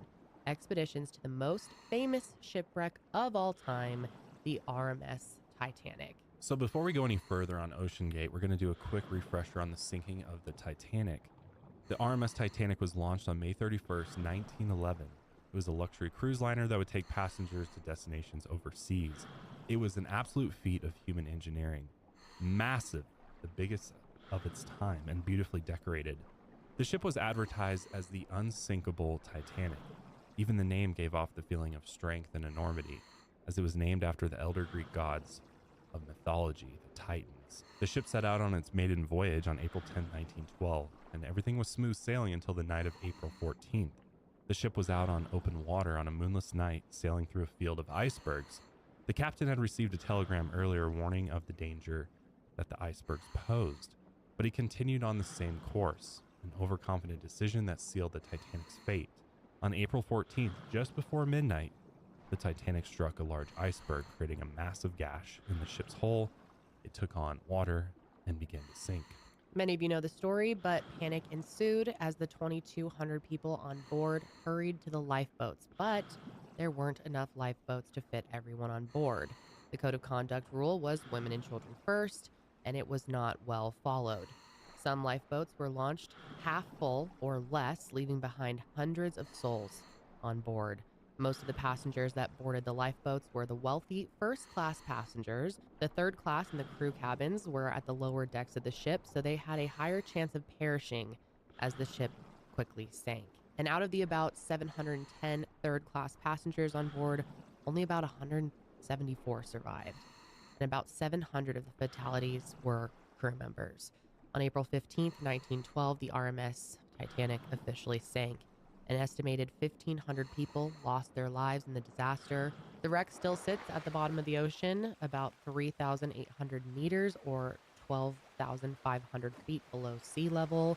The site is basically a massive grave, with personal belongings of the dead still sitting on the seafloor to this day. In 1997, the blockbuster drama film Titanic was released in theaters, and the director of the movie is James Cameron, and he's become an expert in submersibles. Over the years, he's gone on dozens of dives to the Titanic wreckage. Interestingly enough, Stockton's wife, Wendy, is actually the great-great-granddaughter of Isidore and Ida Strauss. They were famously a wealthy couple who died in the Titanic sinking. Survivors said that Isidore refused to take a seat on a lifeboat when he saw that women and children were still waiting to leave. When his wife Ida saw this, she declared that she wouldn't leave her husband. Someone nearby? They were seen standing in Oh, arm on the there deck as is. it plummeted into the freezing waters. In James Cameron's movie Titanic, they're the elderly couple holding each other in bed as the ship went down. So it's an interesting connection, because Stockton started working on a sub that could take people to the ship his wife's family had passed on, and that sub was named Titan after the Titanic itself. As an owner of an online business and running a merchandise store, we could not do what we do without Stamps.com. Stamps.com has saved us thousands of dollars over the years, but best of all, they have made our lives, especially those that ship out our merchandise every single day, so much easier, because we can do everything that the post office can do right from the convenience of our office or even at home if needed. Not only that, we get rates that you can't get anywhere else thanks to Stamps.com's premium discounts. I can't even remember the last time I've been to the post office. I think it was like a couple years ago. When I went, there was a line out the door, and God bless those souls that work there, because it just seems like the post office is way behind the times, and so everything just takes forever. But thanks to Stamps.com, we can do it all here in the house and never have to visit a post office ever again. What's great about Stamps.com is all you need is a computer and a printer. They even send you a free scale, so you'll have everything you need to get started. And if you need a package pickup, you can easily schedule it through their Stamps.com dashboard. Stamps.com seamlessly connects with every major marketplace and shopping cart, which makes it easy to set up and get integrated. As many of you know, running a business isn't cheap, especially when it comes to fulfilling orders for your customers. Luckily, Stamps.com has huge carrier discounts up to 84% off USPS and UPS rates. Plus, Stamps.com automatically tells you your cheapest and fastest shipping options. For 25 years, Stamps.com has been indispensable for over 1 million businesses, including ours. Get access to the USPS and UPS services you need right from your computer anytime, day or night. There's no lines, no traffic, no waiting, and no hours you have to work within. Stamps.com has been a long time and loyal sponsor of this podcast, and we will continue using Stamps.com for years to come. Set your business up for success when you get started with Stamps.com today. Sign up with promo code MILEHIGHER, that's all one word, for a special offer that includes a 4-week trial, plus free postage and a free digital scale. There's no long-term commitments or contracts. Just go to Stamps.com, click the microphone at the top of the page, and enter code MILEHIGHER. The sub was originally known as Cyclops 2, and it began sea trials in 2018 and went on its first Titanic dive in 2021. The hull was made out of 5-inch thick carbon fiber and reinforced with 2 titanium end caps. OceanGate claimed that the Titan could submerge to a maximum depth of 4,000 meters or 13,123 feet. The sub would be launched and recovered in the water using a mothership. The mothership wasn't tethered to the sub and couldn't rescue it. So basically, it just transported the sub and communicated with it on dives. Multiple backup systems were installed to bring the sub back to the surface in case of emergency. This included a passive system. Sandbags were attached to dissolvable hooks. After a certain amount of time, the hooks would dissolve and release the sandbags. This would allow the sub to surface even if the occupants were unconscious. But if the sub had no buoyancy, the systems would fail. The carbon fiber was allegedly sourced from Boeing, and they sold it to OceanGate because it was too old for them to use. Boeing claims they have no record of any such sale and has denied working with OceanGate. NASA apparently served as consultants on the hull, which is something their reps have since denied. Stockton said that as long as the pressure vessel was not going to collapse, everything else could fail and the sub would be fine. Stockton advertised this RTM, or real-time hull monitoring system, that was supposed to alert the pilot about any buckling or defect in the sub's hull. It was supposed to use sensors to give real-time updates of the hull's health as it went deeper. And it was advertised that this RTM system would give the pilot advance warning of a hull defect. That way they'd be able to surface the sub safely before anything bad happened. But basically by the time a defect even happens, it's too late anyway. So the system was useless. Now, the sub sounds like an absolute nightmare to me. I could not imagine getting in one of these things. It could fit 5 people inside, which obviously is pretty cramped with no room to stand. So people with claustrophobia should probably not apply. Passengers could view the outside via camera feed from monitors inside the sub, which again, I don't see the appeal if you can't even look outside. So here's a little tour of the sub, and Stockton's in this video as well. So we're coming into the sub. This is the only toilet available on a deep diving submersible. Best seat in the house. Don't eat Taco Bell before. We put a privacy screen in, turn up the music. So that's where the window is, at the back. Very popular. Yeah. The only we have place our to look out. control screen here, our sonar screen here, and we can put any image we want in the back. We've taken a completely new approach to the sub design, and it's all run with this game controller and these touch screens. So if you want to go forward, you press forward. If you want to go back, you go back. Turn left, turn right, go down, go up. And it's Bluetooth, so I can hand it to anybody. And it's meant for a 16-year-old to throw it around, and super durable. We keep a couple of spares on board just in case. That is the most insane part of this to me. When that first came out that it was controlled by a game controller, I thought people were saying it was something comparable to a game controller. I didn't realize it was an actual fucking game controller. That is Yeah, it's just a insane. Logitech. You can buy one on Amazon for like, I don't know, 80 to 100 bucks or something. How do you know that it's not defective or there's something Well, wrong they have with it? Or they have a couple backups. So I mean, but still, this is like something that I think a lot of people don't understand is like these game controllers are actually very, very reliable. Like if you think about it, the amount of hours that a person gets out of a game controller is thousands and thousands and thousands of hours. So they build them. It seems silly because it's for gaming, but the actual device itself is actually kind of smart because it's a lot cheaper than having to build some proprietary system. And based on the actual software that they're using in the sub, it's a Windows-based system. So it works best with the software, and it doesn't cost a ton of money to build this whole proprietary software and hardware system, which one could say, well, isn't that less reliable? The thing about it though is that it's probably easier for them to fix in the event there was a failure with that system. It's more simple. Because it's much simpler. I mean, it runs off Bluetooth, so it's just a Bluetooth connection to the computer or whatever's in the sub. So, and those game controllers, like he just said, are meant for a 16-year-old to throw around, so they're actually pretty durable. Yeah, and, let's just move. you know, they work well. I mean, there's a reason why you get thousands of hours out of the game. It seems surprising to the average person, but this is actually a much more common thing than which you I would had no even idea. know. Because I think a lot of us don't know what technology is used in a lot of these vehicles and submersibles and things like that. Because thinking like to the space shuttle, like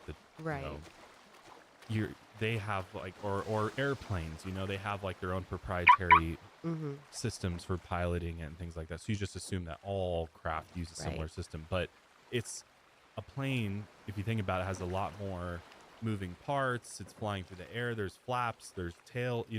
Versus the submersibles. There's not as there's you're in water too, so you don't have as many things that you like parts needed in order to move yourself through the water, right? Yeah, I guess to me, because I have no understanding for this type of equipment, it sounded insane. Sounds insane, but it's actually a very cost-effective solution. So like you just saw, the window is in the bathroom, and there's a privacy curtain on it. Doesn't have a door. And Stockton says that they would just turn the music up really loud when someone uses the bathroom. And this game controller that we were talking about, the Logitech video game controller, costs something around $30. And the one that they were using is a 10-year-old model. This has been a huge point of discussion for people, as you can imagine. It's been a point of discussion for us. But what's interesting is that the video game controllers are actually used by the U.S. Navy to pilot many of their submarines. For example, they use Xbox controllers to pilot their Virginia-class attack subs and the 377-foot USS Colorado. Just never would have guessed it. Here's some more on the construction of the submersible. Like any previous deep-sea submersible, there was no dashboard, just a touchscreen computer and a single power button. We only have one button, that's it.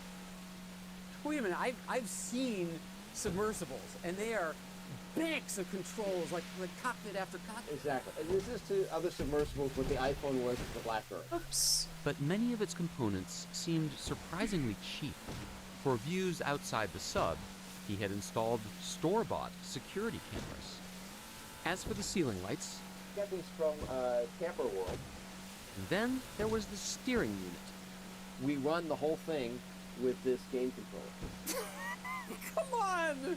So, see, to the average seems person, like a it's lot of shocking. the way you made this is by taking off-the-shelf parts and sort of MacGyvering them together. Yeah, pretty much. Does that not raise anybody's eyebrows in the industry? Oh yeah. Oh yeah. Yeah, no, I'm definitely an outlier. There were a lot of rules out there that didn't make engineering sense to me.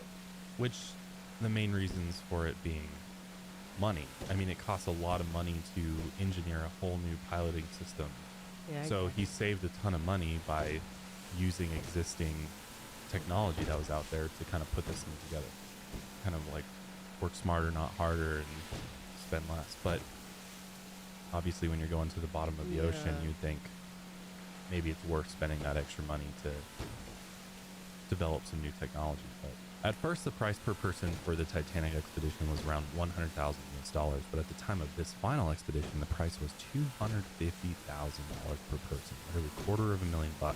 The price made it basically impossible for anyone but the super wealthy or people who'd saved their whole lives to see the wreck with OceanGate. Because for a lot of these people on board, it's like the equivalent of like a dinner out, you know, with how much money they have. Like $250,000 sounds insane to most of us, but to them, it's actually not that much. Yeah, there's a lot of multimillionaires and billionaires in the world that like to do this sort of thing. So you're not going to feel it, right? the sub was launched in international waters, so it didn't have to abide by the U.S. Coast Guard regulations, including the pesky Passenger Vessel Safety Act of 1993. What is that? This was enacted to prohibit dives past 150 feet and provide strict inspection and manufacturer requirements for subs. In an article with the Smithsonian Magazine, Stockton told the interviewer that the law was well-meaning, but he believed it needlessly prioritized passenger safety over commercial innovation. He told the interviewer there hasn't been an injury in the commercial sub industry in over 35 years. It's obscenely safe because they have all these regulations, but it also hasn't innovated or grown because they have all of these regulations. Safety would prove to be an issue and a point of contention for OceanGate and Stockton Rush. Here are some of Stockton's other views on safety. At some point, safety just is pure waste. I mean, if you just want to be safe, don't get out of bed, don't get in your car, don't do anything. Yeah. At some point, you're going to take some risk, and it really is a risk-reward question. I said, I think I can do this just as safely by breaking the rules. But as he told me, look, safety is relative. If you want complete safety in your life, don't get out of bed. That's what he said. When I started business, one of the things you'll find, there are other sub-operators out there, but they typically have gentlemen who are ex-military submariners, and you'll see a whole bunch of 50-year-old white guys. So we've really tried to get very intelligent, motivated, younger individuals involved, because we're doing things that are completely new. So in January of 2018, OceanGate's Director of Marine Operations and Submersible Pilot, David Lockridge, began to raise some safety concerns. He thought that the sub was dangerous as it was, and that big changes needed to be made. He brought up that the 15-inch acrylic window on the sub was only rated for 1,300 meters, even though the company claimed that the sub was rated for more than 4,000 meters. David's lawyers wrote that the paying passengers would not be aware and would not be informed of this experimental design. Just because it's rated at 1,300 meters doesn't necessarily mean it'll automatically break up at depths lower than that. It's just not been rated or guaranteed that it won't break at that depth.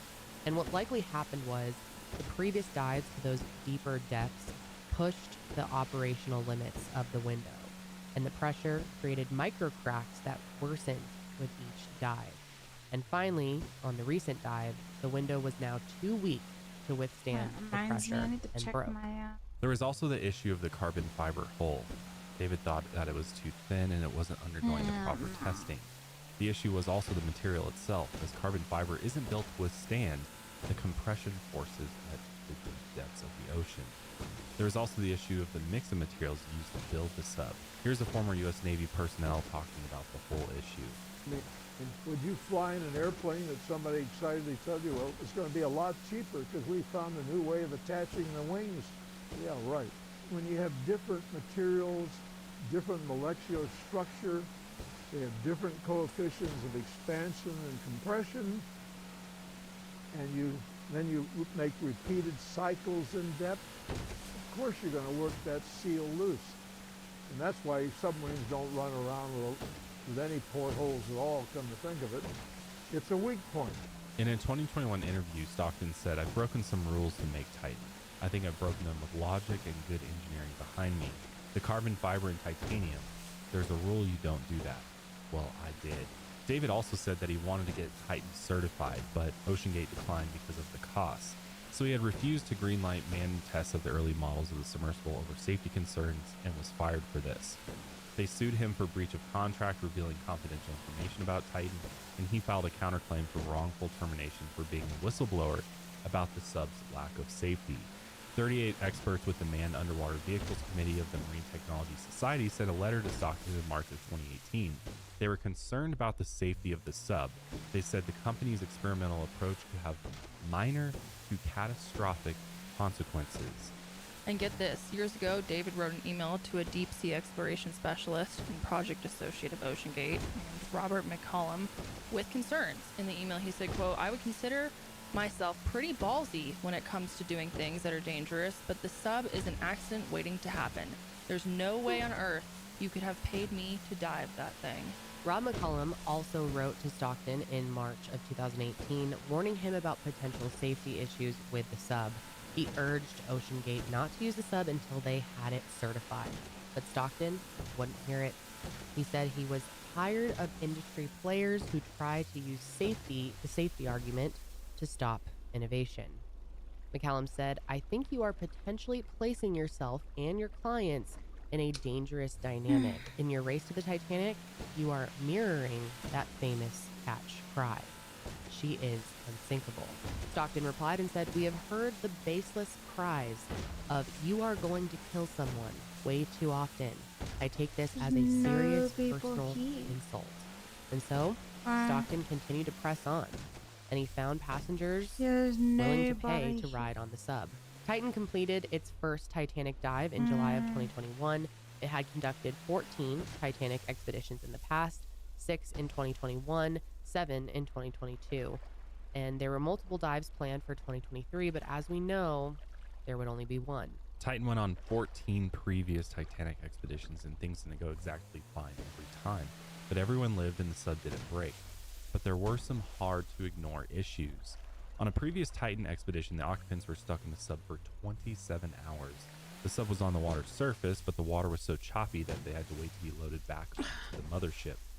On Titan's first dive to the Titanic, there was an issue with the battery, and the sub had to be manually attached to the lifting platform. There were more battery issues with the sub in 2022. Journalist David Pogue also went on a dive that year, and he said there were multiple issues the sub encountered. For one, the thrusters were installed backwards, making steering an issue. Stockton had to solve this by operating the controller sideways. Not only that, but the sub lost communications with the surface ship for 5 hours. They could still text back and forth, but the surface ship didn't know where the sub was. David described the situation as very tense.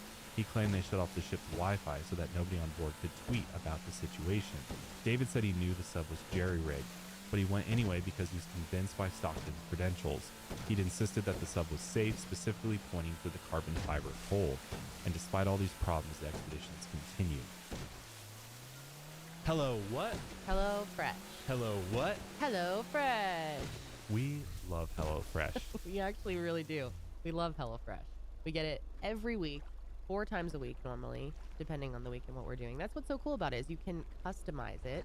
Yeah, based you on your can needs. choose how many meals you need, how many servings you need. Which I think we may need to go up on serving soon. Yeah, Our we're daughter's doing- turning 1, and and she does she love the wants the good HelloFresh meal. stuff. And to be clear, Josh and I pay for HelloFresh on our own. We get the subscription because we genuinely love it, and it saves us money, it saves us time, it saves us brain power because we don't have to put too much thought into our meals. Well, Figuring out what you're going to eat and then Yeah, figuring that's out what you always the need, going to the challenge. grocery store, it takes so much time and energy. How many couples out there, one of the number one conversations you have every day is, what are we going to eat? Literally hate that. It's like, it is what are we the going to eat for most dinner annoying tonight? thing. And then you're like scrolling through the delivery apps. You and you're can like, never "Eh." agree on something. If you make something, you don't ever want the same thing. Or you like add everything to the cart, then it's like, oh, it's going to cost me like $20 extra to get this delivered. One of my favorite things about HelloFresh too is it allows us to not waste food because we have been really bad at that in our past. But sometimes there's a recipe that comes up and you need one specific item, but you only need a little bit of it, and then you can't figure out how else to use the rest of it. And then you just have to throw it away. Can't stand wasting, and HelloFresh completely eliminates that. Yeah, everything comes pre-portioned in a nice box right to your door. And it has recipe cards, which are really easy to read. It tells you exactly what you'll need in addition to all the ingredients, and usually it's very basic things like cooking oil, butter, salt, pepper. Yeah. Most people have Staples, that, yeah. in their fridge or. But we in do their still pantry. fight over it. We fight over which ones we're going to get because now they have 40 options every week, and it is so hard to narrow nail it down and down. agree because We there's so do- many good ones. Yeah, and we have our favorites too. We usually get a lot of like the reoccurring ones that are kind of the all-time faves. My favorite is the ramen. Yeah, you love the show Oh, you ramen. Don't you? So good. I've never had a bad HelloFresh meal. 100%. No, I and always love it. Even ones that I think, I don't know if this is really going to be my jam. Usually comes I still together. like it. Yep. Yeah. It really does come together, and it comes together in like 20, 30 minutes. It's just easy, It's- especially being parents, you know, running our 2 businesses and keeping track of our 10 animals. We need easy. Yeah, and they have fast and fresh recipes, which are ready in 15 minutes or less. We did that the other night. It was like a chicken breast and like a salad. So if you haven't tried HelloFresh yet, now is the time. Go to HelloFresh.com/milehire50 and use code milehire50 for 50% off plus free shipping. Go to HelloFresh.com/milehire50 and use code milehire50 for 50%.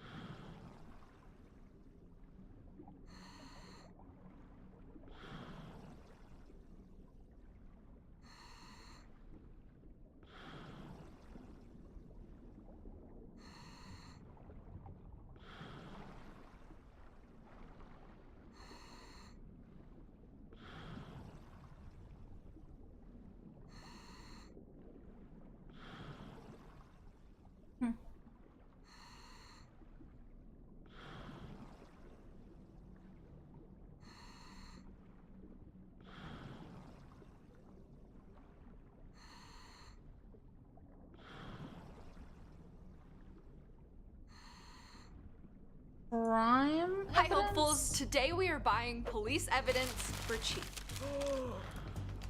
What?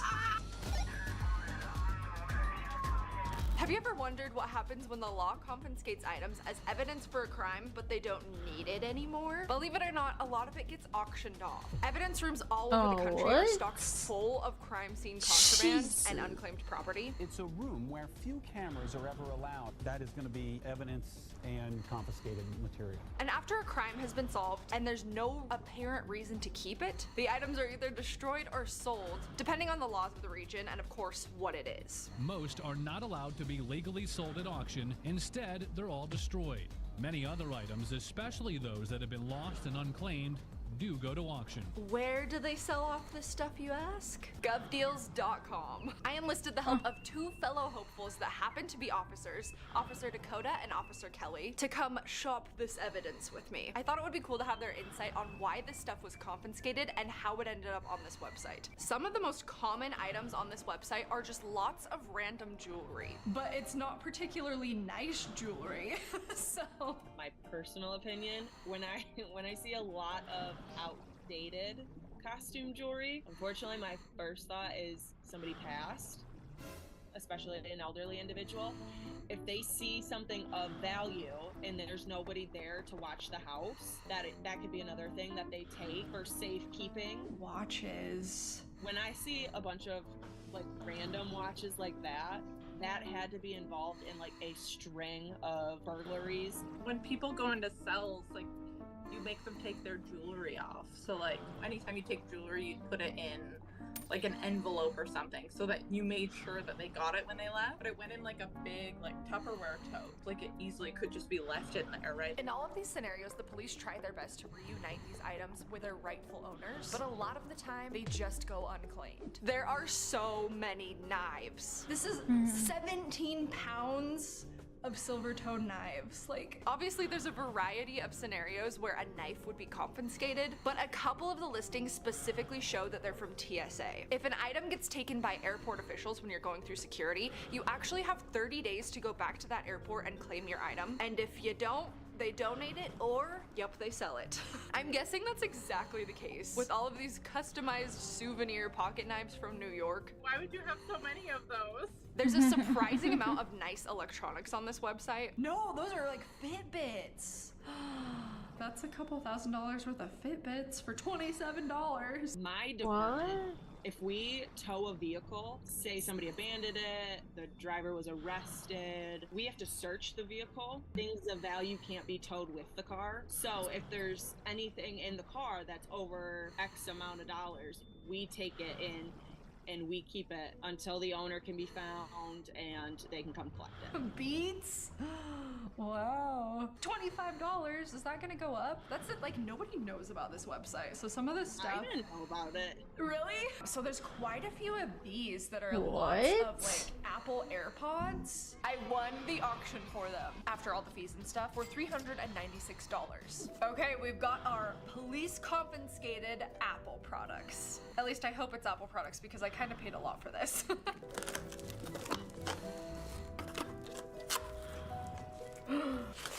Evidence. It literally looks like an evidence folder. That's so freaky. That's and we've funny. got some stragglers in the bottom. Okay, they're definitely Apple. Questionable condition. They're so dirty. Ew. There's literally like earwax and hair on them. I kind of knew that would be the case, but oh, they're charged. Oh, we got an Apple Pencil. So far we've got Apple Pencil, 2 regular AirPods. Oh, there it is. AirPods. Connecting. Nikita's AirPods. They're playing. Can you hear it? Let's see what's in our evidence folder. Oh!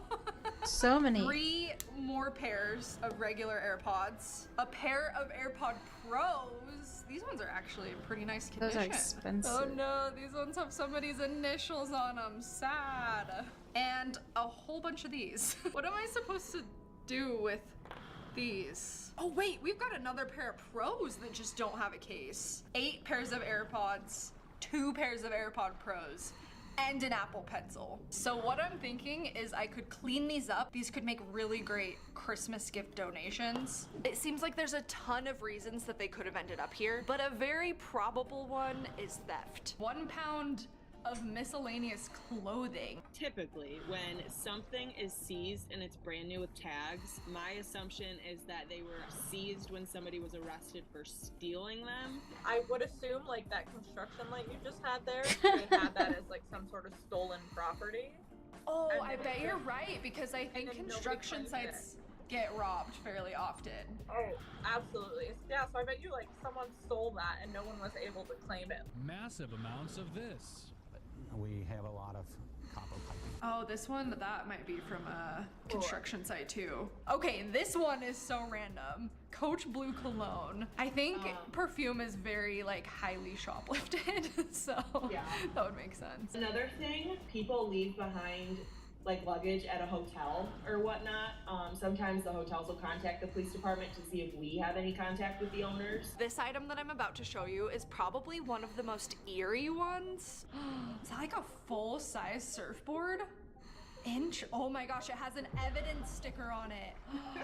My theory is that maybe the surfboard washed up on a beach and some people found it and called the cops thinking that a surfer was involved in some sort of accident. The surfboard went into evidence and maybe they like never found a person and so they determined an accident never happened. At least I'm hoping so. Detective Hope here. So I googled the numbers 22523 that are on this evidence tag and a bunch of abandoned vehicle stuff came up, so I think I'm right. One of the most interesting listings was this one of unclaimed property. 43 pallets of unclaimed property. Now we've bought pallets of stuff on this channel before, so we know how big a pallet is. Now imagine 43 of these. This one almost looks like stuff from somebody's house though. Evictions! Oh, it says it right there. Up and left, and the landlord didn't want to deal with the stuff, so they called the police. They had to clean out the contents of it. That's not something that like my department would do or anybody that I'm aware of in my state. I mean, I guess if nobody ever claimed it, like I would assume it would just go into some sort of like government property. Some of these items actually look to be unclaimed lost and found, probably from schools, airports, or other government run facilities. Would something like that end up here? Like a mall lost and found? Potentially, I guess. I'm getting lost and found vibes from this. People even leave stuff at police departments. If they come in to make a report or something, bags get left, and if there's no identification on it, we're not able to reach out to try to return it. So there was definitely a surprising amount of high value items, like literal silver. A silver bar? For $5? Not authenticated. So could possibly be fake silver, could be real, up to the buyer to decide. Collector's items. Why would money end up Oh my confiscated? god. If it was used in a crime, typically it is seized. Something like that almost looks like a collector's item. All have been removed from circulation and is no longer a legal form of currency. Definitely a collector's item then, if you literally can't use it. And even just whole safes. Digital security safe, well, is there anything in it? Nope, it's empty. So that's another thing, when if people break into homes, they might take a whole safe. Just grab the whole thing. You'd be amazed how many we find in cars and just laying on the side of the road. A hotel, like. Oh, it does look like a hotel safe. A Michael Kors bag with tags. Somebody probably stole it. If nobody, say from the store, ever reached out to the police department once the investigation was done, nobody ever tried to get the property back, and so it just sat at the department for so long they had to do something with it. Here it is. This is the one I'm gonna try to bid on. Miscellaneous designer items.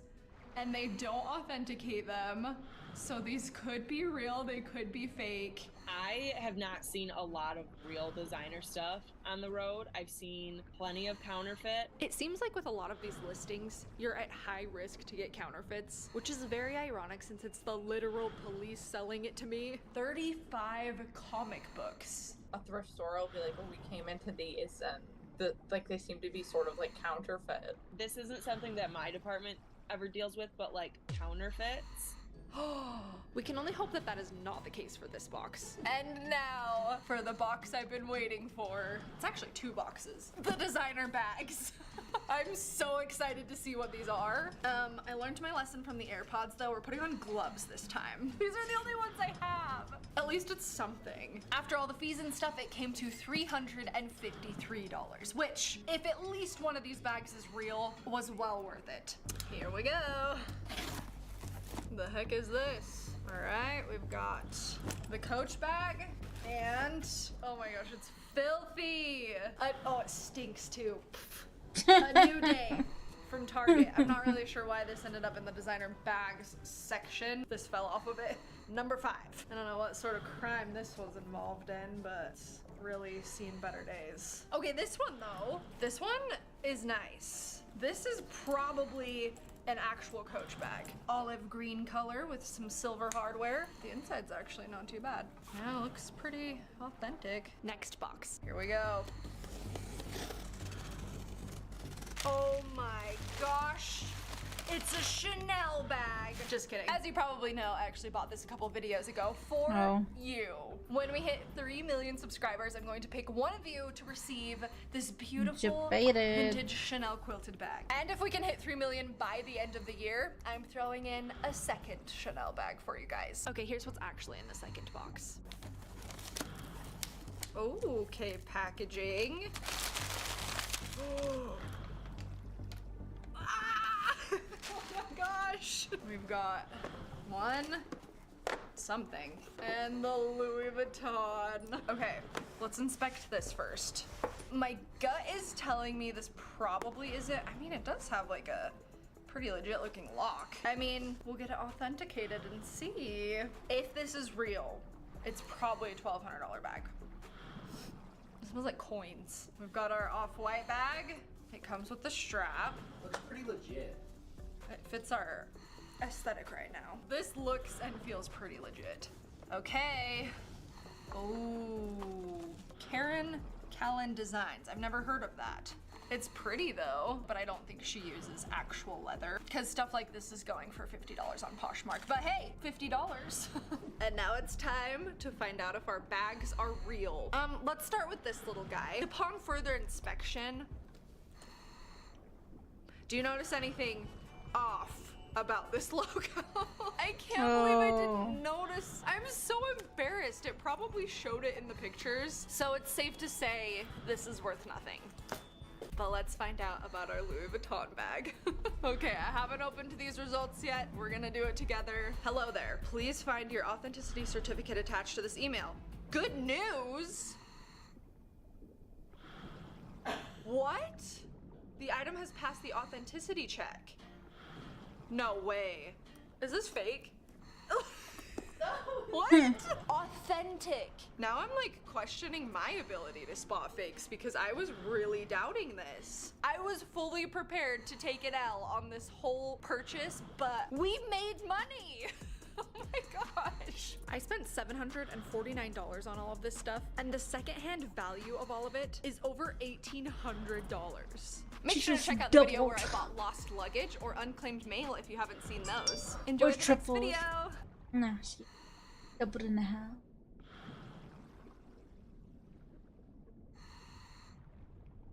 You can buy people's Amazon returns for super cheap. And since I always love finding a good deal, especially on clothing, I decided to get a box. I thought I was getting a return box. Turns out I got a 423-pound pallet. Oh my gosh. What have I done? I think we had a miscalculation. Well, how am I supposed to get that into my apartment? Luckily, we were somehow able to fit this into our building's elevator and get this giant of a box into our kitchen. So all this stuff is supposedly worth almost $10,000, and guess how much I paid for it? $575. A 94% savings. This box was actually located in Vegas, and we're in Utah, so it ended up costing $350 to ship. So after shipping, a buyer's premium, and sales tax, the grand total came out to $1,032.01. So let's see if there's really $9,764 worth of stuff in here, or at least $1,000 so that I get my money's worth. Before we get started, make sure to subscribe and turn on notifications if you haven't already. I picked a couple people that left a nice comment in the first 15 minutes that the video is up to send a $100 Amazon gift card to, so you don't want to miss out on that next time. If you're wondering what I'm gonna do with all of this, you'll see in a minute. But let's open it. Okay, first box, here we go. Ta-da! Oh, we got Adidas. I picked this particular box because the title and the unit highlights had lots of brand name activewear clothing and shoes that I recognized. But it looks like regardless of the title, a lot of these boxes, when you get them, it's just a little bit of everything. They actually come with a manifest that lists everything that's in the box, but I didn't want to look at it too closely because I wanted it to be a little bit of a mystery, you know? And also, a lot of the items on the manifest just say generic assorted clothing or generic bath home closet. I'm pretty sure most all of us have at some point purchased something from Amazon, and every time I bought something and then it didn't quite fit right and I send it back, I just assumed that that item got put back on the virtual shelf. A lot of it ends up in these huge liquidation facilities. And then the website that I found this box on, it was somebody that went to the liquidation facility and then they picked out all this stuff to actually run their own individual auction on. It's like a fancy version of dumpster diving, but slightly more promising, safer, and more legal. This is a good jacket though. Tag still on it. 50 bucks. Oh my gosh, this is so exciting. Almost every item in these clothing boxes was wrapped, and I'm assuming it was wrapped by the liquidation facility because, as I learned here in a little bit the hard way, that doesn't mean that it is unopened in new condition at all. Columbia, those are expensive. It's a UGG robe, and it's a large. I'm keeping it. $98. What is this? Oh, is it a heated vest? It probably is. No way. Like that's where you charge it? Yeah, that's the power button. Those are expensive. Some Adidas leggings. I bet there's already $500 worth of stuff just in this box. Oh my goodness. A Calvin Klein dress. It's like a dark snake print. That's pretty. We got another dress. It's gonna be a good one. Okay, it's more like Mother of the Bride than I was hoping, but still pretty. This first box ended up being full of $1,062.95 worth of items. I actually went on Amazon and typed in every single one of these just to double check the price. Box number 2. So it looks like in every box they opened one item and draped it over the top, and that looks like the item that's in those weird super pointless pictures in the listing. Scrubs. Wow, I haven't seen a scrub in so many years. I used to wear those every day. I even had this color back in the day of my dental assisting. I felt like everything was going incredibly well up until this point. This was also the point that I realized I probably should have been wearing rubber gloves for this. Whatever this is, it's very dirty. It's a shower curtain. Like, some of this stuff looks and smells like it was actually used, and then they just went and returned it 30 days later. Oh no! Those are definitely worn. Yikes. What the heck? I I wonder if people like take their old clothes and like try to trick Amazon, because that looks like it is very worn. Something smells bad though. Like seriously, our whole apartment freaking stinks. Yeah. Wow. Wait, this is like a, oh wow. It's like an Indian. They have the coolest clothes. We have leggings. They're Christmas leggings. The total for box number 2 was $720.21. That's the total worth if everything were still in new condition, which obviously it isn't. Box number 3. The other thing is most of this stuff isn't in my size, so at the end I'll add up the price of everything I actually kept, and that will be the real test to see if I got my money's worth. Most of the stuff is going to make for really good donations to local shelters. Oh wow, it's a nice sweater. Oh wow, it looks really nice. Whoa. Look at the bottom of these pants. Size small. Maybe I can fit them. That is super dirty, whatever that is. I'm not opening it. There's like hairs. Ah, what is that? That's terrifying. This was a terrible box, but still somehow worth $756.84, and still no sign of the Lululemon I was promised. Box number 4. Dang. A nice brand. That's super nice. Oh, that's really cute actually. Wow. Ooh, another Columbia. Wow, that's a nice rain jacket. Okay, keep that for plastic, please. Okay. Seriously. Oh, these mats are the best. Oh my gosh. Yeah. What is this? Those are called Cowboy chaps. pants. Those are chaps, babe. They look like for riding a motorcycle. Oh, and it comes with a tiny jacket. You know what this is? This is like a dupe for Albion swimsuits. We had a couple winners in this box. All right, one more box to close. My Amazon cross-check showed that there were $542.09 worth of stuff in this box. You know what these purchases would be perfect for? If you've ever had a dream of opening like a thrift store or a discount store, then I think this would be super worth it. This is the final clothing box. Oh my god! The tiniest snowsuit! Oh, this is a sheets. Oh, I'm scared of those. Ah, I shouldn't have opened them. Oh, these are more heated things. Heated gloves to go with your heated vest. This is like a kid holder that's covered in hair. Gross. I Look don't at like that. it. Ah!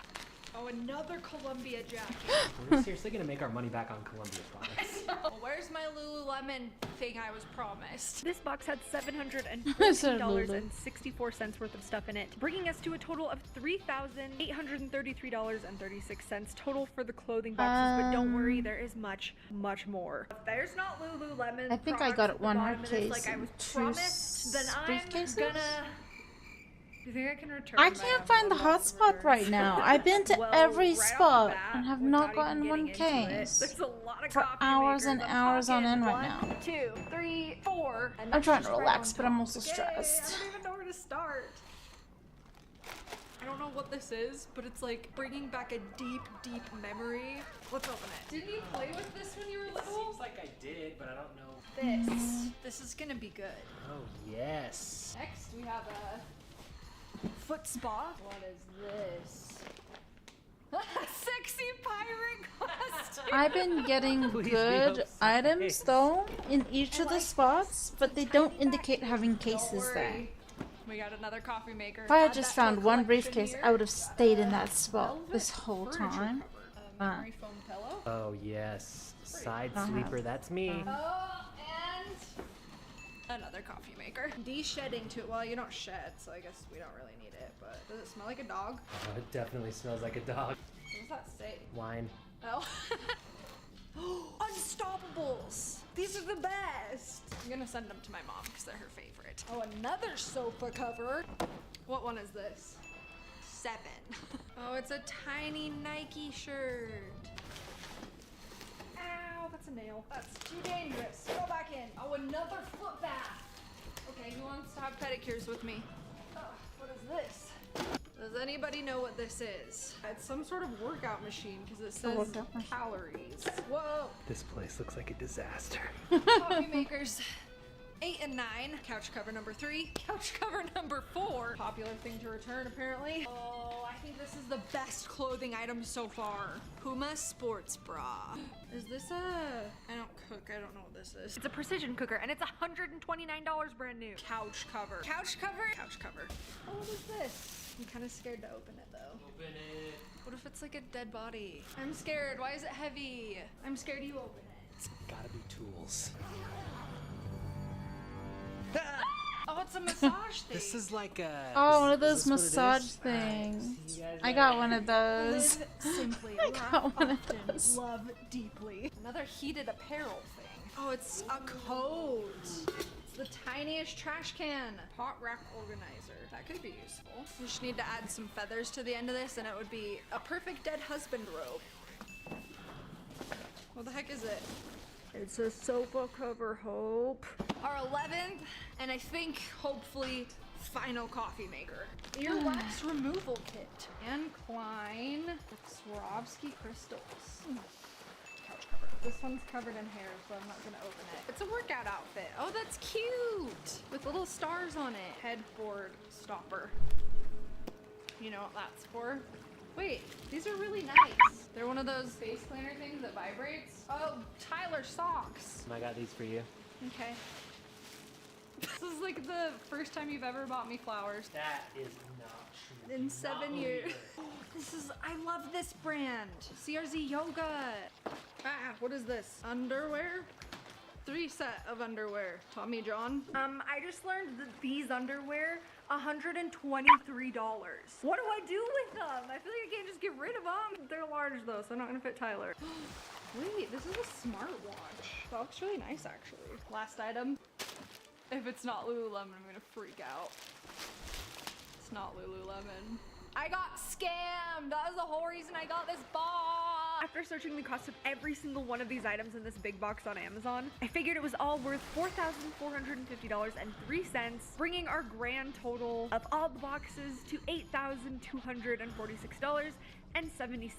You know, $1,500 away from the promised MSRP of $9,700. Also, that total would only count if everything were in new condition, and obviously that wasn't the case. So either a bunch of stuff was missing or I got a little bit ripped off. Was it worth it? I mean, honestly, for the most part, it was just kind of a lot of junk. I wonder if it would be more worth it if you went directly to the Amazon liquidation auction rather than going through a middleman like I did. It felt like everything was a little bit picked over. Okay, but here is the craziest part. So I totaled up the worth of everything that I ended up keeping after Amazon price checked it all, of course. Which ended up being this bath mat, some of this really nice rain gear and heated outerwear, a couple things for Leo, a couple things for family, things they can use for art and packing Poshmark orders, mini vacuum rack, the massager Tyler ran off with, and a couple other things. So you know how I spent $1,032 and the total items that I ended up keeping, $1,031. What are the chances of that? So technically I broke even almost, and I mean over $7,000 worth of stuff is gonna go to people that probably really need it, so that's good. Regardless, this was definitely an adventure. Thanks for joining us. Leo and I picked out some other videos down below that we think you might like. If you liked this video, you'll probably like my lost luggage haul, and we'll see.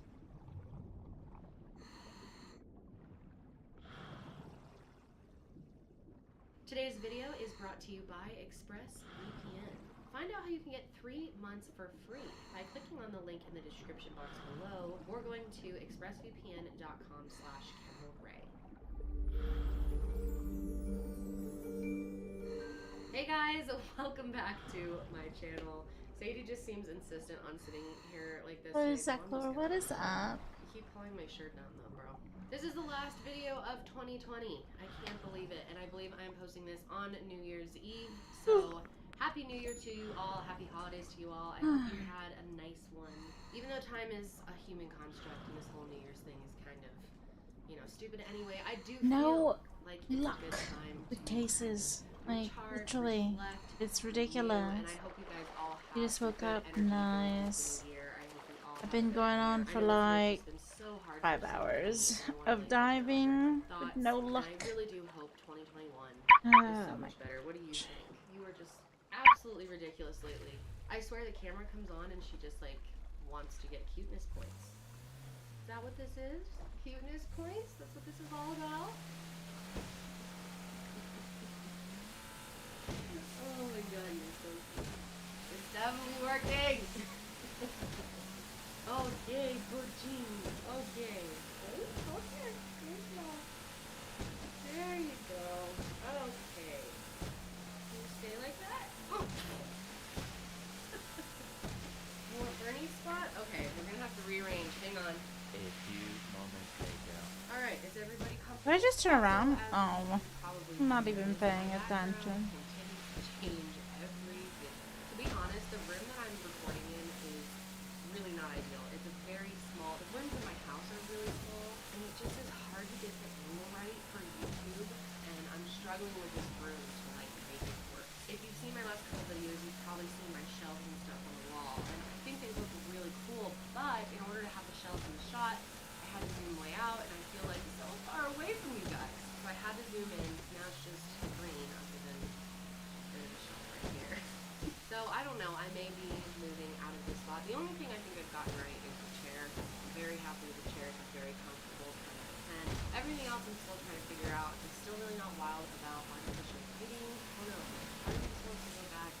So expect the background to change in the next, couple of months. But let's go ahead and get into today's case. This one is super, super interesting. I'm very excited to talk about it today. It's one of those cases where I know you guys are going to have very different opinions, which is totally fine. We'll let your voices be heard in the comments as always. But today we are going to be talking about a child as a potential killer, which is always something that is difficult to talk about. And I'm honestly really surprised that this case isn't more well known. It's really interesting. Oh, I'm in so much pain. So today we are going to be talking about Jordan. Just trying to relax. I already took meds today. It's not really working. And from the beginning, Chris and Jordan were Chris was everything to Jordan. He really looked up to him, and vice versa. Jordan was everything to Chris. He was his whole world, and he loved being a single father. Up the volume on this. Actually, I can't hear it. But he loved being a father. He didn't mind the fact that he had to do it by himself because he loved having a son so much. Jordan grew up in an area of New Beaver known as Wampum. And this is a very rural area. It's about What the 40 fuck miles is north of that? Vancouver. It's a super, super small town with less than 1,000 people living in it. What is that? Outdoorsy type of area. The people who live there are into hunting, fishing, water sports. There's a river that runs right through it. It's very heavily wooded, so people love to go off-roading through it. It's just a Dude, what very is... kind of small town feel. And Jordan's upbringing was apparently completely normal. Nothing out of the ordinary had ever happened to him. And Guys, have you guys seen this before? Wait, I'm not paying attention anymore. Let's pause that. Where the fuck did that come from?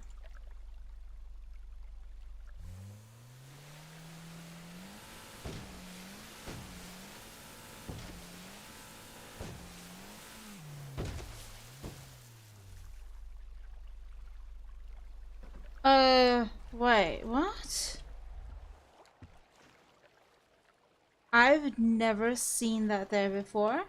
And that was not there this morning. Definitely not there this morning.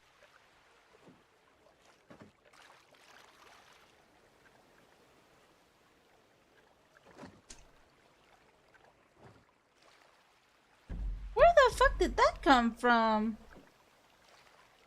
Wait.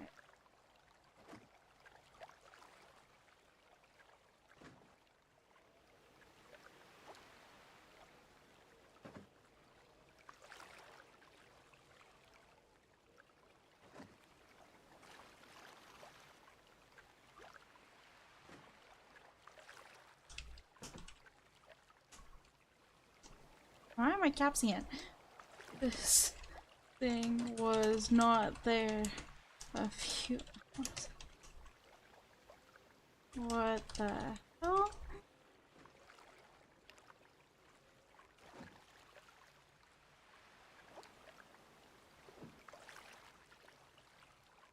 Yeah, I know. Like, where the fuck did that come from?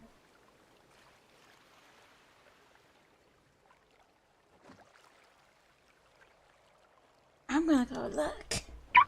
That was never there before.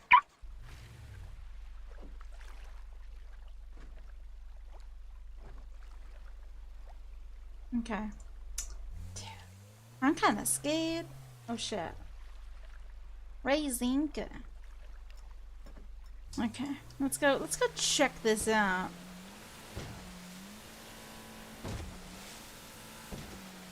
Let's see. What the fuck? Where the fuck did this come from? I don't know. But I wanna see.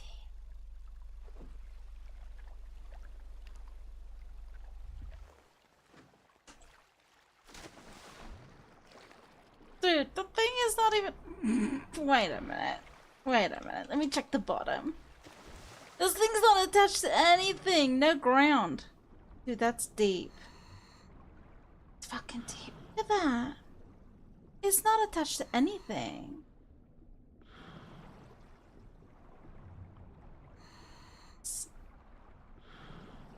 It is not attached to anything. What the fuck? Is this just floating?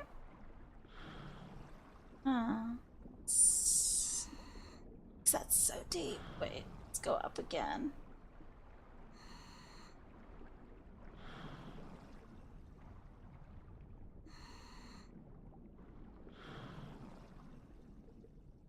Okay, anyways, let's go and discover what this is. Did someone just place this here or something? Or is it an object? Interesting. Let's see. Where'd this come from? I can climb this stuff, so it can't be. Can't be just an object. Something that got put here some reason or another. Oh, you could drive this. Yeah, you can. You can freaking drive this. Can it go up? Oh shit. Can I lift this? Yeah, there we go. Yeah. Yeah. Thing. Can I drive this up here? Let's go. Oh, no.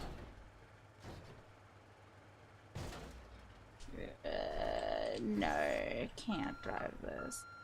Yeah, never mind. I was just, you know, sitting around. Alright, let's go all the way up. What the fuck is this thing doing here? Oh, can you go in this? No.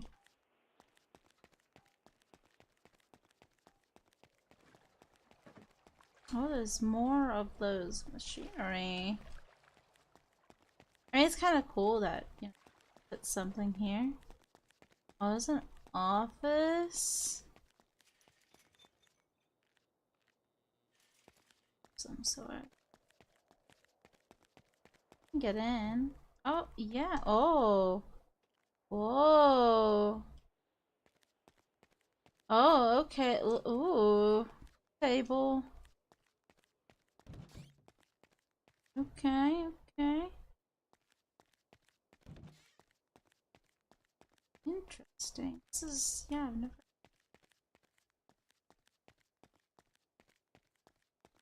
Let's go to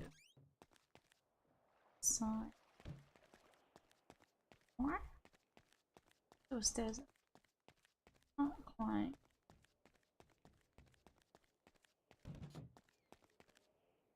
Huh.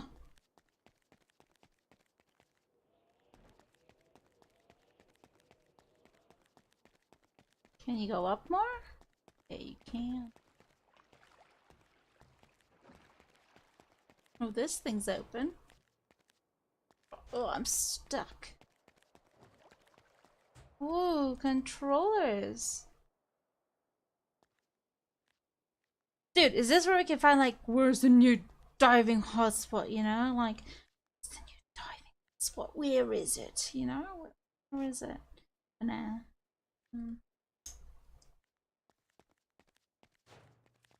This is interesting.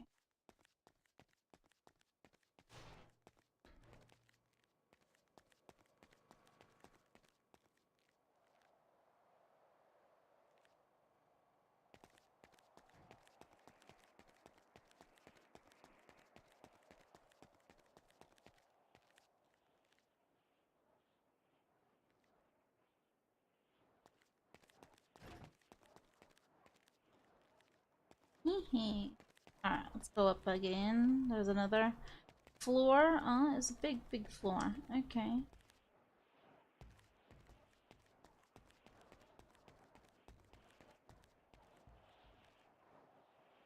What the?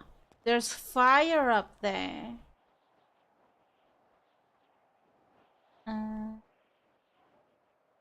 Is that supposed to be?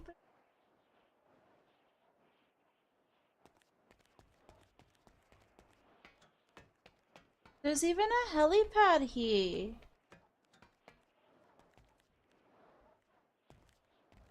Gosh. Oh god. Doesn't do anything, eh? Oh, what's that on? Okay. Holy shit, I thought I was gonna fall. Holy, okay, thank god. Let's go down.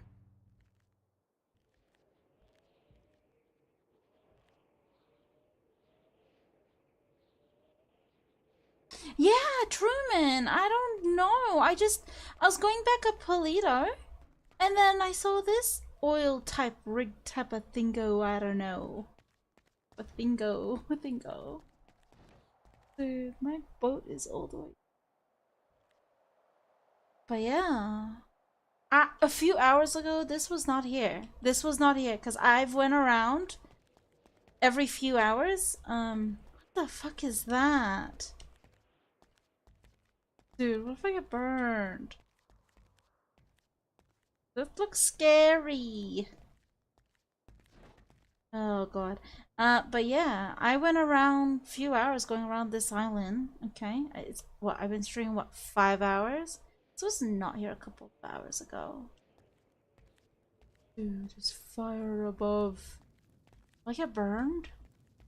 No, it's a little too high. Oh shit. Oh yeah?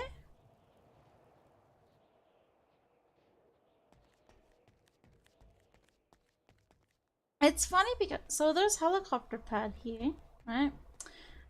You can go into some of the rooms, but when you when you dive in the ocean on the bottom, there's literally no support for these. They're just floating on the water. I'm like, what the? Okay, I guess. But yeah. Huh. Anyways.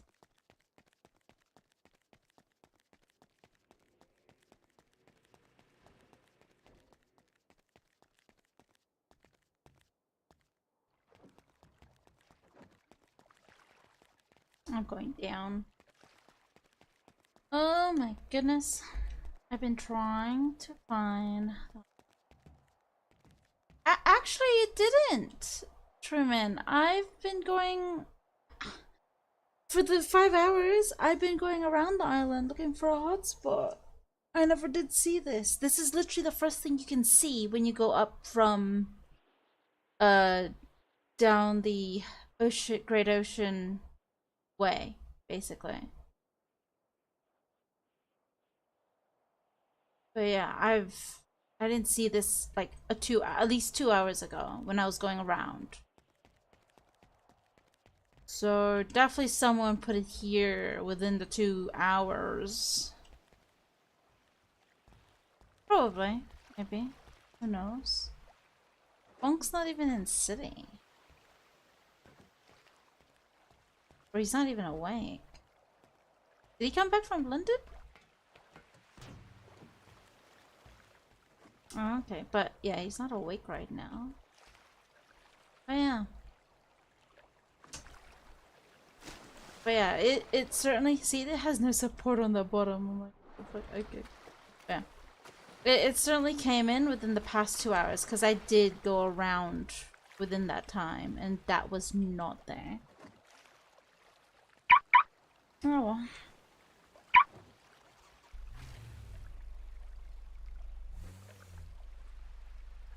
Well, that was an interesting, yeah, that was an interesting lookout.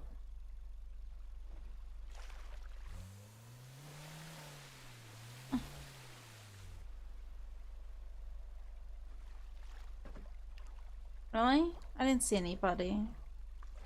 Just saw this, you know, random ass oil rig in the middle of the ocean.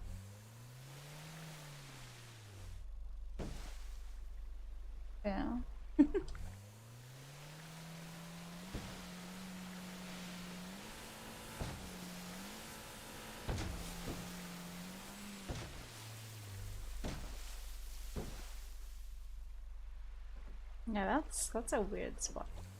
Whatever. I'm trying to look for the hot spot, but I'm not having any luck. So,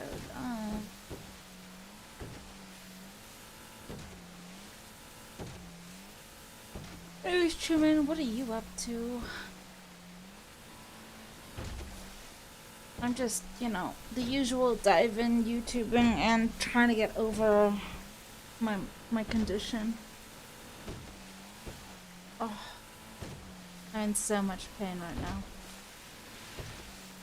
You bought a house in Grove Street? Nice. What gang lives in Grove Street? No. I don't really pay attention to the city gangs.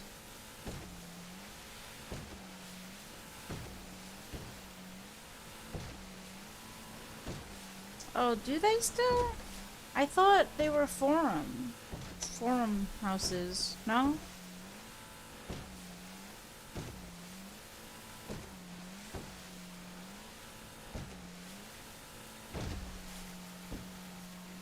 Is that why someone's been trying to sell their forum house? Did they move out or something? Reminds me, what is my rent? Rent? Oh, cool. 200. Oh god, my rent's almost down. 16 days. It's not too much down. I'll pay that when I can. But right now, I don't have that money. I only need to pay my farmhouse. With 16 days, I'll be able to.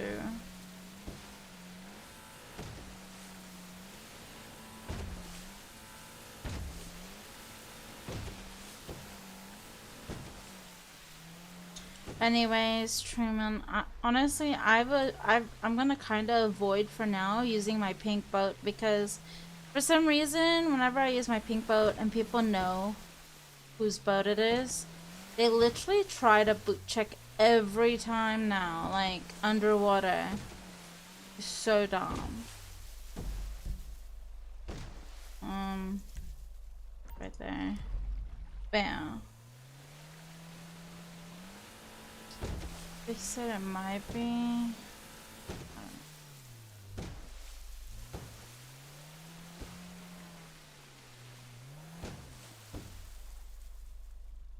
Yeah, honestly, like, it happens usually when someone mentions about boot checking in the Twitch chat, and I'm like, really? I mean...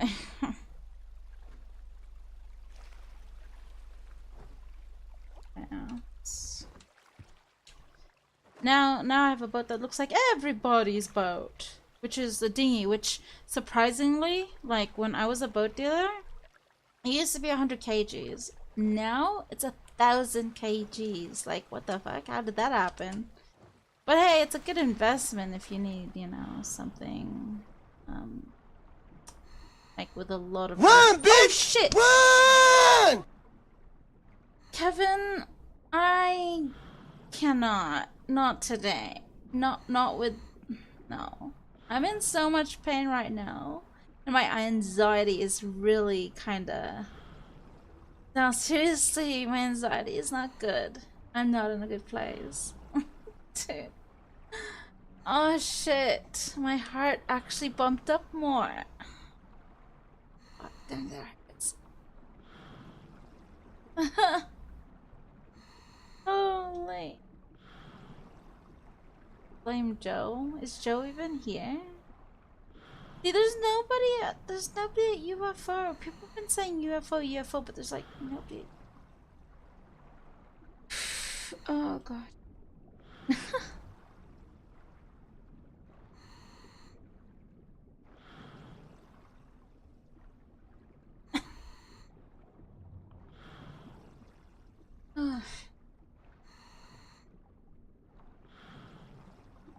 Yeah, anyways, there's a new oil rig Tapajinga, I don't know. That's in the ocean. Between Great Ocean and Toledo.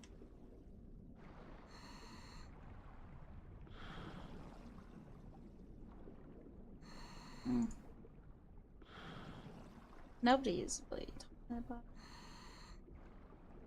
Everyone's just asking, where's the diving spot? See, this is the one I posted. The oil rig type of thingo. I don't know what it is. Yeah. Oil rig.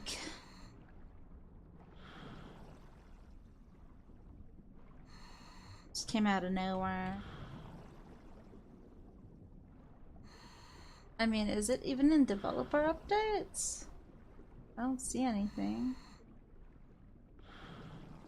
The only thing I saw in Gen Chat right today was about the icy info, which was yikes. Anyways, let's continue my crime show here. All-American childhood, and that he was happy and loved. He played baseball and football growing up. He was even the quarterback of his Pee Wee football team, the Warriors. And Chris was actually the coach of this team, so it was a great bonding experience for the two of them, and clearly they were incredibly close. And he was just a pretty normal kid. And Chris worked at the shipping department for But yeah, Steel Kevin, Bond when I get International, which into is a local this tableware factory. condition, So for a I'm while, so much Chris more was a jumpy than single usual. dad, and he, Like I get easily still jumped. loved being a father, but he was missing that partner in his life. Eventually, he reconnected with someone that he had known when he was younger, named Kenzie Hauk. Kenzie was also a single parent, so they really connected on that. You know, there's just so much that they could relate on. And she had two young girls, Janessa and Avalyn. And people who knew Kenzie said that she was a very fiery and fun personality. She was beautiful. She was described as It's all funny, good, Kevin. engaging, cared about the ones that she loved. And according to her family, from a very young age, she knew she wanted to be a mom. She was one of those kids that was constantly talking about one day when I'm a mom. And she really, really loved her daughters. And when she came into Jordan's life, you know, she showed that same love to him. Kenzie and Chris started, you know, just by dating, and when that went smoothly for a while, What are they you up decided to, Kevin? move in together. This is obviously a big step. I mean, it's blending families. There's a lot of emotions, I'm sure, that had gone into it, but overall, everyone seemed really happy with the change. They actually moved into this really, really cute little farmhouse, and it seemed as if their family was doing great with the whole blending thing, and that the kids were really getting along. Not only that, but her girls loved Chris, and Jordan really liked Kenzie a lot. He even started calling Kenzie mom because, you know, his mother wasn't even in his life. Kenzie's family says that she loved Jordan, that she would bend over backwards for him and basically treated him as if he was her son. She was really nice. I liked her a lot. She bent over backwards for him. She had a good relationship. Wait, what? Eventually, after they had all moved in together. You're a woman? What woman is this? Kevin, I didn't hear anything else about you dating. Hello?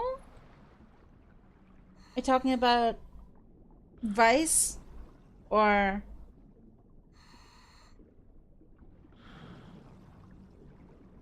Wow, how did that... how? What happened? Like, how did it start? Like, I always love the starting stories. Like, they're so sweet. Like, how'd you meet?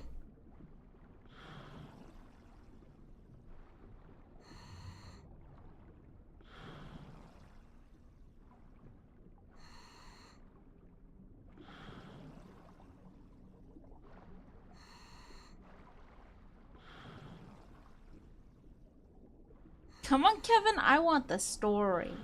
Give me the story. I love a good, you know, love story. Especially the beginning, like the start of it. Like the start of it's always the exciting part.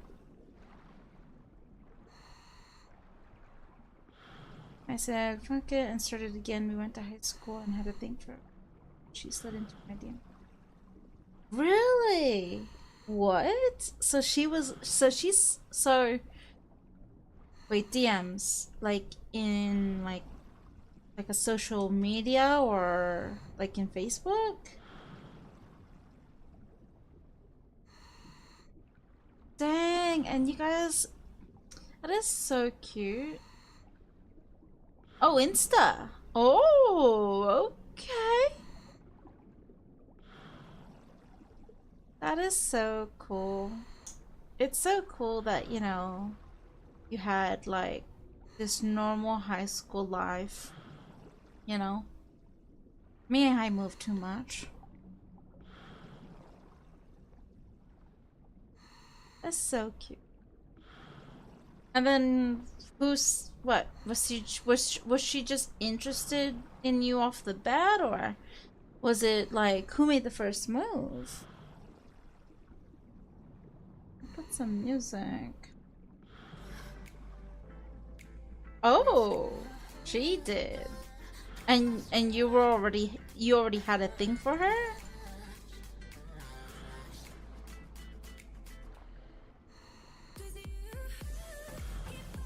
Oh, that is so cute.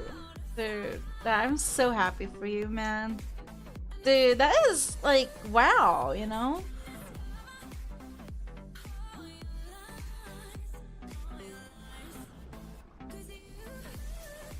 That is so nice. I like those type of stories.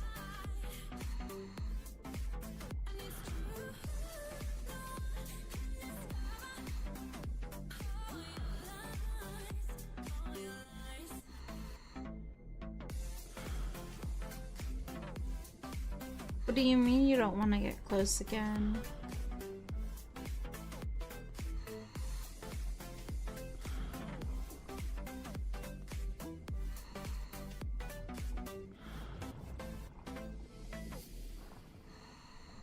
You hate the plane rig sounds?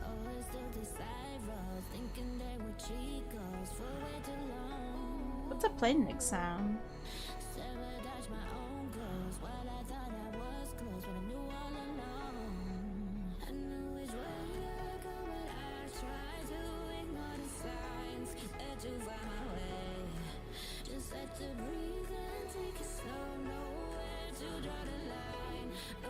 Well, have you met the kid yet?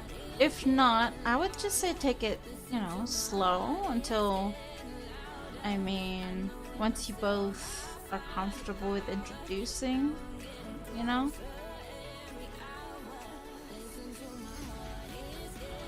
I mean, how long ago have you been seeing each other?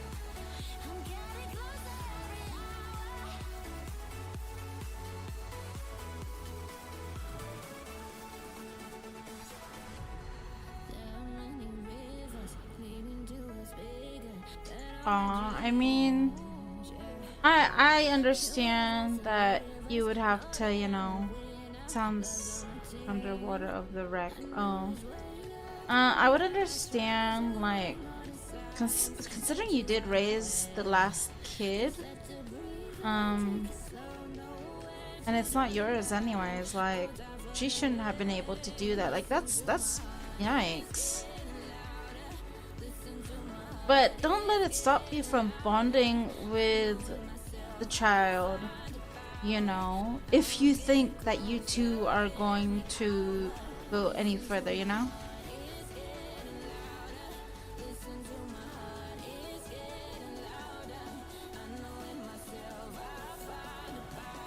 But yeah, I get what you mean about the taking advantage, but like, anything can be used.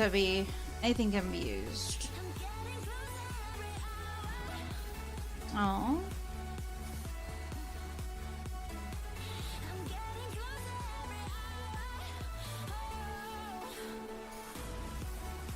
So she's a divorcee. Like,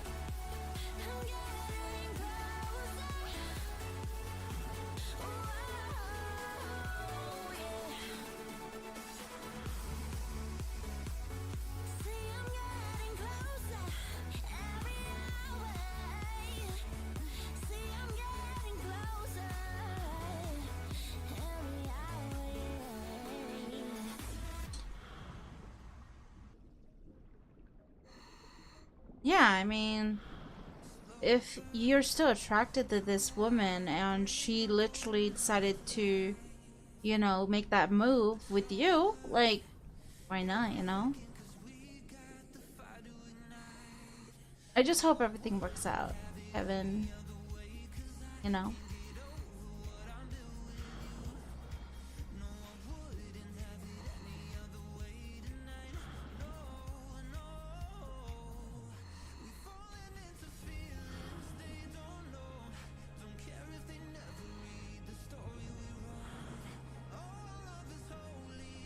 Oh, that's fucked up. That is so fucked.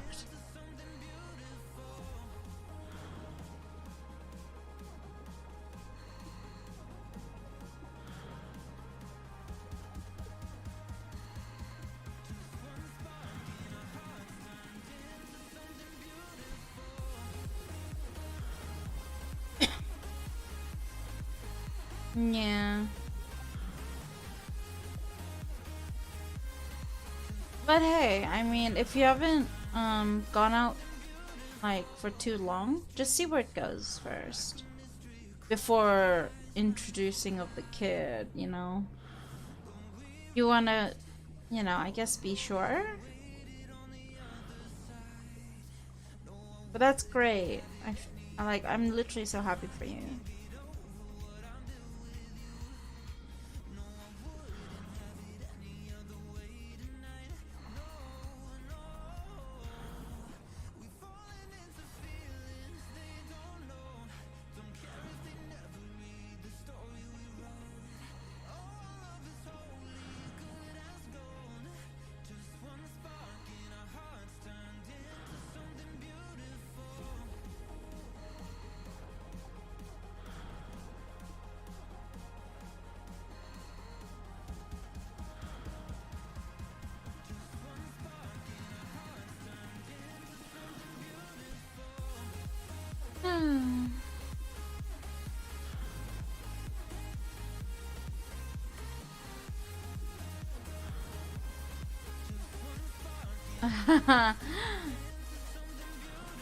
I mean, you know, things happen, and I guess some would call it fate, I guess, you know?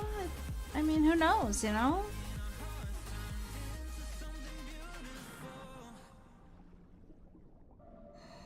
Just think positive about it, and if there's any red flags, run.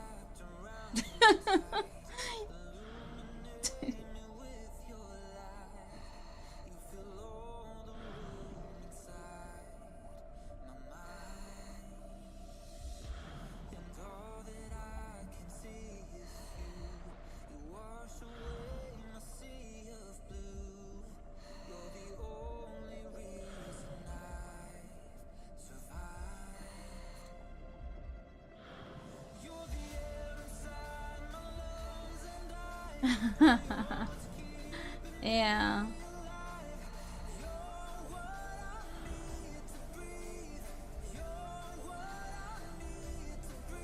The thing is, like, it's just kind of complicated to know the actual true, you know, personality of someone. Unless you live with them, that's the thing. Or spend a lot of time with them at their, like, in, you know, together. But, like, yeah. I remember, like, my coworkers, they decided to do a live-in situation just to see if they would actually work out. Yeah. So my coworkers decided to live together to find out if they were compatible, because you know you could literally nothing to hide there, you know, because once you're out of the house you're all prep makeup and all perfect and you know dandy, but like once you're in the house it's like you just want to be yourself and you know whatever. But yo, they worked out apparently, and now they're expecting and they're gonna get married.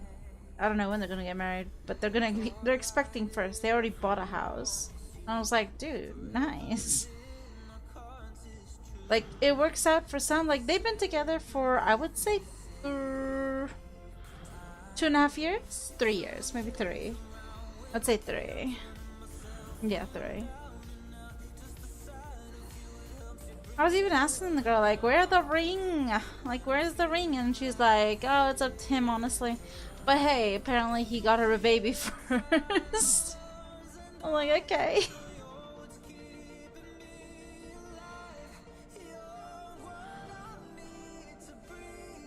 I mean, they're together. They literally bought a house together as well. So, I mean, my brother and his girlfriend have been together since 2014. Decided to do a live-in situation as well. And well, they're gonna get married this year. That's why I'm going to go in November. But they did get the baby first. So they have a baby. They have a 1-year-old now. Like, 1 or 2. 1, maybe 1. But yeah, apparently they got the baby first. And now they're gonna get married this year. So yeah, I mean, with my brother and his girlfriend, they worked out with the live-in situation as well. But I think that's how most couples are going about it nowadays, is to live in and see how it goes. Yeah. I'm gonna be gone in November for like a couple of weeks. Whew. Look, I'm getting good stuff here in UFO, but no cases yet. No cases yet. I don't know. I don't know what's the hotspot. Like, people are just saying different things. Kevin, never say never. Honestly, you never know. Never know.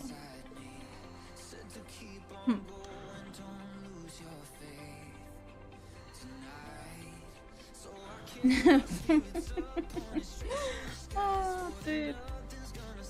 I'm telling you. Just like, okay, here's one example, right? My boss, he had some type of stomach type of pain thing, and apparently he was blaming energy drinks, and he even said, oh, I'm never gonna have energy drink ever again. I'm like, that's what you said last time. And he's like, it's real. This is real for this time. He even went to the doctor, and they even, like, he mentioned the energy drinks, and they and they advised, like, yeah, it's not the best idea to take in energy drinks. They're not healthy for you. And then he was like, yep, I'm quitting energy drinks now. And then he keeps saying it. I'm like, look, I bet you I'm gonna tell you so. The thing is, when you feel bad and you blame something for it, then yes, you're gonna avoid that something, but it's not gonna be forever. I bet you once you feel better, you'll be like, fuck it, life's too short. Go back to your energy drinks. And the day yesterday, guess what he had in his hand? Yeah, a fucking energy drink. I told you so. He was like, shut up. He was like, shut up. And I'm like, I told you so. As soon as you feel better, you won't be blaming those energy drinks. You're gonna go back to it. Like, literally. You're only gonna blame something when you feel bad.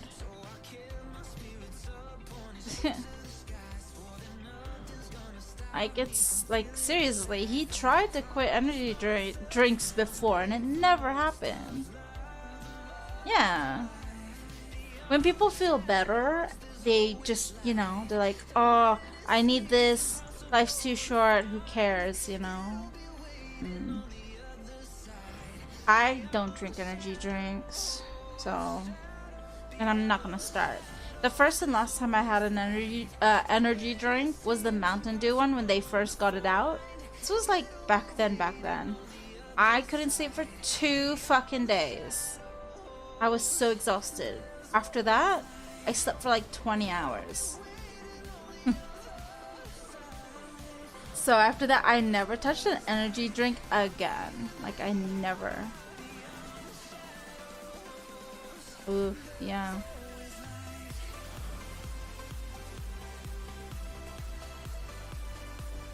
My boat is so scratched up.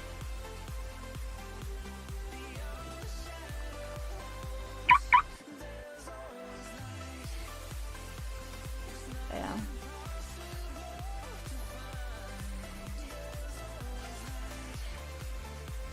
Alrighty. It's already 4 o'clock for me.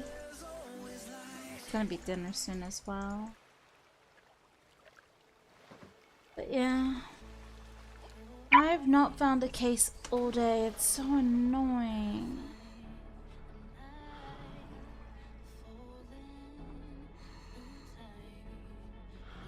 I don't even know that.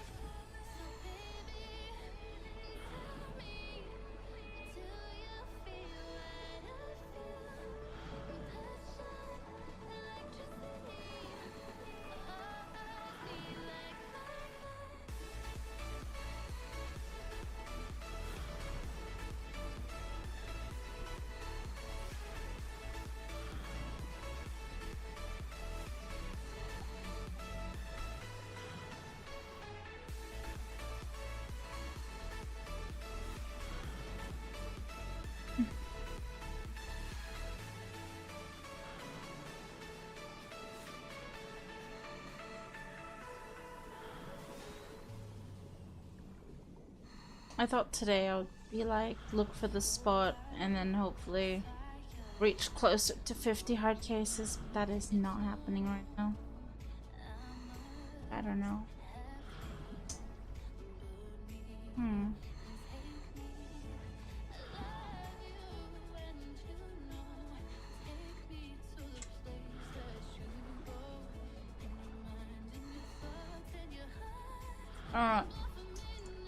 Back to and things had crimes. settled, they got pregnant with a child together. This was very exciting for the whole family. You know, the kids were excited to have a new sibling. Chris and Kenzie were excited to see what their child would be like together. They had recently found out that they were going to be having a baby boy, and they were going to name him after Chris. His name was going to be Christopher. And like I said, everyone was super excited about this, but especially Jordan, because he had always wanted a brother. He was so excited to be a big brother and could not wait until the baby was born. I was happy.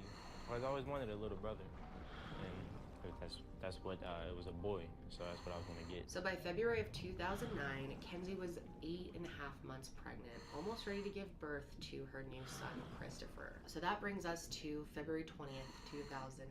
That morning, Chris said he woke up a little bit late, so he kind of had that like frantic, late for work vibe going on. And Kenzie, you know, she was close to having the baby. She's 8.5 months pregnant, and she actually asked if Chris could stay home that day. But he insisted that he had to go to work. He had to be there that day, and he said that he regrets that to this day. Kenzie was really not feeling great that day, so she was still in bed. Chris went in and kissed her goodbye and headed off to work just like any other normal day. So during this time, Kenzie was sleeping in the downstairs basement of the house, and Jordan's bedroom was upstairs. But after the baby came, they were planning to switch rooms so that she could take care of the baby upstairs. This was going to be happening pretty soon. In fact, Jordan had already moved his clothes to the downstairs bedroom that Kenzie was sleeping in that morning. And according to Jordan, this was a normal morning for him as well. His stepsister Janessa actually woke him up for school. He started getting ready like any other day. He got out of bed, went downstairs, and went to the room that his clothes were in, which is where Kenzie was sleeping, the bedroom that he was gonna be moving into.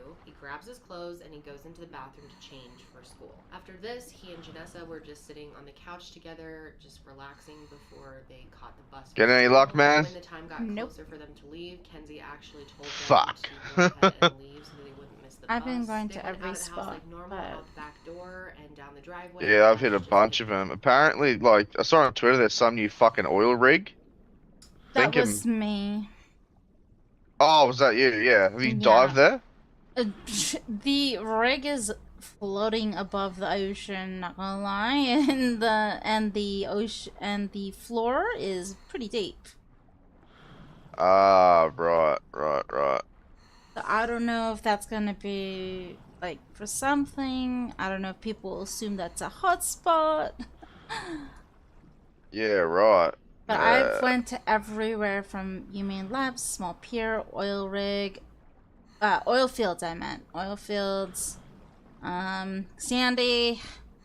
I've went everywhere. Little pier, between Encino and Little pier. Yeah, I checked the boat anchor just before and it was garbage as well. Someone's saying some sort of docks, and I'm like, but nobody's at Little Pier or the other dock. And I'm like, which docks are they talking about? The ones next to oil fields, you know, like where the recycler is? But yeah, that's what someone's saying. The dock's somewhere there. Yeah, I don't know. Yeah, I don't know. Honestly, in all the other places I went to, from your main lab, CMG, and here, I've been getting good stuff. I just, no cases. Yeah, I'm not even getting gold coins or rings or anything at the moment. Everywhere that I've been, it's been like just nothing. Yeah, I've been doing this for almost 6 hours. Holy shit. Yeah. Mm-hmm.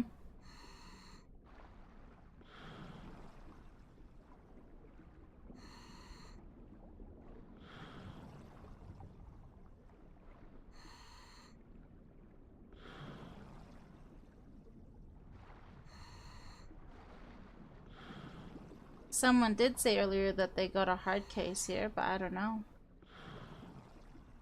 Yeah.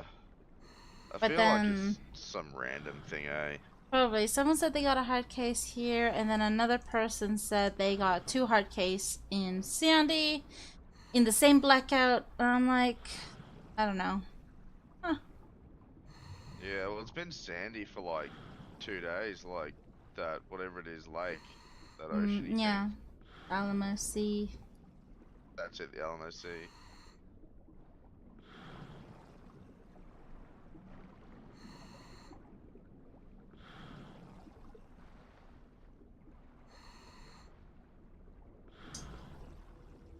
But yeah.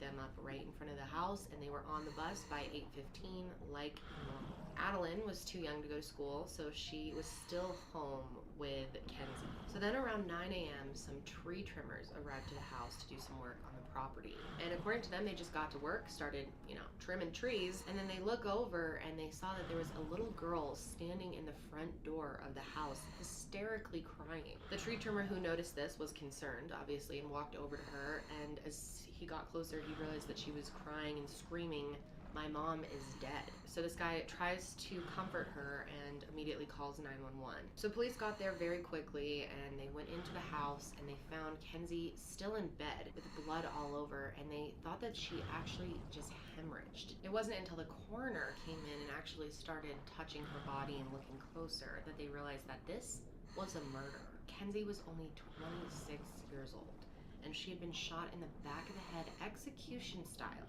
What? In her bed. And of course that means her son, Christopher, also was murdered. And they tried to revive her, but there was nothing that they could do. So police called Chris, and he has only been at work for a little while. He just saw Kenzie. He just kissed her goodbye in bed. And then he finds out that she's dead. Someone has shot her inside their home. They didn't tell him exactly what had happened. They told him that there was a horrible accident. He needed to come home, so he rushed back. And when he got there, they told him he was gone, and so was his unborn child. Chris was devastated, understandably, and collapsed. They told me that her and the baby were gone, and I remember collapsing in the yard. I lost it. They said that Chris was just stunned. He was in complete disbelief that this could happen. So of course they thought maybe Chris did it. So they immediately brought him in for questioning. I gave her a kiss, told her I loved her. She kissed me back, and I left. But obviously, once they talked to Chris, they were able to rule him out as a suspect pretty quickly. You know, he actually went to work. There's proof that he was at work during all of this. And they even checked his hands for gunpowder residue, and there was none. So they immediately go to Jordan and Janessa's school and pull them both out of school and bring them into the police station. And both of them said that it was a normal morning, except for Jordan noted that there was a black truck outside of his house that he did not recognize. He knew that they had people coming and working on their house, so he thought it was just one of their trucks, but he noted that. Jordan and Janessa obviously were devastated to hear about what had just happened to Kenzie. I mean, this was shocking. They had just seen her. They had just said goodbye and left for school for the day. All of them were just in absolute shock. They went home that night and tried to be together as a family and start to cope with this, you know, stunning death. So they were all cuddling together. Chris said that he and Jordan fell asleep in each other's arms, just crying, terribly sad. And he said by some miracle, I think they were so exhausted and just shocked that they fell asleep, but they only were asleep for a little while before the police came back to their house and started pounding on the door at 3:30 in the morning. Chris went downstairs, answered the door, and was really concerned, but hoping that they had some answers for him. But when they opened the door, they said they had an arrest warrant for Jordan, who was 11 years old. They took him from the house, and Jordan was like half asleep, so confused, so traumatized by this day. And he had absolutely no idea Hoarding what was blood. going on, like had no understanding for what was happening at all. Chris said that he was super confused that his son was being considered a suspect in Kenzie's murder. I mean, it hadn't even like crossed his mind. And they took him at 11 years old down to the police station, interviewed him a bit, and then brought him to the county jail with the adults. The police said that they were confident that they had enough evidence that Jordan killed Kenzie before he went to school that morning in a jealous rage about the newborn baby. They took me to the police barracks, and I was in there, and then they took me straight to the county jail, and I had no idea what was going. I wasn't with anybody. It was just a bunch of strangers.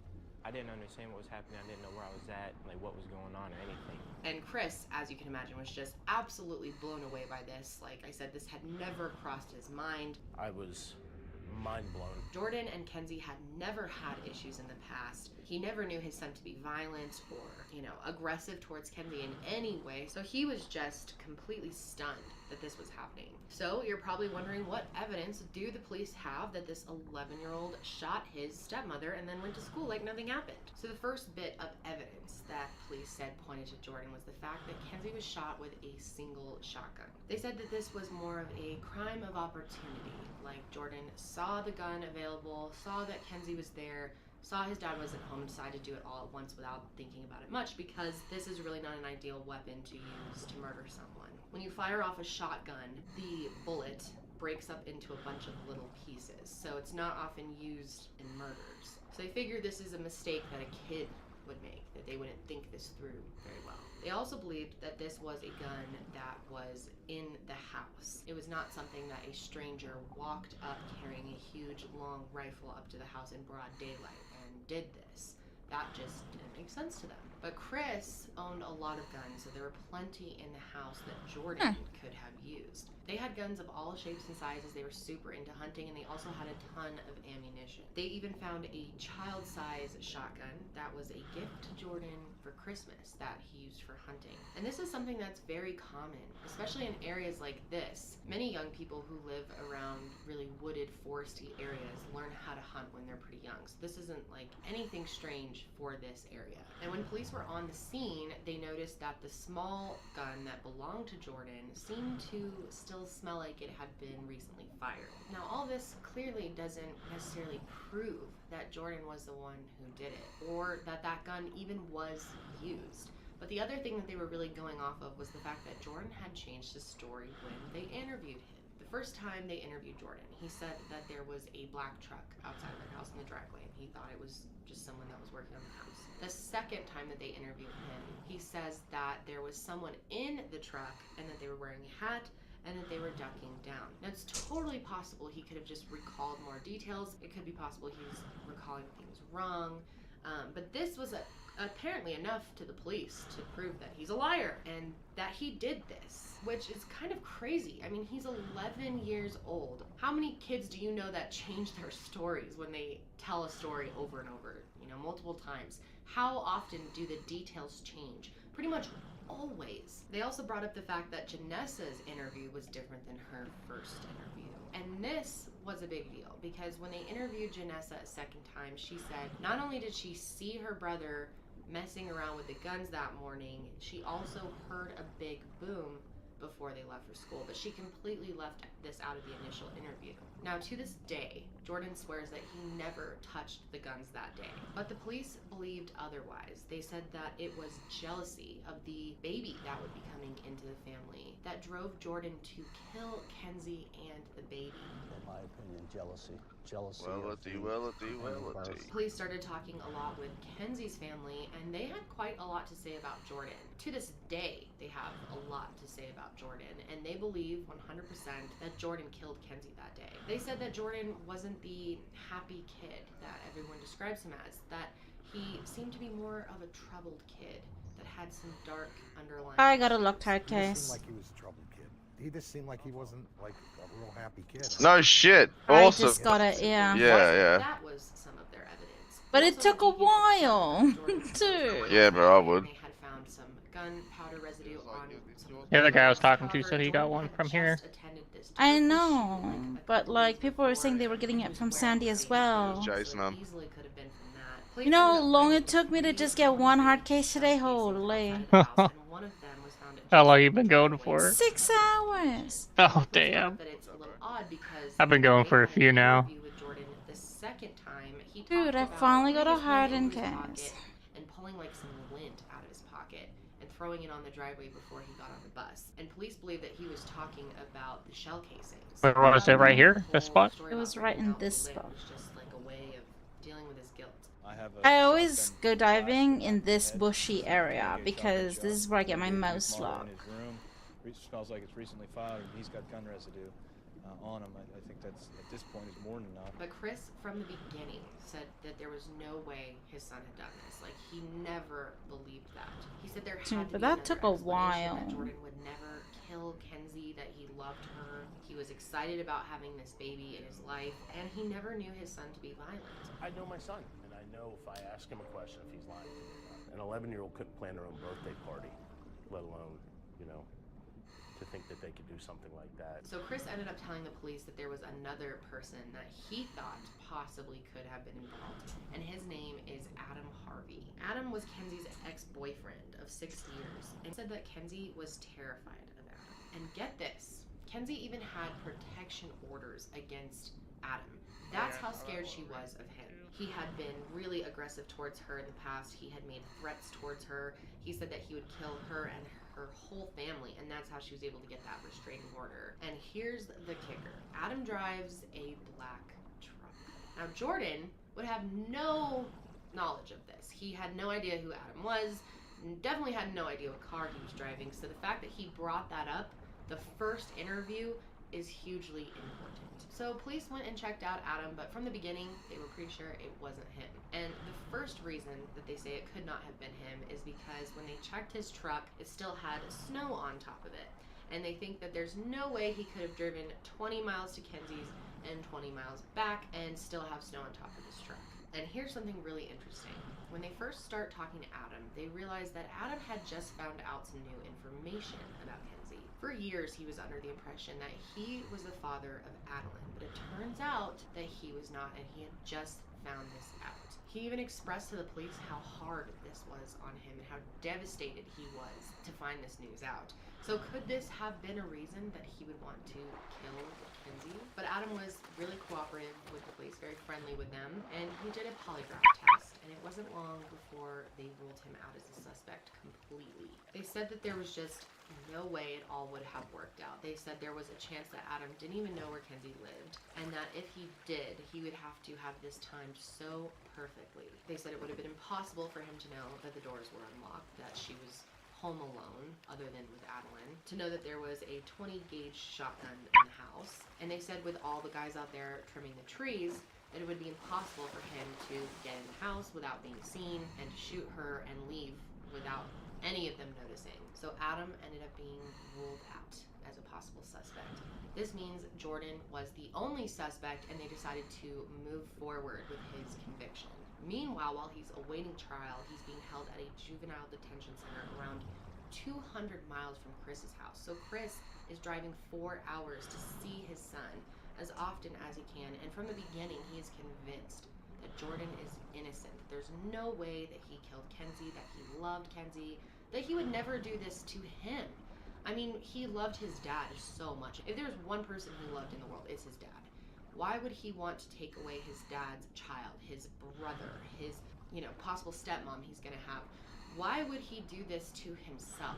It just did not make sense. And Chris said from the beginning he would ask Jordan, you can tell me, I'm your dad, just be honest with me. And he was always like 100%, I did. Yeah, it's a little difficult to find. So the two of them were hoping you'd have to that know he the would be exact found spot. innocent in a court of law. Now, what's crazy in this case, and what I don't understand about the justice system, is that some states, it works completely differently than others. I mean, we all know that, right? But especially when it comes to juvenile crimes. In Pennsylvania, murder is not considered to be a juvenile crime. So anyone who is being tried for murder is tried as an adult. So Jordan was going to be tried as I an found adult. one hard case, I finally. just don't understand that. I personally After how believe long? that all children should be tried as children and adults should be tried as adults.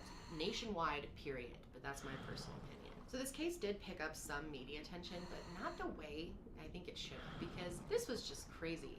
If he was convicted, Jordan would be facing life. I found a briefcase right here. He'd be the youngest ever to be sentenced to life in prison without the possibility of parole. And in my opinion, there was just not nearly Found a briefcase. The same spot? Yes, I'm telling you, I always dive in this exact spot. Jeez. Be carrying around that guilt when, Oh, yep, this is the hot spot then. And then it was also hard for Chris because I think, I got a goblet already. honestly, no, I've been getting goblets even in Sandy and, Humane Labs. I think it depends on the number of people that are in the spot that makes my chances higher. Maybe. I don't know. Yeah, I do bring good luck. Losing his job obviously took a huge toll on him financially, and just having to go back and forth and travel, that all costs money. And this was an incredibly hard time for him. And Jordan, as you can imagine, was extremely stressed out and scared as an 11-year-old in jail with people who were much older than him. I mean, he had 17-year-olds around him that were violent, that were... I really think the more people that are here, the better all kinds chance. of stuff, hearing all types of language that you shouldn't at that age. And I was thinking that too, like, it might Because be... the last time I would go to like where there were a lot of people, I would have better chance finding cases. Yeah, maybe it's like how many... It's like a, It's like, you it's know, like a like roll. rolling You know, the it's dice. like rolling a dice. Yeah, that's what I'm thinking. Like you roll a dice, you roll a dice, and then I get the dice of the hard case or briefcase. You know, it's kind of because people get cases different times when they say they found one. Because I haven't seen my friends in so long, and they all came. But who knows, you know? We were there for a couple hours. And getting ready for this trial You're stuck at the took a pier. really long time. So Jordan spent years in juvie. Eventually started taking some classes, but he said that he was mostly self-taught. And Jordan also loved to read. He got super into reading at this time, especially fantasy books, that were like diving into a different reality when you open them. Like anything to get him out of the reality he was in. I can't imagine how stressful and traumatic it is as a kid, especially if you didn't do it. I mean, Although out of the last 5, I've found nothing 3 times. Basically, if you go up here, you will see a couple of boats. You'll see a couple of boats in the area. You'll know that exactly below is where the UFO is. Below those boats. Another, I didn't find anything. It's the 4th one out of 6. What the... Stop taking all the loot.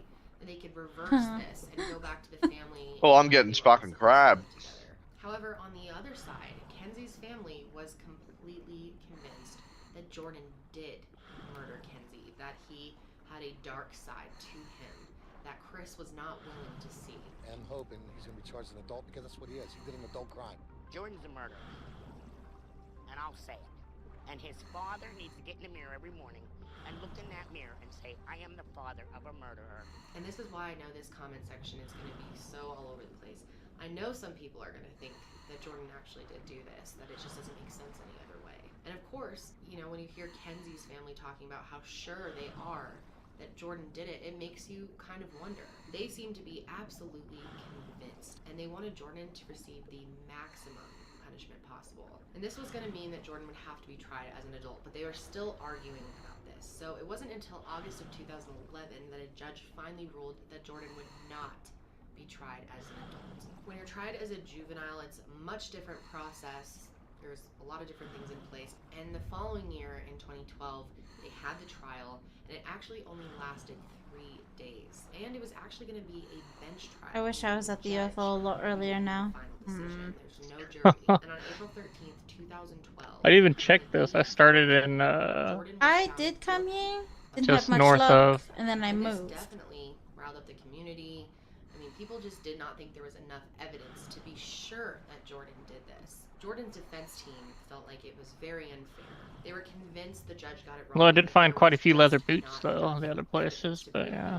Sandy, I was getting good loot. You mean labs? I was getting quite a good few coins, diamond rings, and then yeah, They had smelled but no one of the cases. guns Like, when they huh. had first gotten to the scene. The small I children- chatted The other up- day, and that it a smelled couple like gunpowder. days They ago, ended up finding out that the police I was said this got finished fishing. It was like the day after I met up with you, dealt with that one dude. I stopped fishing, came here to the UFO, found a case in 10 minutes. They also argued about the shell casing. They said that it just did not. And I only made 200,000 off of all those fish. I spent like 6 hours fishing.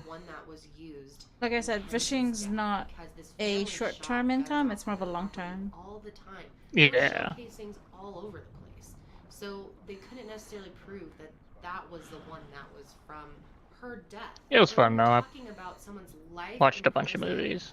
for a 14-year-old. TV show. You gotta be sure. You've gotta have a lot better evidence than that.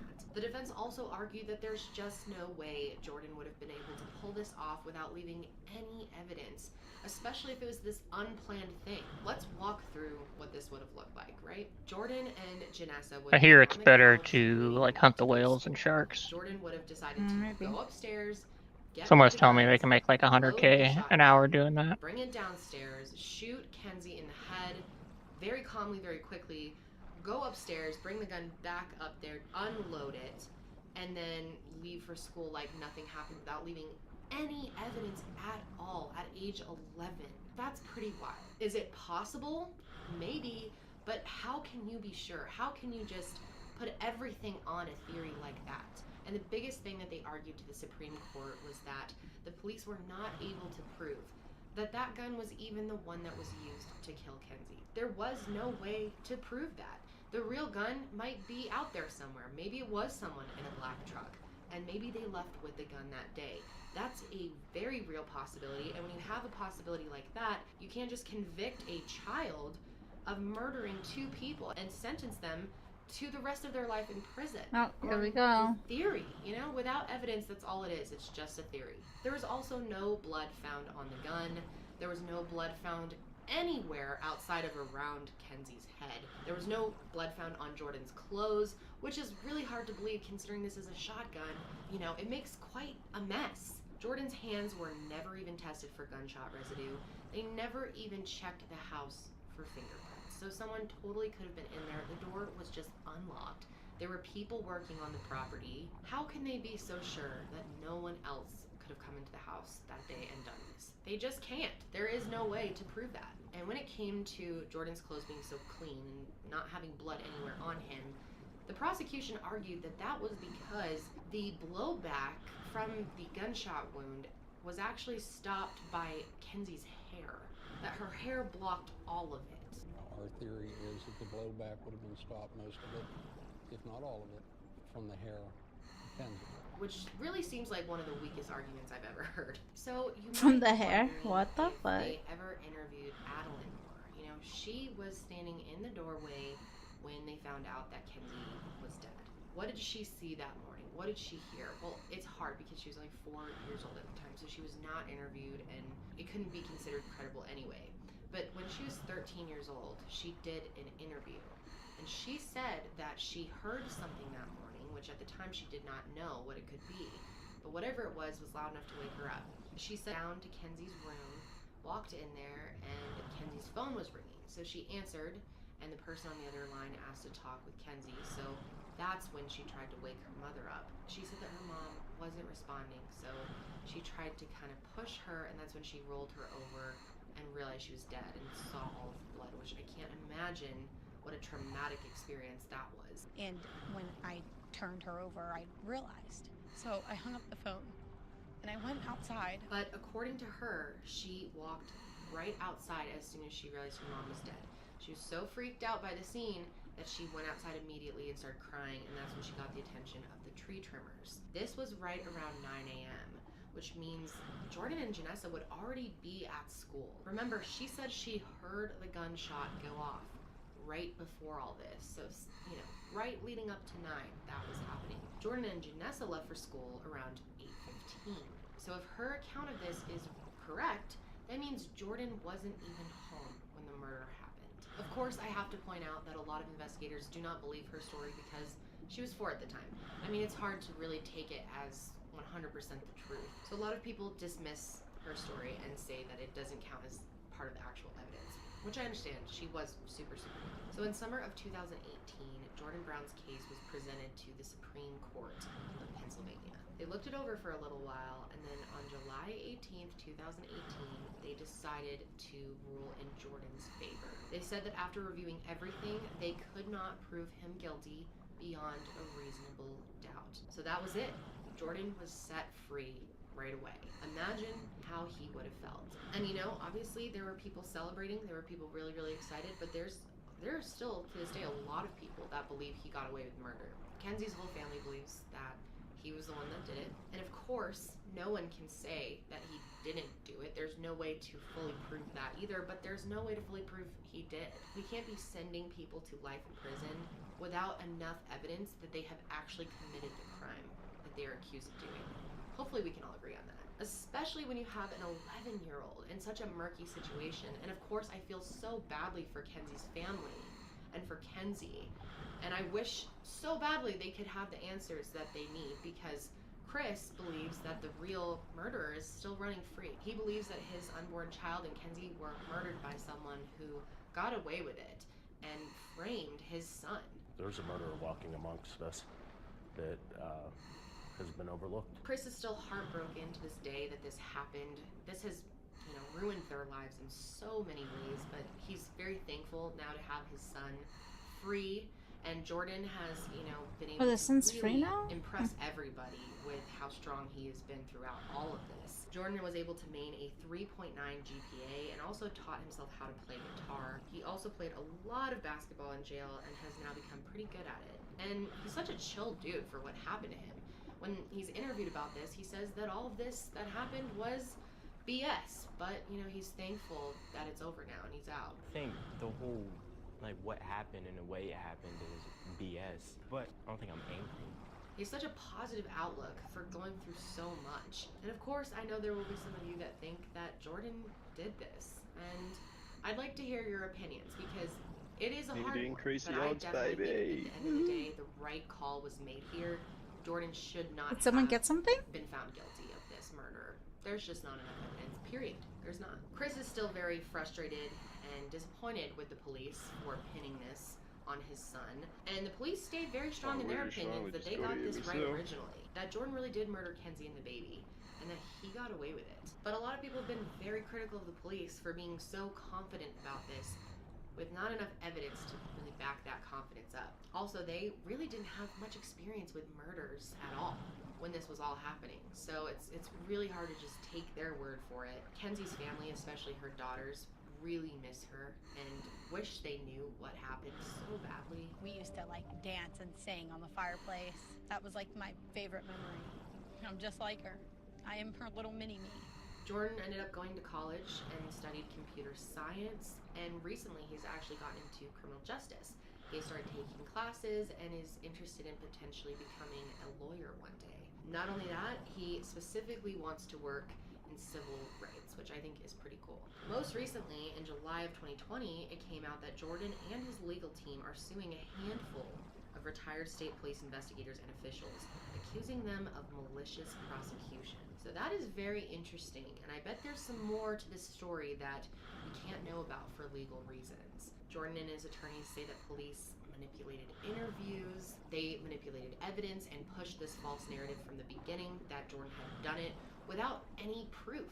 You know, they just kind of went with that narrative from the beginning for some reason. Not only that, but they believe that they failed at following protocol for interviewing children when it comes to interviewing all of the kids involved in this case.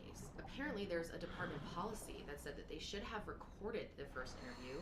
They're also not supposed to have had multiple adults in the room during it, and they were not supposed to talk about the case details in front of the children. Absolutely no evidence, direct or circumstantial, that indicating that Jordan Brown committed this crime. There's not a single piece of physical evidence. There was no DNA. There were no fingerprints. There was nothing. The family is also suing them for not pursuing Adam enough. They still think that it could have been him, which I feel like they didn't look into that enough either. It's so weird that they were so sure that it wasn't him right away, especially because she had that restraining order against him, and it would have been possible for him to do it. Jordan's hoping that this lawsuit will be the thing that really kind of nails in his innocence for everybody, and he's also really hoping that they give his dad some financial compensation. His family in general should get something for all. Someone got a hard case as well. So that is all still, you know, kind of in What? the works. We'll see what happens with that. I'm curious what your You do opinions not. are. Do you think the police made the wrong call in the beginning, or What do you have? Like, What? and you said. should have been reversed? I know Oh, is there's that gonna be a lot of Clarissa? opinions, so let me know. Oh, your thoughts Paisley. below, That's guys. Paisley, yeah. Paisley, yeah.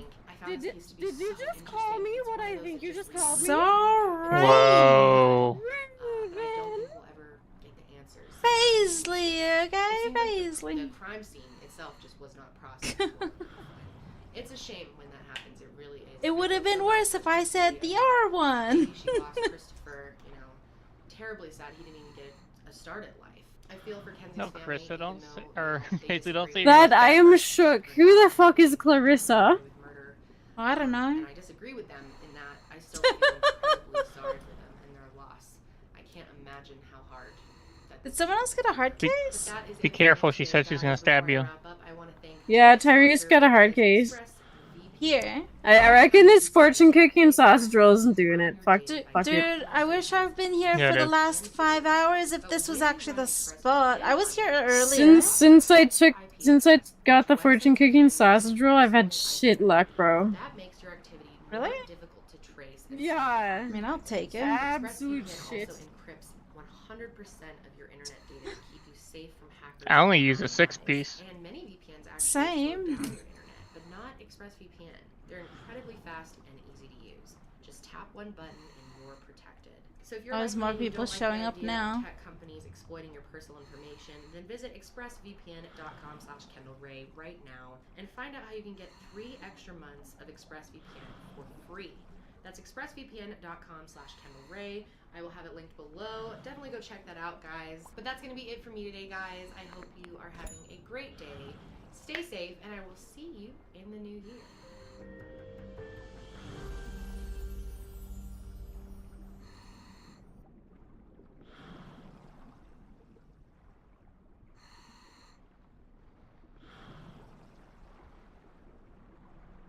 But dude, I wish I was here 5 hours ago. Well, I was, and then I didn't get anything. I moved hours ago.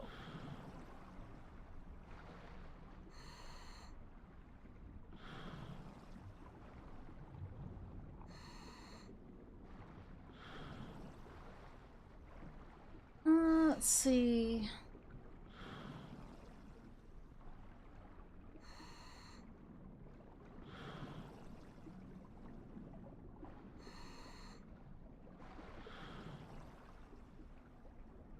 I think I want to try and just watch, and or just binge watch it. I'll just binge. Today's video is kindly sponsored by Function of Beauty. Use the link in my description box to get 20% off your first order. Hey guys, welcome back to my channel. So today we're going to be talking about a very controversial case. People are all over the place with their opinions on this one, and I think this comment section is gonna look the same way. Normally I can kind of pinpoint how I think you guys are gonna feel about a case, but this one is really hard. I'm not even sure what I think about this case, but it's definitely one of those that's gonna leave you feeling frustrated either way and probably a bit confused. And another reason why this case was interesting to me was because there is a lot of body cam footage available to kind of look at, and I think that's really interesting to see someone right after an incident occurs, kind of see how they're acting. I think that can sometimes tell you a lot. Normally YouTube is not a big fan of me using body cam footage for whatever reason. It normally gets flagged, so I'm glad today's video is sponsored because I am going to put it in. I think it's necessary for you guys to see, but just a heads up, you know, it's pretty intense. Also, before I start, for those of you who are really observant, I have new teeth. I don't know if it really looks that different. They're not that different from my original teeth. I was just having a lot of sensitivity issues, and I have very weak enamel that was constantly breaking off. So these are temporary veneers, and I'm getting the actual veneers put on in a little while. But in the meantime, these are a tiny bit bulkier than the actual veneers. So I'm talking a little bit differently than normal while I'm getting used to my new teeth. To me, it sounds really different. It feels really different to me, but hopefully it's not that different for you guys. But anyway, let's go ahead and get into today's case. Today we're going to be talking about a couple named Sandra and John. So Sandra and John met in the 90s in Paris, Texas, when they were both working at a packaging company. Sandra is actually 13 years older than John, but that never bothered them. She had already been through a divorce and had 2 kids, so he stepped in as a father figure to them as well. Her son's name is Wes, and her daughter's name is Andrea. The two of them dated for 2 years before they decided to get married at the start of the millennium. They got married on January 1st in Las Vegas and became a new family. So John was known as a really nice guy, very outgoing, very kind, very warm. Most people really liked John and got along with him really well. People that didn't would point out though that he had a bit of a drinking problem. He would drink a little too much and kind of push the boundaries, would get a little wild at times. Don't know exactly what that means, but that's what friends and family said. Also, it's been noted that he struggled a lot with his mental health, and he was on antidepressants at this time. And John actually was a manager at the packaging company, so he dealt with hiring people and firing people, and he actually enjoyed firing people. He found it to be fun, like he got some type of rush out of it. He liked the power that it gave him. He would say that he did not want people working for him that were lazy in any way, anyone who was going to slow him down. So he had no problem firing people, which this is hard for a lot of people to fire someone. That's like a dreaded task for most. But overall, he loved his job, and he loved his family, and he loved Sandra. So life was going pretty good for him at this time. Sandra and John were deeply in love. They felt like partners in life, like soulmates. And like I said, John really stepped up and was like a second father to her kids, especially her son, Wes. Wes and him bonded a lot easier. It was a lot more natural for him to get along with Wes. However, he struggled a lot more with Andrea, her daughter. Andrea just did not warm up to him right away.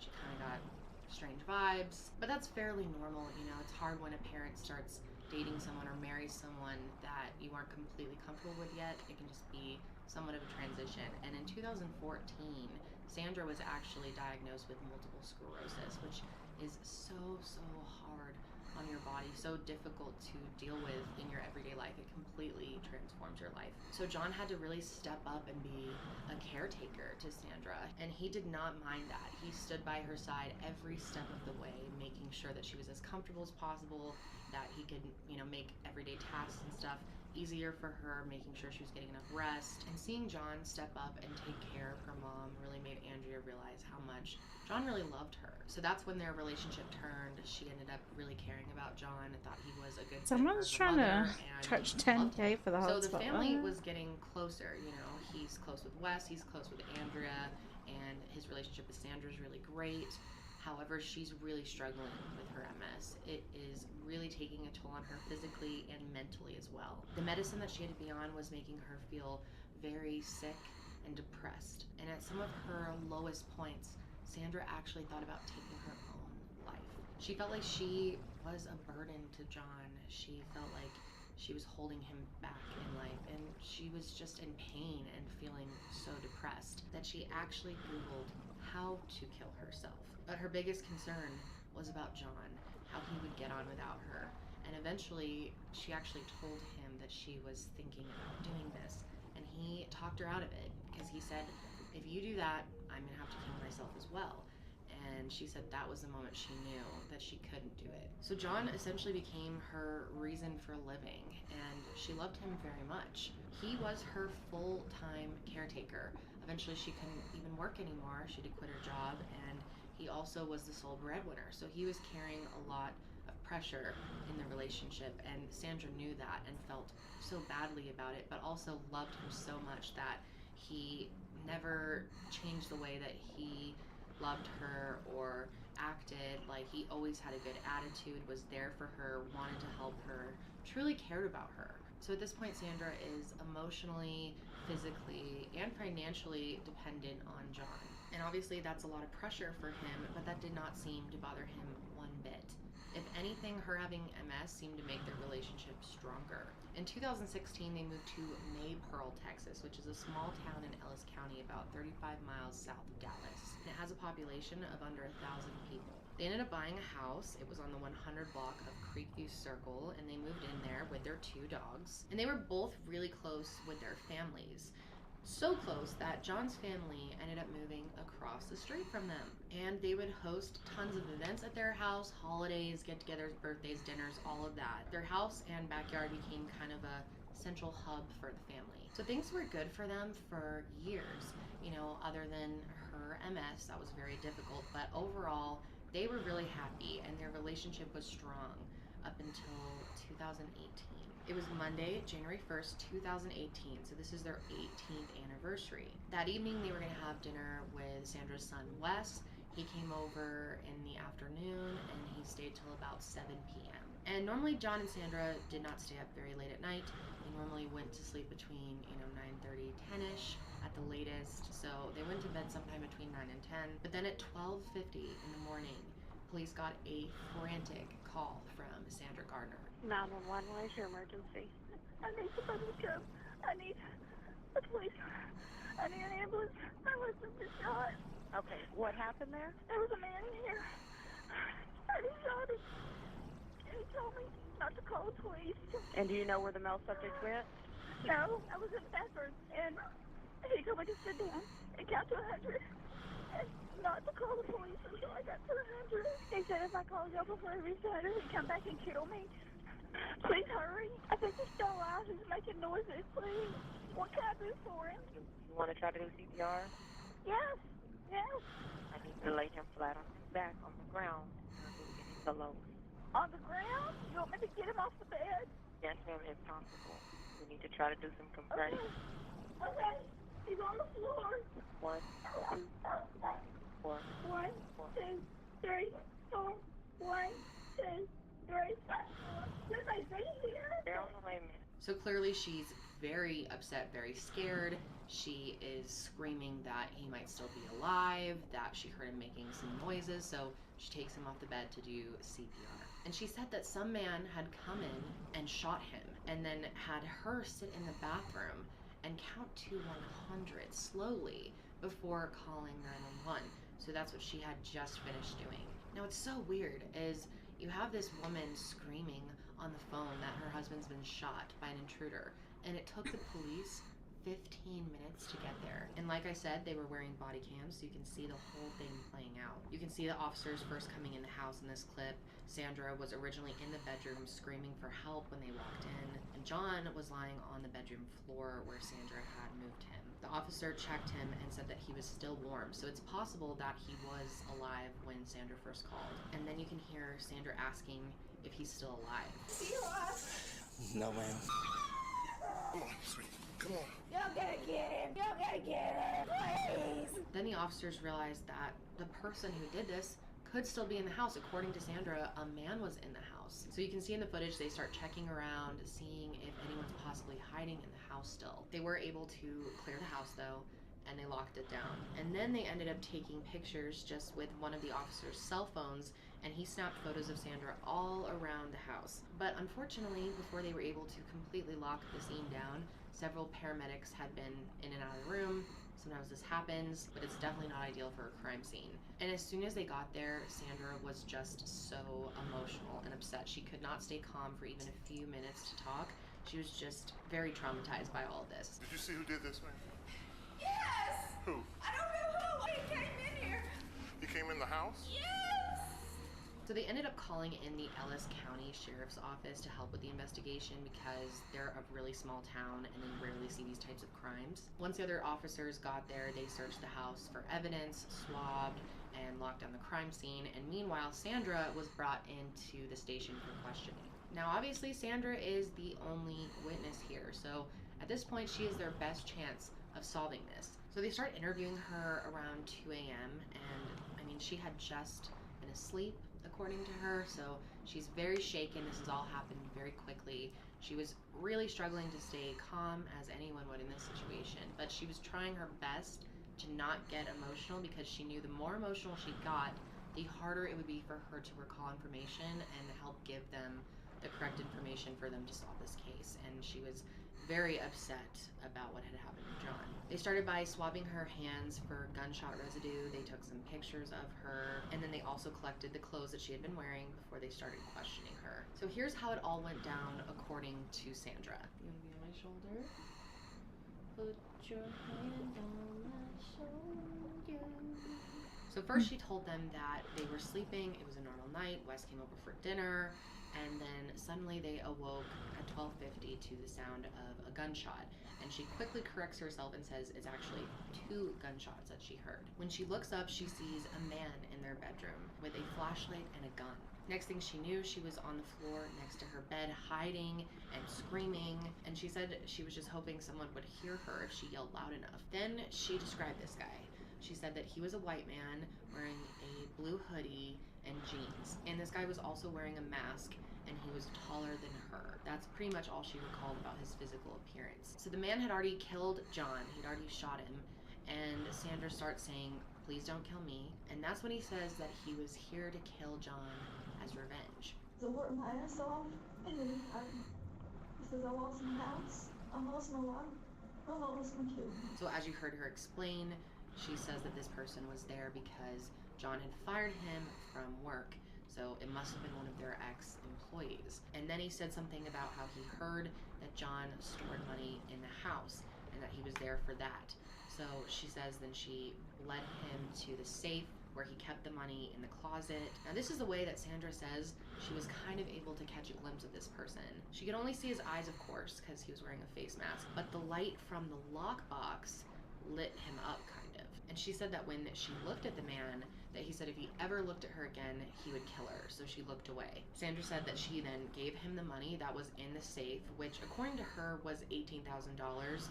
They can't verify this. She said that was how much it was last time she counted, but they have no idea exactly how much it was, or if there was even money in there. Then he leaves her in the bathroom, tells her to count to 100 before she calls 911. They interrogated Sandra for hours, and then they let her go back home.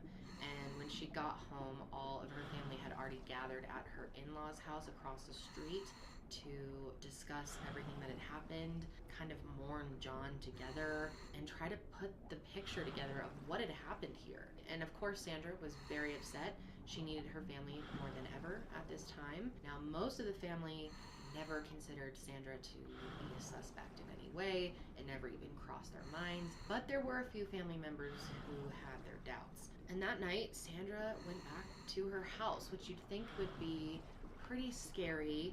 You know, her husband had just been killed there. But she said that she knew John would want her to be there, that she felt more comfortable in her house, and she had no intention of staying anywhere else or moving anywhere else. In fact, she was hoping that the killer would come back to the location so that she could kill him herself.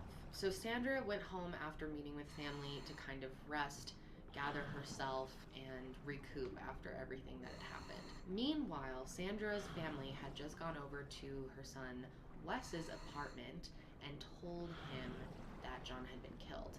And as soon as he hears this, he gets in the car and goes to the police department to talk to them. So they brought him into a room to find out what he knew. And at this point, Wes hadn't even talked to his mom yet, which is kind of odd, right? You know, her Lost husband in had just sea. been murdered right in Oh, front of my her. dude. You'd think he would take a second to call and see how she's doing. I feel like it says a lot that he instead went straight to the police station. And as soon as he started talking to them, he started implying that his mom did this. When they would ask him to clarify this more, you know, be more direct, what do you mean? He would kind of clam up and get uncomfortable because this was his mom. So you were with John last night until I said that she did something. I don't know. What's your thoughts? I guess the mom, man. But he doubted Sandra's version of the story majorly. He said that he didn't buy the idea that an intruder just came into their house. He said that the dogs would have barked, they would have had more of a warning, and they really weren't looking at Sandra at all. They really believed her version of events, her story was She very clear. was She stuck to the same the story. way she was So they didn't have her much of a emotion reason was to like question really. her until they talked to Wes. But you'd He think seemed almost eager a victim would sound pin like when this they killing on his witness a mother. killing. He never flat out accused her, but he made it clear that he thought that she was capable of committing this murder. So all throughout the night and the next several days, they searched all of John's belongings, all of their stuff in their house, all their cars. They had like a few detached structures like a shed and a garage. They searched all of that as well. And Sandra drove a Ford Mustang that was kept in a side detached What's up, garage. So Wes ended up Savons? telling them that Sandra had a gun in her car, that she normally kept it in her purse, but it was also sometimes under the seat of her car. So officers searched the garage and the Mustang and they found nothing. In John and Sandra's bedroom, they found a bullet inside of one of their pillowcases. And then they obviously took as much as they could from the house, you know,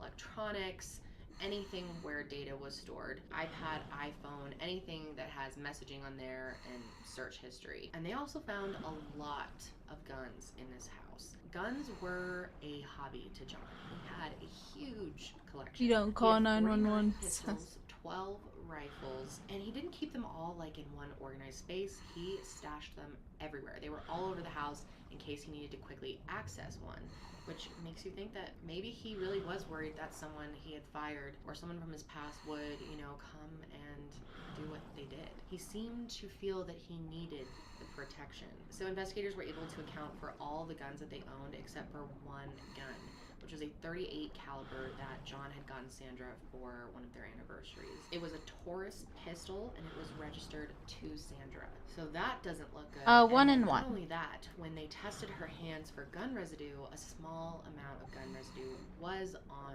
her hands. Now, this can be explained in other ways. You know, she was near his body. She was touching him, doing CPR. She could have gotten gunshot residue on her hands that way. And there wasn't that much. However, if they had bagged her hands properly, they put bags over your hands to preserve whatever is on them. But for whatever reason, they didn't do that in this situation. So when they did test them, it's possible that some of it had rubbed off. So it's been argued that maybe at one point there was more residue on her hands, but the evidence was not maintained properly. So that's making her look more like a suspect. And then when they looked at her devices and saw her search history, that really sealed the deal. Just a few days before John had been killed, someone had searched, "How can I kill someone in their sleep?" Then whoever was doing these searches clicked on an article that said 16 ways to kill someone and not get caught. Then there was also a search for fentanyl, which does not look good, and also a few other medications. But this was all in the midst of some really normal searches, like how to make a cappuccino and espresso maker. So by January 4th, 2018, they're definitely looking at Sandra, but there was not enough, especially because they Bank did credit not card. find What a is gun. So they go that? back to Wes I've and they never tell had him that they did before. not recover Okay, the it's gun part of my in the collection house. now. He was confused, and Sandra claimed she never told Wes that she kept a gun in her Someone car got it from a because wallet? according to her, Didn't want to she keep didn't. it? But he Dude, I've said never that she seen did, and that. if she did, it would Maze be Bank underneath credit her card. seat. The next Huh. day, they decided I got a to go and Fleeca credit card. Now I got a Maze Bank and credit see card. if maybe they had Awesome. missed it. But when they got there, the door was locked. So Wes went to go ask his mom, who was over. You know, you at never the know. in-laws' They might be house used across for the something in the street, future, she you could know? give him the key so that the police could search the car. And when Sandra heard this, she actually threw her fork down. She was eating something and freaked out, said, "Fuck no, you can tell them to fuck off." And everyone in the room was just quiet, like, what? We thought you wanted to help solve this. You know, she had been cooperative up until this point.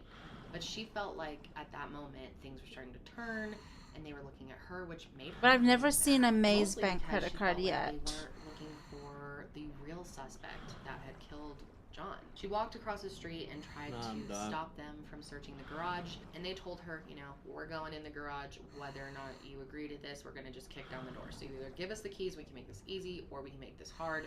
So she gave the keys over. And of course, when they looked in the Mustang, what did they find? The exact gun, the .38 caliber Taurus handgun. It had been wrapped up in paper towel and was in a grocery bag set underneath the seat. Okay. Exactly where Wes said it would be. So automatically they knew that they could. I think she did kill her husband now because that's so They knew that sus. someone had to have placed the gun there after they had originally searched. So Wes saw all of this happen, and he walked across the street and told the entire family that they found the murder weapon in Sandra's car. So that's when a lot of them started to shift their opinions on Sandra. At this point, John's whole family believed that Sandra did it, but they had no idea why she would want to do something like this. Why would she want to kill John, her caretaker, this man who she loved so much? There was no reason for her to do this, no motive. So Sandra was brought in for questioning again, and this time it was different. They definitely were pushing her. She was now being interrogated as a murder suspect, not just a witness. And right away, they made it clear that they thought she was guilty. They were accusing her of this crime, and they accused her of lying and trying to throw everyone off. They said that she killed John and that she put the gun under her own car seat. But Sandra started freaking out. Sandra, I need you to be honest. I'm trying, I swear I'm trying to be honest with you. You don't think I'm being honest? Did something happen? What happened? I did not kill my husband. We want you to tell us. That's what we're here for. To tell you what? You want me to say that I did it when I didn't? We want you to tell us the truth. That's it. I told you the truth. You're not telling us the truth. Did you put that gun in your car? I didn't put a gun in my car. Are you serious? I didn't put a gun in my car, y'all. I swear. Where was there a gun in my car? No, you're trying to get me to admit something I didn't do. Yes. No. Yes. And I'm done talking to you. So clearly Sandra is very emotional, and some people say this is really good acting. Other people say It's that she's really good genuinely acting. upset and cannot believe that she's being accused of murdering her husband. So the next step here was to analyze the gun, but they were not able to pull any evidence from it, no fingerprints, no DNA, but they were able to prove that John had been killed with that .38 caliber gun. They confirmed that both of the bullets came from the gun as well, and that was the murder weapon. So now they have the weapon, and they believe they have the murderer as well. So they decided to arrest Sandra for murder. They went to her house and stayed there. She wasn't home yet. Then eventually she pulls in and was shocked when she got out of the car, and they immediately arrested her for the murder of John. And of course, John's whole family is watching this all from their house across the street, and they were actually cheering because they felt like they were getting some justice for John. So Sandra was brought into jail. Her bail was set at $2 million, which is way more than she could ever pay, so she was stuck there. I talked to a nearby neighbor who knew the couple pretty well, and she says she cannot believe that this happened. And my husband, his bedroom's right by their window, and the police had asked us if we'd heard anything. We were doing all kinds of trying to figure out what had happened. And we just wouldn't have ever thought Sandra was involved. So Sandra was officially indicted for the murder of John Gardner on March 21st, 2018, and she spent the next year and a half in prison. And it definitely took a toll on her physically and mentally. It seemed like prison kind of drained her of all the life she had left. By the time the trial came up, she looked very tired, very disheveled. The trial officially started in September of 2019 in Waxahachie, Texas, which I hope I'm saying that right. But even though Sandra was clearly exhausted by the start of the trial, she said that she felt confident.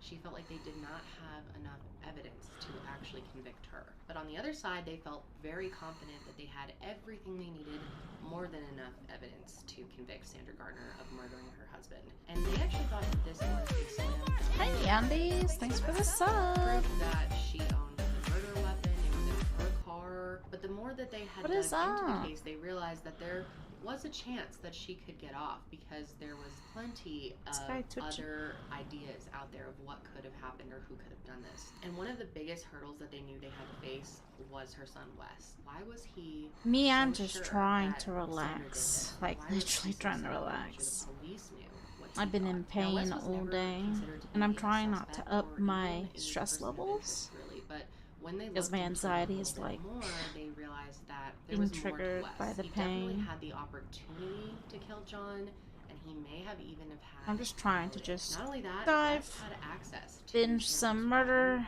and her docus. iPad, and he was at her house a lot. Yeah. And 4 days before John was killed, when those searches were made on Sandra's devices, Wes was in the house and had access to all of them. And what's weird is, you know, John and Sandra went to bed around 9:30 every night, but those searches were made around 11 p.m. Plus, they were a little weirded out by the fact that Wes kept pushing them in the direction of his mother. Like, he seemed set on making sure his mother was pinned for this. They thought it was odd that he was so ready to blame his mother without even talking to her first or looking at the situation a little more. And then, of course, the fact that they found the gun in Sandra's car after Wes had told them it was there, and after they had already completed a search and didn't find it. So the whole thing is starting to really look like a setup. And when they started working on everything for the trial, they originally had thought that they had a solid alibi for Wes, that he was home drinking beers and watching Netflix. They actually confirmed this by his Netflix account. They saw that he was logged on watching at the specific time that John was killed, so it couldn't have been him. Until they realized that those times were listed in the wrong time zone. You think they would double check on this, but it turns out that Wes did not have an alibi. There was nothing to prove that he was home. So maybe it's or not the anywhere mother. else at Maybe the it was the time son. when John was killed. And you'd think that they would double check for that type of thing. I mean, it never ceases to amaze me, the stuff that they will just let slide. And not only that, Wes also had a motive, like I said. It turns out that Wes was under the impression that he was in John's will. But Sandra didn't have a motive like that. I mean, it wouldn't make sense for her to want him dead. There was no reason, and he was such a big part of her life and took care of her every single day. So maybe it's not the wife. Maybe the son. To kill him. But Wes, now there's more of a motive for him. And this is very interesting, but in Texas, prosecutors do not have to prove motive. It's not a requirement, but of course, it does really help when trying to convince a jury. And a big point that was made to the jury was about the lack of experience and improper handling of the case by the police. First of all, the fact that it took 15 minutes for them to arrive at the house, it did not look good. And then the chief who was working that night, this was his first time working on a murder investigation. Also, like I said, they failed to lock down the scene, so the crime scene was trampled initially, which could have affected things. They also brought up the fact that Sandra's hand should have been bagged. She should have been brought to the police station even sooner than she was. So it was not looking good for the prosecution. The jury was definitely skeptical of the police work. And remember me telling you about those pictures that the chief had taken on his phone at the crime scene? Well, somehow they were all deleted and are lost forever. So that really does not look good at all. At all. They also pointed out that no one ever fingerprinted the actual Mustang. You know, they could have lifted fingerprints off of the door handle or underneath the car, and if someone had placed them there, maybe their prints would have been there. They should have impounded the car and had it thoroughly searched and documented, but they never did any of that. They interviewed a couple people that John had fired in the past, but did not do anything extensive enough. In court, the prosecution tried to make the point that no intruder would come in the house and have a full-blown conversation with the victim's husband, you know? Why would they be talking much at all? Telling her all this information, saying exactly why they were there, why they wanted to target John, straight up saying that they were fired by John. That seems weird. Then they also brought up that the killer must have forgot their weapon because they used Sandra's gun at the crime scene. which is odd, unless you knew Sandra and knew that they had all these guns there. But prosecutors dismissed the idea that Wes could have done this. They said that he just didn't seem like the type of guy. That's straight up what they said. They said he seems too nice and that he also doesn't seem smart enough to do it. But most importantly, they brought up the fact that it didn't make much sense for Sandra to not have known that it was Wes on that night. This is her son, standing in front of her in a sweatshirt and a mask apparently.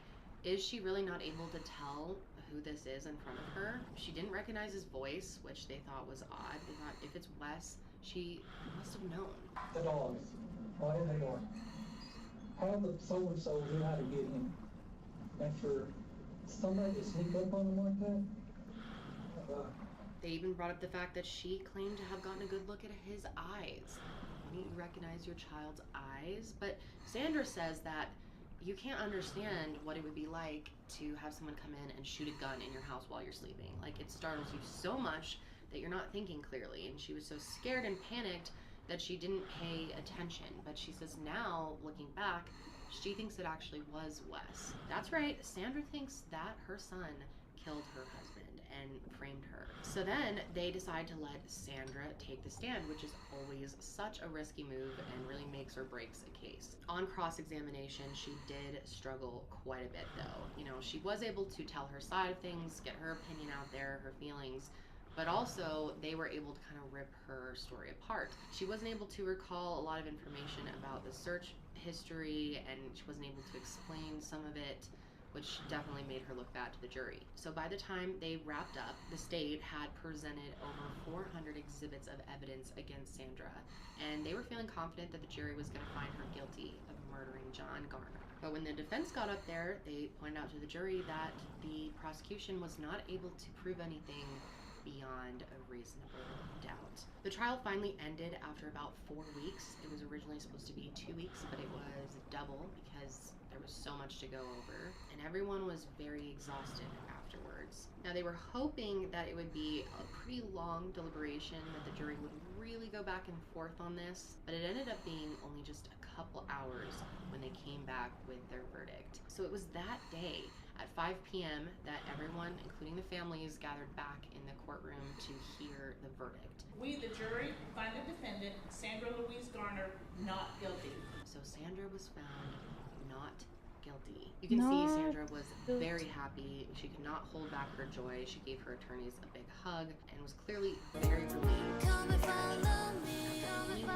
Hello, Andrea. What is up? And of course, Sandra and her family, her daughter Andrea, Yes? What's up? Super happy Hello. about it. Everyone but Wes. And John's family, of course, was not happy about this I'm at all. good.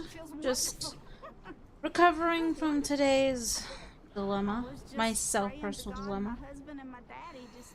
But yeah, just trying to relax. Fine, And of course, she's faces. got to go No? home now to the house where You're not her parents good? are living What- across the what street. happened? Even after jail, she said that she has no intention of moving. She wants to be in the house close to him. So for a while there, they were living across the street from each other, which I can't imagine how awkward that would be because they think 100% that she did it. Eventually, it got so uncomfortable that they did end up moving away. Everything's as far good. As I know, no Like, one in John's or will family get has better, even you know? talked to Sandra. They all think that she got away with murder. Sandra is really close with her daughter Andrea, Wait, like what? I said, but they are not close with Wes at all, and Sandra believes that No? Wes was the one to kill John. However, John's family has stayed in touch with Wes, and they think that Sandra did it. Prosecutors from the trial believe that Sandra Oh, did it, even though those. they weren't able to prove that she did Dude, it. I And they're not literally thought pursuing something any other else. suspects. Sandra has gone on to live her life. She lives Holy. alone, as far as Nah, I know, I'm with her good. dogs. And her attorney I'm and good. Andrea, her daughter, Thanks are for the very concerned offer. about her safety, worried that the killer is still out there and might seek revenge on her. But Sandra believes that her own son, Wes, killed her husband. But nothing more will probably ever be done. There's pretty much no chance they're going to move forward with Wes as a suspect, and they can never put Sandra on trial again. It seems that we're probably never really gonna know what Sorry, but I'll have night to and who decline. actually pulled the trigger. But to this day, Sandra maintains her innocence, and so does Wes. So of course, this leads me to asking you guys what you think. Do you think it was Wes? Do you think it was Sandra? Do you think it was someone else? Let me know in the comments below. I really want your opinions on this one because I am stuck. It seems people either are very confident that Sandra did it and that she's this big liar, a really good actress, and there's people that think it was Wes and he planted all of this evidence and pinned this on his mother. But either side really can't be proven, so I want to know your thoughts. But before I go, I want to thank today's sponsor, Function of Beauty. So you guys know that I've been using Function of Beauty for a while now. I have been using it for about a year and a half, and my hair has gotten so much healthier since I started using it. If you guys have not heard of Function of Beauty, it's personalized hair care. So you take this really simple quiz on their website, tell them more about your hair goals, your hair type, texture, all of that, and then they whip up a personalized hair care formula for you. And what's so cool about it is you also get to pick the color and the scent, which makes my Taurus self very happy. Everyone's hair is completely unique. So why should we all be using the same shampoo? With Function of Beauty, you get products that are made for you and fit your hair needs. And Function of Beauty is offering my viewers 20% off your first set. All you gotta do is follow the link in my description box. It'll take you to the quiz and you can get started. So be sure to check out that link in my description for 20% off. But thanks again to Function of Beauty for sponsoring this video. And that's it for me today, guys. I hope you're having a great day and I will see you next week.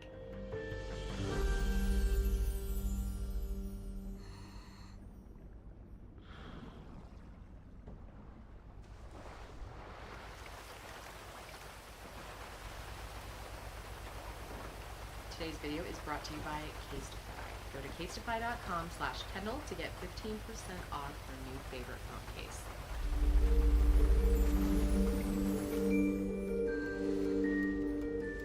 Hey guys, welcome back to my channel. Happy to have you here for another video.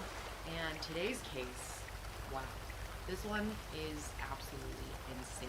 I decide what cases I'm going to cover. What are you doing? Weeks before I actually sit down to film them. That's, so that's I my put this boat. case, the Betsy Huh? Korea case, on my list for July back in June. Oh, I was had taking no into account to idea whoever that came up. There would be so many huge Oh yeah, I did the updates same thing. in the case this month, just in the past few days, actually. If you guys see a little fly, Dude, this storm though is sorry, I annoying. tried to get him. He's just not Huh? doing it. He's moving too quick, and my dog really does not like fly swatters. By the way, Yeah, well, there is normally another dog down here. Oftentimes you guys don't see her because she doesn't like sitting up on this thing for some reason on the back of the chair. I'm gonna so move she's a normally bit. just on my lap or on the floor. But Sadie is here. Say hello. Bernie, of course, has taken his rightful position. He loves the beverage. So let's start by talking about Betsy Korea. So Betsy was born Elizabeth K. Meyer. She was born on March 24th, 1969 in Richmond Heights, Missouri. Her parents are Kenneth and Janet Meyer. She went by Betsy, like a lot of Elizabeths do, and she was known as a very full of life, vivacious, fun, genuine, caring person. People in her life described her as someone who was always there for them. She was known to have a positive energy about her. She had a big heart. It seems like Betsy really left a lasting impression on many people, friends, even just people she was casually acquainted with. She had big, bright blue eyes and a big smile that could light up her room. She grew up with three sisters, Mary, Julie, and Pamela, and they had a lot of friends. Their family was well known where they grew up in their community. When she was in high school, she met a lot of friends through playing softball, and she was known for hosting slumber parties for them and always wanted to make sure everyone had a good time. She was the kind of person that made you feel special. She really made people feel like they had an ally.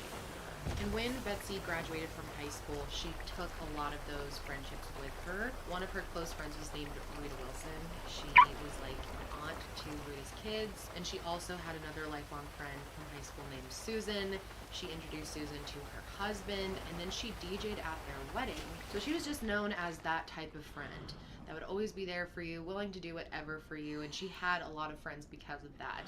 And Betsy did run a part-time DJ business. She mostly played for friends, friends of friends, weddings, and she also did holiday parties, birthday parties, stuff like that. And Betsy was known for being able to get anyone out on the dance floor. She would really liven up any party. Betsy had two daughters, Mariah and Leah, who she absolutely adored. She had always wanted to be a mother, and she was just so happy when they were born. Anyway, finally, Betsy met the love of her life. His name was Russell Faria. Russell, or Russ, was born on February 12, 1970. He was known as an honest man who enjoyed the simple pleasures of life. He loved to be outside, he loved to fish, he loved to ride his motorcycle. He was known for rocking his trademark fedora, and he could look like a real tough guy sometimes, but underneath he was known to be a big teddy bear, and that's why Betsy really loved him. One thing that Betsy said she really loved about him was that he would have dinner with his mom at least once a week, and that showed a lot to her about his character. So after dating a while, the two of them decided to get married, and they tied the knot January 21st, 2000. And after they got married, Betsy convinced Russ that it might be a good idea if he goes back to school.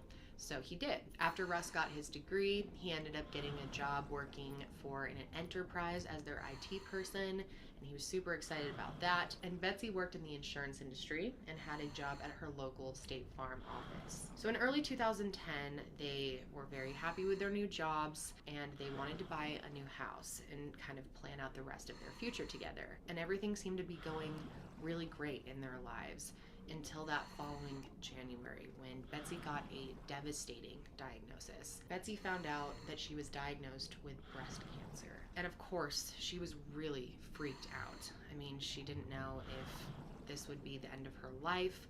She didn't know if she could beat this, but she had just so many friends and family in her life too, that she really was lifted up with support. Someone went to all of her chemotherapy appointments, whether that was Russ or friends and family, and that made her feel strong and really want to fight the cancer as hard as she could. So that March, her and Russ finally got to move into their new house, and they were really happy about this.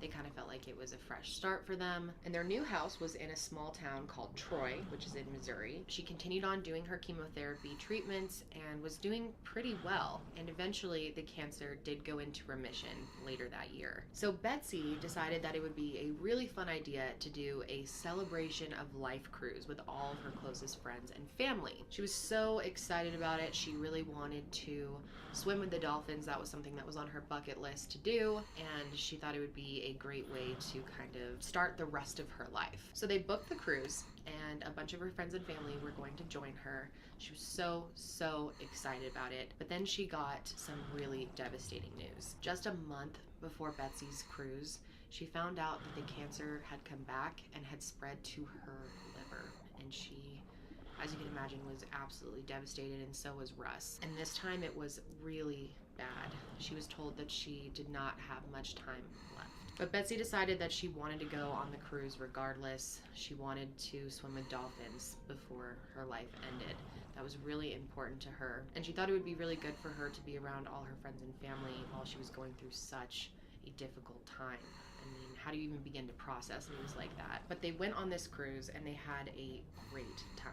Everyone said it was a great trip, and she was able to fulfill her lifelong dream of swimming with the dolphins, and she loved every minute of it. When they returned from the cruise, they had the holidays coming up, so they wanted to just try to forget about it as much as they could and live every day to the fullest with Betsy while she was here. And during all this time, she is going through her treatments, trying to be as positive as she could, which just shows what type of person she was, because chemotherapy is just so horrible on the body. Not only the body, but the mind. It can be so draining. It makes you so very sick and weak. But like I said, Betsy was trying to live every day to the fullest, celebrate the holidays with her friends and family, be with Russ as much as she could. So they had a really nice holiday. They tried to put the cancer out of their minds as much as they could and just enjoy their time together. And then on December 27th, which was a Tuesday, 2 days after Christmas, Russ had plans to have dinner with his mom that evening, which was very normal for him. He had dinner with his mom every week. And then he also had a routine on every Tuesday to go over to one of his friends' house to play games. I'm not sure exactly what game he and his friends would play, but it was some type of role-playing game, and they did it every week. So this was very much a part of his routine. The night before, Betsy actually had stayed at her mom's apartment because she had a chemo appointment the next day, and her mom took her to it. And Russ had planned to pick her up later that day, that evening actually, after his game night with the boys. But Betsy ended up texting him and letting him know that she was gonna get a ride home with a friend, so he didn't need to pick her up. The only problem was Betsy didn't have her keys with her to get into the house. So Russ said since he's going to be at his game night that night, that he will just leave the door unlocked for her. So Russ actually worked from home. So he worked till about 5 that day, and then he left the house to run a few errands before he went over to his friend Mike's house for the game night. So first he got gas at a Conoco station, and then he realized that he needed to get a few more things before he went over to Mike's house.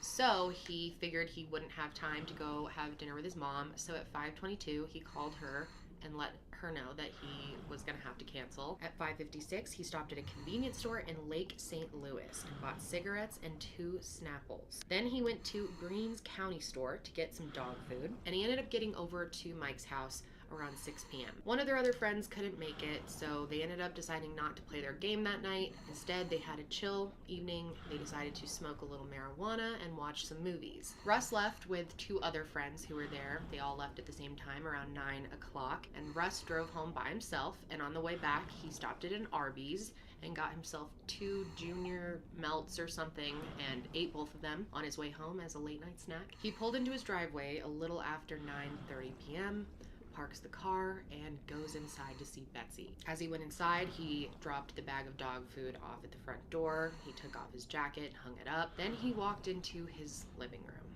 and everything in his life would change at that moment. At 9:40, Russ made this frantic call to 911. What is the address where you need us to come? 130 C-Mac. My wife killed herself. She's on the floor. Oh my God. Okay, just take a couple deep breaths for me. Russell, how long were you gone today? I left around 5, and I just got back. But she was at her mom's, and her friend was bringing her home, so I don't know what time she got home. Has she been depressed lately? She's got cancer. I need you to get those medications for the paramedics, okay? I think they're here on the table. So as you can tell from the phone call, Betsy was gone. She was in horrible condition, actually. And it's surprising that Russ said that he thought she had committed suicide, because this scene is so clearly a homicide. Betsy's wrists were slashed, and that's why Russ thought that she had taken her own life. But they were actually slashed all the way to the bone. It's hard to judge Russ's initial call and the fact that he thought it was a suicide, because Betsy did at one point try to take her own life, and she did do that by slashing her wrists. So he thought that this time she actually did it. And I don't know how much of a good look he really got at her whole body, but she had a lot of other wounds. When the paramedics got there, her body was already in rigor. It was stiff, it was cold, and there was dried blood all around her, in her hair, all around her body, mostly coming from her neck. And there were dozens of stab wounds, most of them that were hidden underneath her clothes, all over her body. I mean, clear sign of passion. Someone just went crazy on her. Betsy had been stabbed through the skull, into her left eye. She had been stabbed in the throat, and the knife was still in there. It was a kitchen knife. The coroner ended up counting 55 stab wounds. So to investigators, it's immediately obvious that this is a homicide and not a suicide. Betsy Faria had been stabbed to death, and she was only 42 years old at the time and trying to beat cancer. So the fire captain and EMS both determined that Betsy had been dead for at least an hour before Russ had even called. And of course, they were very suspicious of Russ from the moment they saw him, the moment they walked on the scene. It's kind of the classic story, right? And this is a crime of passion, clearly. She was stabbed 55 times. Investigators also noted down that Russ was emotional, but had limited tears actually flowing from his eyes. So they kind of thought he was putting on an act. Other officers also took note of him being very up and down emotionally, sometimes going extremely calm and then breaking down and becoming hysterical at other moments. It's really hard to judge how you would react in this situation, how many mixed emotions he probably was feeling, and this is incredibly strange. But one officer actually went up to Russ and asked him why he hadn't embraced his wife's body when he first came home. Why hadn't he like gotten on the ground and hugged her and cried with her? Which is a really strange question to ask, because most people know, even in a situation like that, that you're not supposed to touch bodies when you walk into a crime scene. That's contaminating it, and he would have his DNA all over her body and ruin any other potential evidence. Plus, he was probably just freaked out by the condition of her body. She was covered in blood. There was a knife sticking out of her neck. Why would he get down on the ground and like lay on top of her? It's just really strange. So the police already are clearly going in the direction that Russ definitely did this. And of course, the idea of like a random intruder coming to do it seems very unlikely. With 55 stab wounds, that has got to be someone in her life, someone who really did not like her or wanted to see her suffer. So when investigators searched the house, they found one item that justified their suspicion of Russ.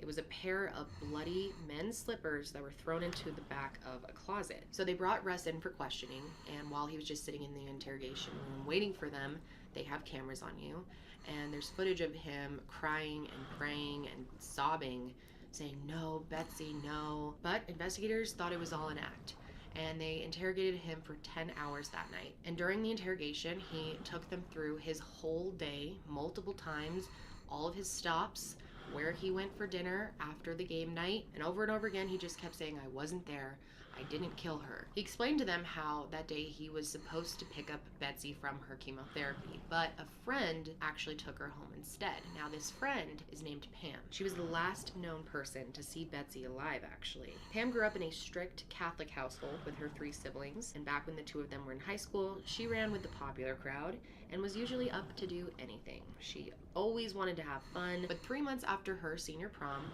Pam found out that she was pregnant. So she wasn't really that in love with her boyfriend at the time, but they felt like they had no other choice but to get married for their baby. They moved into an apartment together very young, and Pam had a baby girl. Now, Pam was always very jealous of her friends who got to go off to college or live up their lives before they had children. She felt like she was watching everyone else live their lives, pursue their dreams, and she was stuck at home with a baby. Her first marriage only lasted for 6 years, and in her mid-20s, they separated and she ended up getting remarried. Her new husband was a very soft-spoken, patient man named Mark Hupp. Mark had actually played minor league baseball for the Texas Rangers. He made a comfortable living and was able to provide for Pam and her daughter, and the 3 of them moved to Naples, Florida, and in 1989, she had a son. But eventually in 2001, she ended up back in Missouri with her new family, and they settled in O'Fallon, making a living flipping houses. Pam had worked a few other jobs in the insurance industry before, so she ended up taking a part-time job working for State Farm, and that's how she connected with Betsy. Their boss at the State Farm office said that Pam seemed very logical. She was an insightful worker who knew a lot about human nature and office politics. They thought she was very level-headed, diligent in her work, and never got overly emotional or angry. But there was one thing that stuck out to their boss, and that was that Pam had implied several times that she was somehow connected and worked in the CIA or FBI. She made it seem like she had a high level of security clearance as well and couldn't tell people things. But it seemed like for the most part, Pam laid really low. They thought, maybe she really did have some secret job that she can't talk about. But for the most part, she just stuck to herself. However, they did start noticing that several cars in their parking lot at the office had been keyed. And this was also happening in the neighborhood where Pam lived.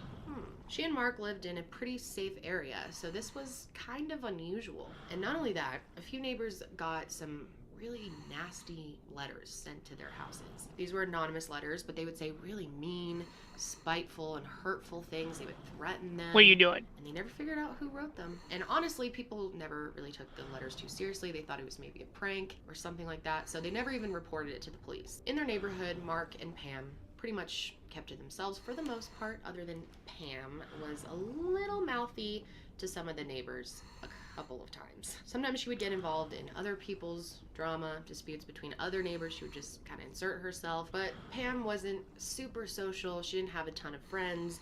She mainly stuck to her family. So one day, Pam was working at her job at State Farm, and she ended up getting injured while on the job. I'll tell you a little bit more about that later. But she left the job and ended up just receiving disability checks from them. So by the time that Betsy had been diagnosed with cancer, Her and Pam had lost touch. Pam was no longer working at State Farm, but eventually Pam heard the news and she reached out and wanted to help her. And soon Pam became a big part of Betsy's support system. She would take her to a lot of her chemo appointments and just spend time with her, talk to her. And even when another family member was taking her to chemo, Pam would want to go anyway, and she would just join in. She seemed to really love Betsy and really wanted to be there for her. Now, Pam did not go on the Celebration of Life cruise. I'm not exactly sure why, but I did read that she was pretty cheap about things and didn't like to spend money on vacation, so that could have been why, or maybe she didn't feel like she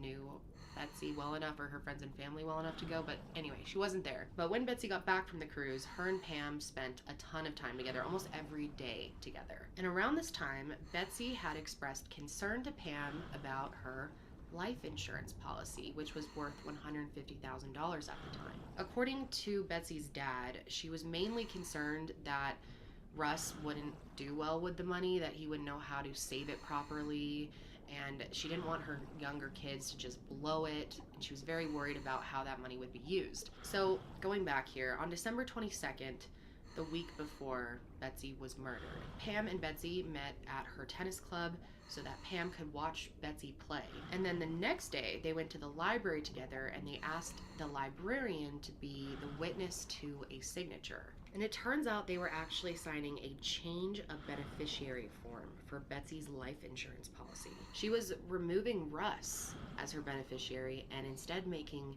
Pam the sole beneficiary. Then they left the library right away and went right to the post office together to mail it. And then 4 days later, Betsy is dead. And the policy didn't actually get to State Farm until the morning after Betsy had died. And this could have totally gone the other way, but the insurance agent who got the change decided to accept it, even though it was after she had died. This is completely up to the individual agent whether to honor it or not, and they chose to. So, as I'm sure a lot of you know, I'm sure a lot of you watch quite a bit of true crime, and you're well aware that a life insurance policy is a huge motive for murder. But when investigators questioned Pam about this, she said, "Wouldn't I have made sure that the insurance policy change had actually gone through before I murdered her if that was my plan all along? Why would I have done that?" And then, get this, she actually tells investigators that there's no way I would have done that because if I really wanted money, there's several other family members that I could murder. She said, my mom has a lot of money, my husband has a lot of money, and they all have larger policies. So I could have made a lot more from any of them. And for some reason, investigators were like, yeah, that makes sense. Now, Betsy's parents, friends, family, Russ, had no idea about this change in beneficiary. The only two people that knew about it were Betsy and Pam. So when police talked to Pam on December 28th, the day after Betsy died, they asked her about what her day was like the day that Betsy died. She explained that she went to chemotherapy with her, brought her home, dropped her off at her house at 7 p.m., then went home, hung out with Mark and watched TV, took a shower, and went to bed. So Pam showed up to pick up Betsy from her mom's apartment for her chemo appointment. And when she got there, her mom, Janet, told her that she had already left with her friend, Bobby. Now, Bobby was Betsy's babysitter when she was younger, and she was very close with her. So Betsy had texted Pam and told her that Bobby is going to take me to the appointment, so you don't need to. I just wanted to spend some one-on-one time with her. And Pam later tried to say that she didn't even know that Bobby was taking her. She never got that text, but she actually did reply to the text and said, "Bummer." So that's very odd. She gets this text, she responds to it, but she goes to Pam's mom's house anyway. And when she realizes that Pam has already left with Bobby, she doesn't just go home, she goes to the chemo appointment. Bobby later says that when Pam just showed up to the appointment, Betsy seemed very confused because she made it clear that she wanted to spend one-on-one time with her old friend. And then Pam insisted on driving Betsy home that night, even though Russ was only 5 minutes away at his game night and could easily come pick her up. But for some reason, she wanted to be the one to pick her up and bring her back home. So around noon that day, Russ texts Betsy and says, "I'm gonna come pick you up later today." And she says, "Great, thanks, honey." and that's gonna be the plan. But after her treatment was over, she texted Russ again and said, Pam Hupp wants to bring me home to bed. So Russ confirmed, saying, she is bringing you? And Betsy said, yes. She offered and I accepted. Didn't get much sleep, Mom snored. But later, when she was being interrogated, Pam said that Betsy actually asked for the ride. But when the treatment was done, Betsy actually went back to her mom's apartment with Bobby. And Pam, I know this is getting really confusing, Pam went back home and had dinner with her husband Mark. Meanwhile, Betsy, her mom Janet, and Bobby are all at her mom's apartment playing a game.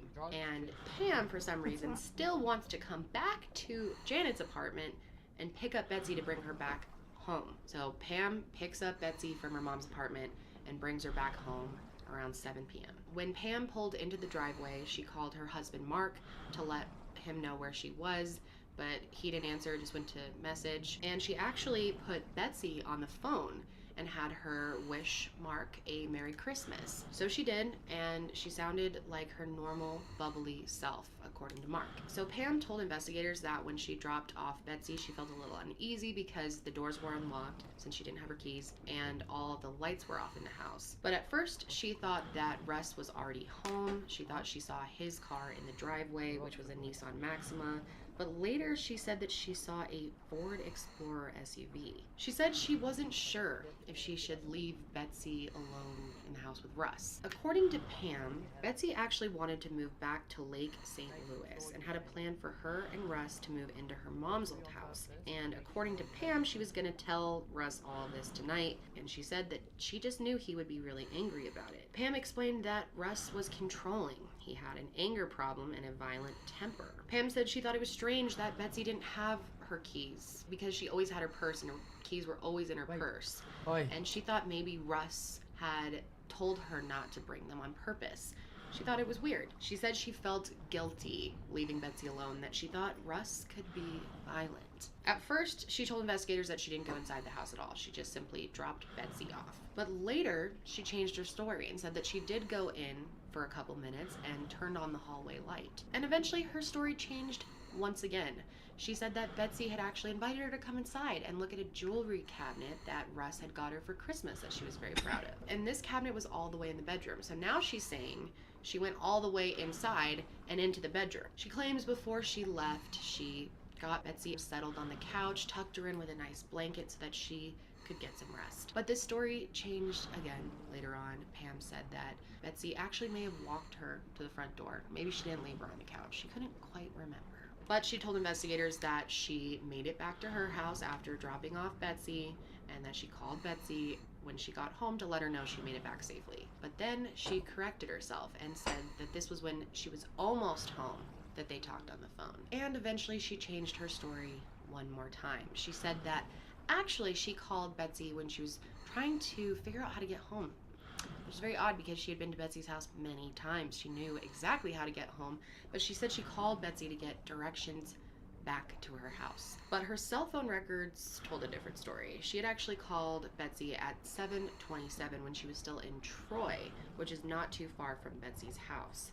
So she changed her story yet again and said that she had pulled over at a fork in the road to make the call. But Betsy didn't pick up, and when Pam got home, she called her son who lived nearby and then texted Betsy. And she said that after Betsy didn't reply to her text, she thought maybe she's mad at me because I left her home alone and it was kind of a sketchy situation, which doesn't really make any sense at all. So Pam at this point calls Janet, Betsy's mom, and tells her that she's worried about her because she's not answering her texts.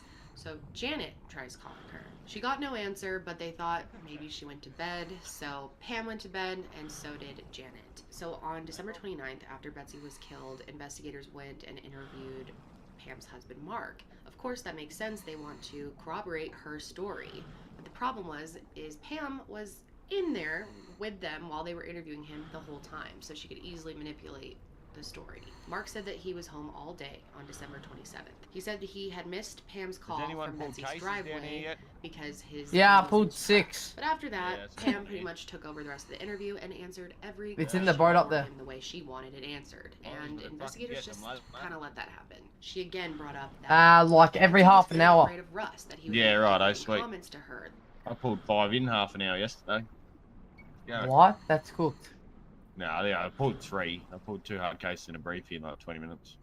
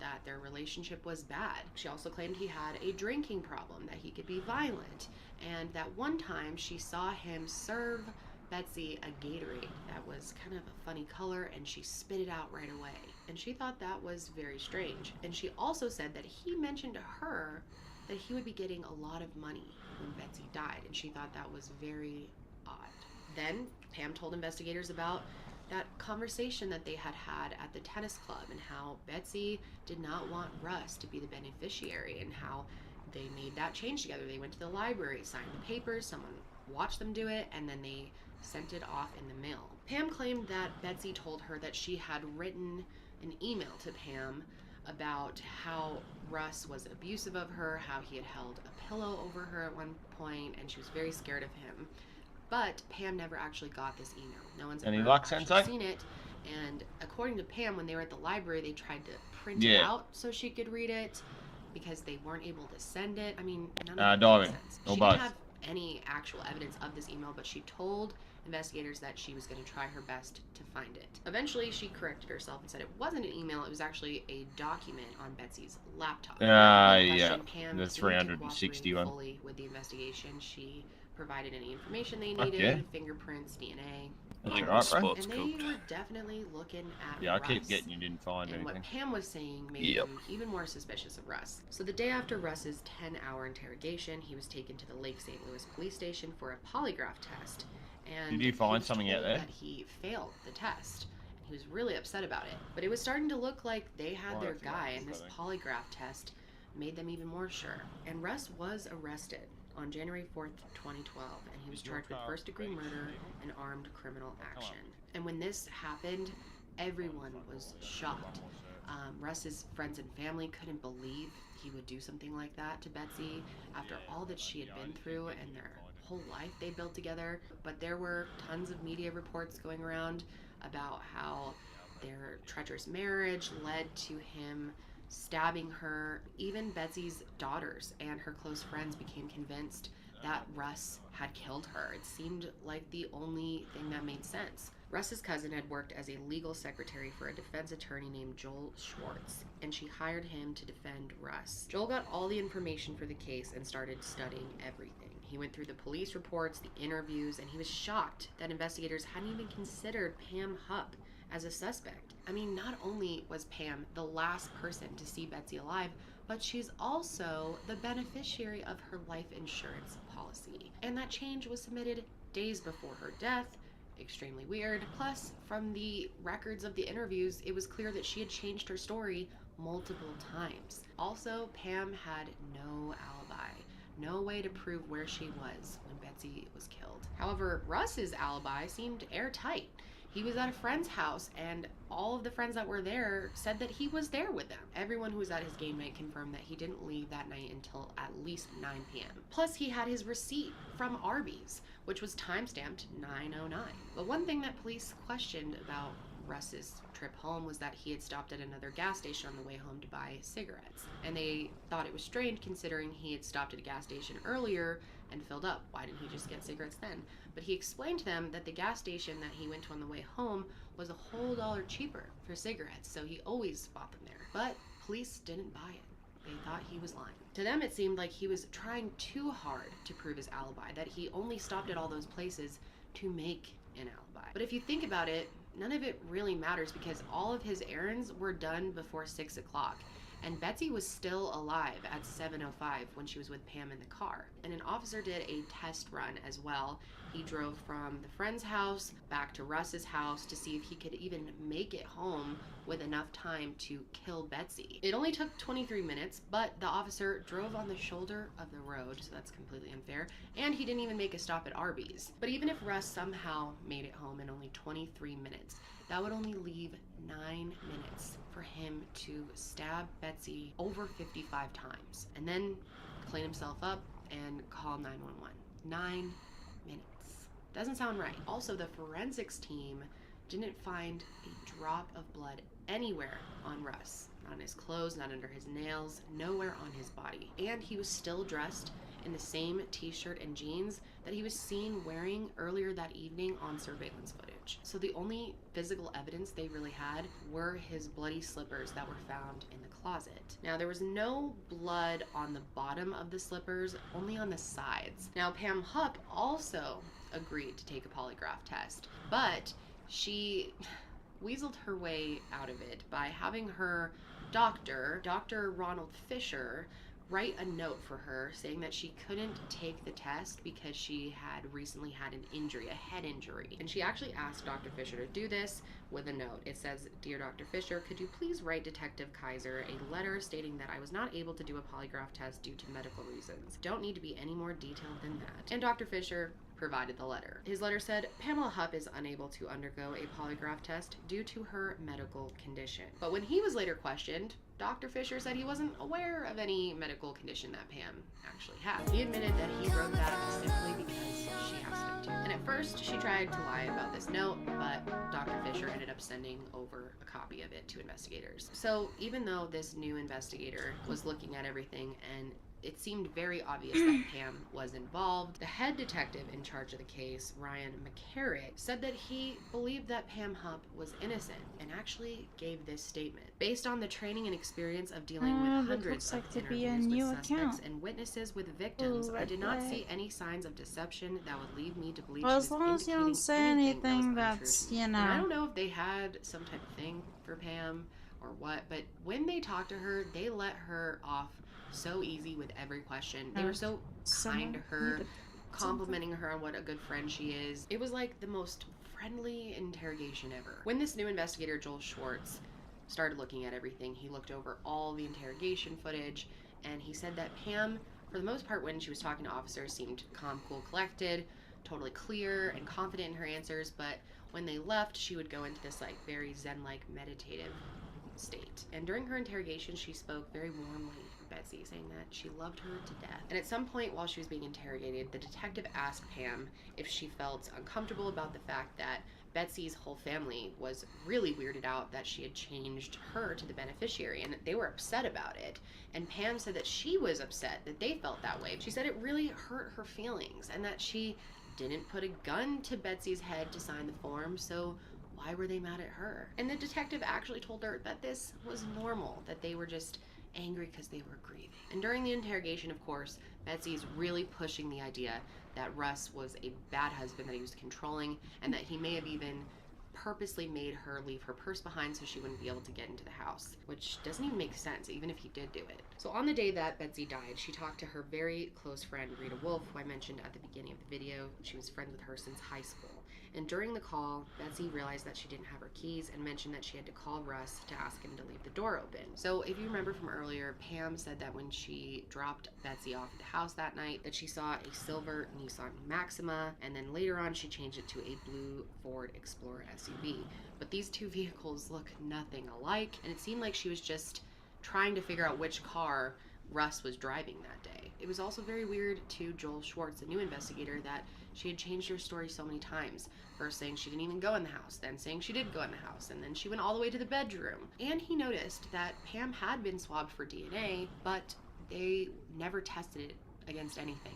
So that's really helpful. Also, her car and her clothes were never tested for blood, and investigators hadn't even confirmed what she was wearing that day and if she was wearing the same clothes that night. Plus, he also thought it was very weird that Pam had basically tucked Betsy in for bed and then a little while later called her and would have woken her up. So they started asking Russ about Pam, and he said that Pam and Betsy had been hanging out for the last few months. According to him, she was a nice person, and he never had an issue with her. Every time he talked to her, she seemed very friendly. But Betsy had several other friends that she was much closer with, and she also was close with her parents and her siblings. So it didn't make any sense that she would make Pam Hupp her beneficiary after only hanging around her for like 6 months. And when State Farm was trying to check into this, because it's obviously very weird that someone turned in a change of beneficiary form right before they died, so they checked in with the lead detective on the case, Ryan McCarrick, and he said Pam is not a suspect at all. You're completely good to give her that money. So while Russ is trying to defend himself, this new investigator, Joel Schwartz, starts looking for Russ's polygraph test results, which should be easy to find, right? Apparently not. It took a while, but they finally found out that at the time that Russ took the polygraph test, he had been awake for 32 hours straight, and he'd also been smoking marijuana that night. And they knew right away that no reputable examiner would give someone a test in that condition. And it turns out that this was a fake polygraph test. Yes, that's correct. No actual results or data being recorded. It's a literal fake polygraph test. And this is actually legal as long as it is disclosed. But of course, in Russ's case, it was not disclosed to him. They never found any evidence of it being disclosed. And when they asked for video or audio recordings of the test, they didn't have either of those. They actually told them that the cameras weren't working that night, conveniently enough.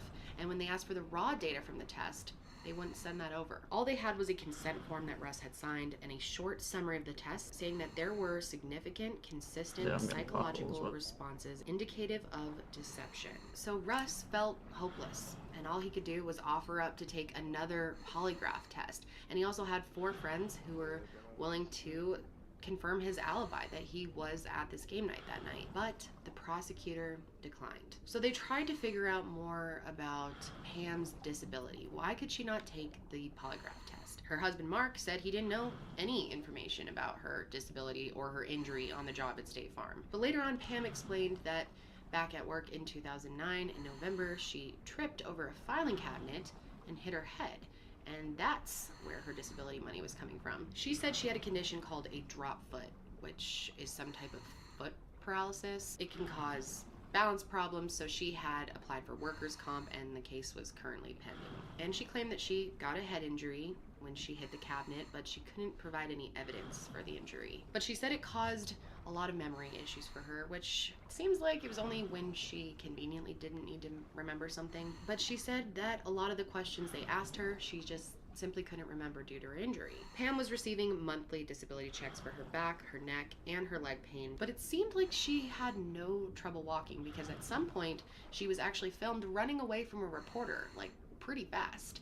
And she also did Zumba classes, and Zumba classes are pretty hard. So one time when they were interviewing her about insurance policies, they asked her why she didn't have one for herself.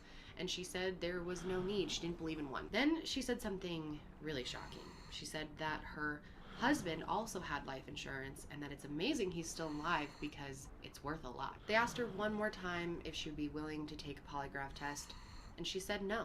And that was it. She was off the hook because Russ had his murder trial starting soon. So Pam was in a good spot.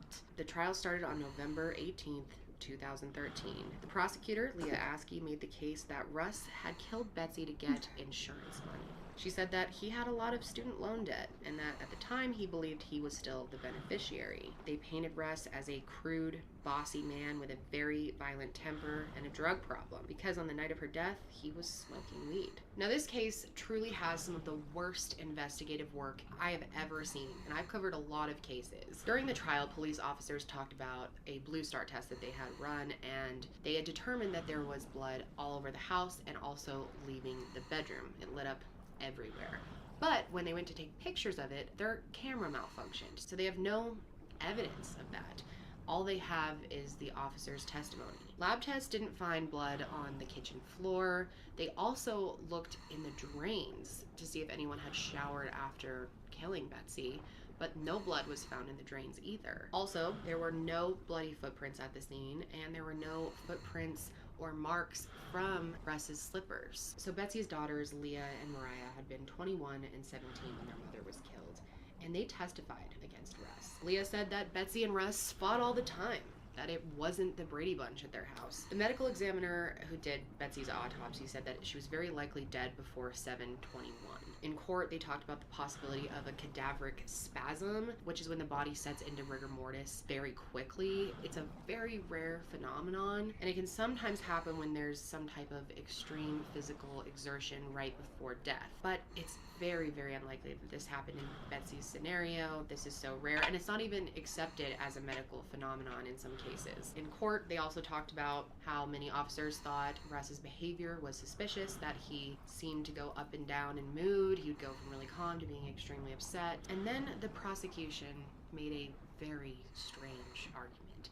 They said that they believed that Russ came home that night and had sex with Betsy to have one last bit of control of her before killing her. And they said that they knew this because they found 8 sperm cells in Betsy's body. Now, most of us probably know that when you have sex, there is a lot more than 8 sperm cells involved. So honestly, that's one of the dumbest arguments I've ever heard made in court. And Russ explained that they had sex 2 days before she died. So of course, when you first hear all the details of the case and you don't know about Pam, you'd probably think Russ did it. And a lot of the jury were very convinced. And this trial was so incredibly unfair because the judge made the decision that no mention of Pam being the beneficiary on Betsy's life insurance policy could be made, which is a pretty fucking important detail. They also couldn't talk about Pam's phone records or anything else really because it had no direct connection to the case, which is wild. When Pam was being cross-examined during the trial,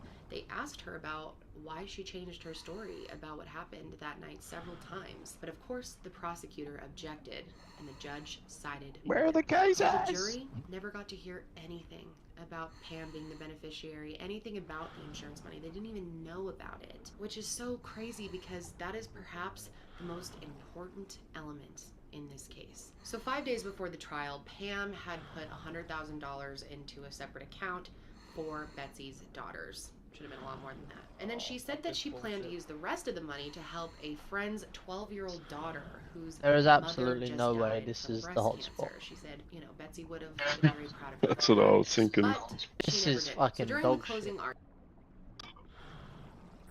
Real flash, mate. Who knows? I guess some are lucky.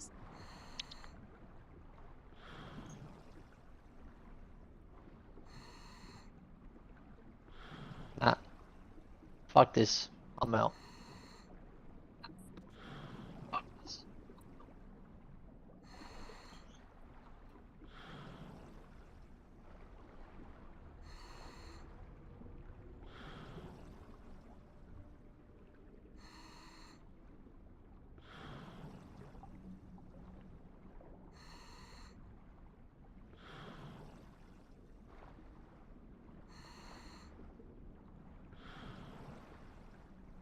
Hello there.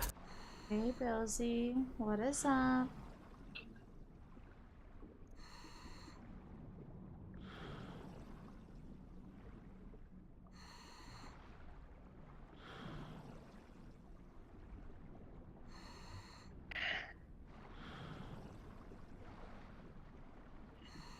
Of course, diving. Trying to finish off the hard cases already, you know.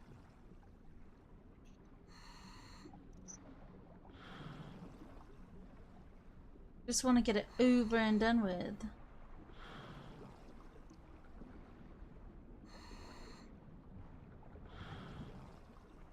Oh, I haven't opened them yet.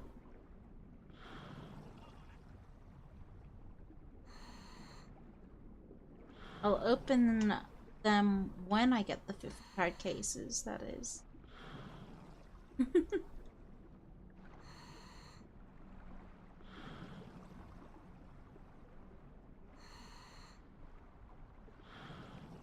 If you do exclamation cases, you'll see how many I got.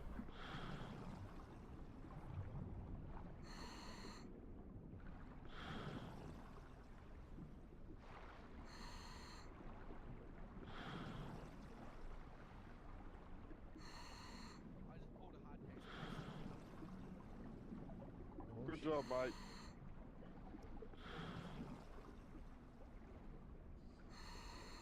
Just drop it in front of me, mate. I'll just double check it.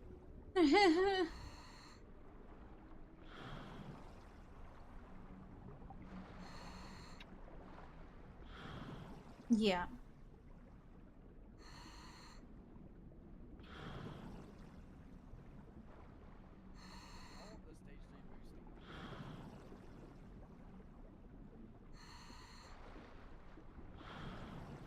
I just got a red crab, boys. Woo! Got myself some aviators.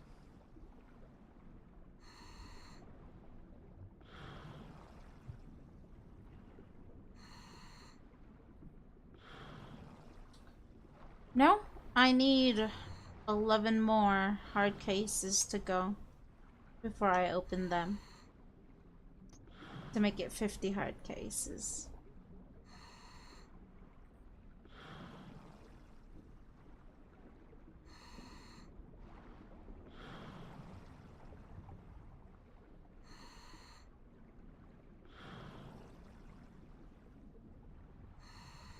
I'm most likely going to be gathering more than 100 cases because the briefcases are like more often than hard cases themselves. And plus the briefcase is already at 44, it's almost at 50. I just need to get the locked hard case at like 50. But by that time I'll probably have over 100 cases to open. You know? Yeah, I don't think UFOs did, eh? I don't think so. There's a few people here, but didn't fuck one. Apparently some people are just not having luck. No, I'm gonna open them. I'm gonna open all of them.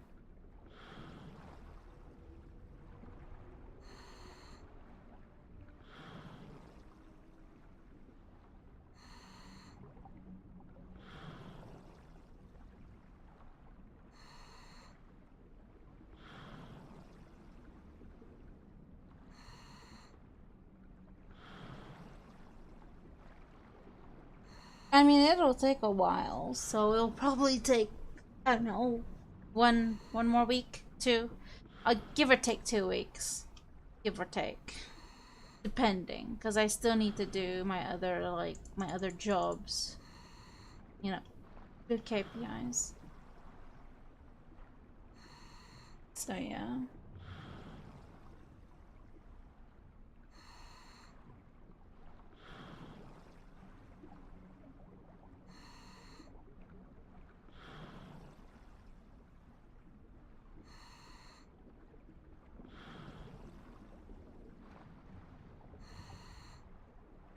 But the thing is, I'm probably going to make it a...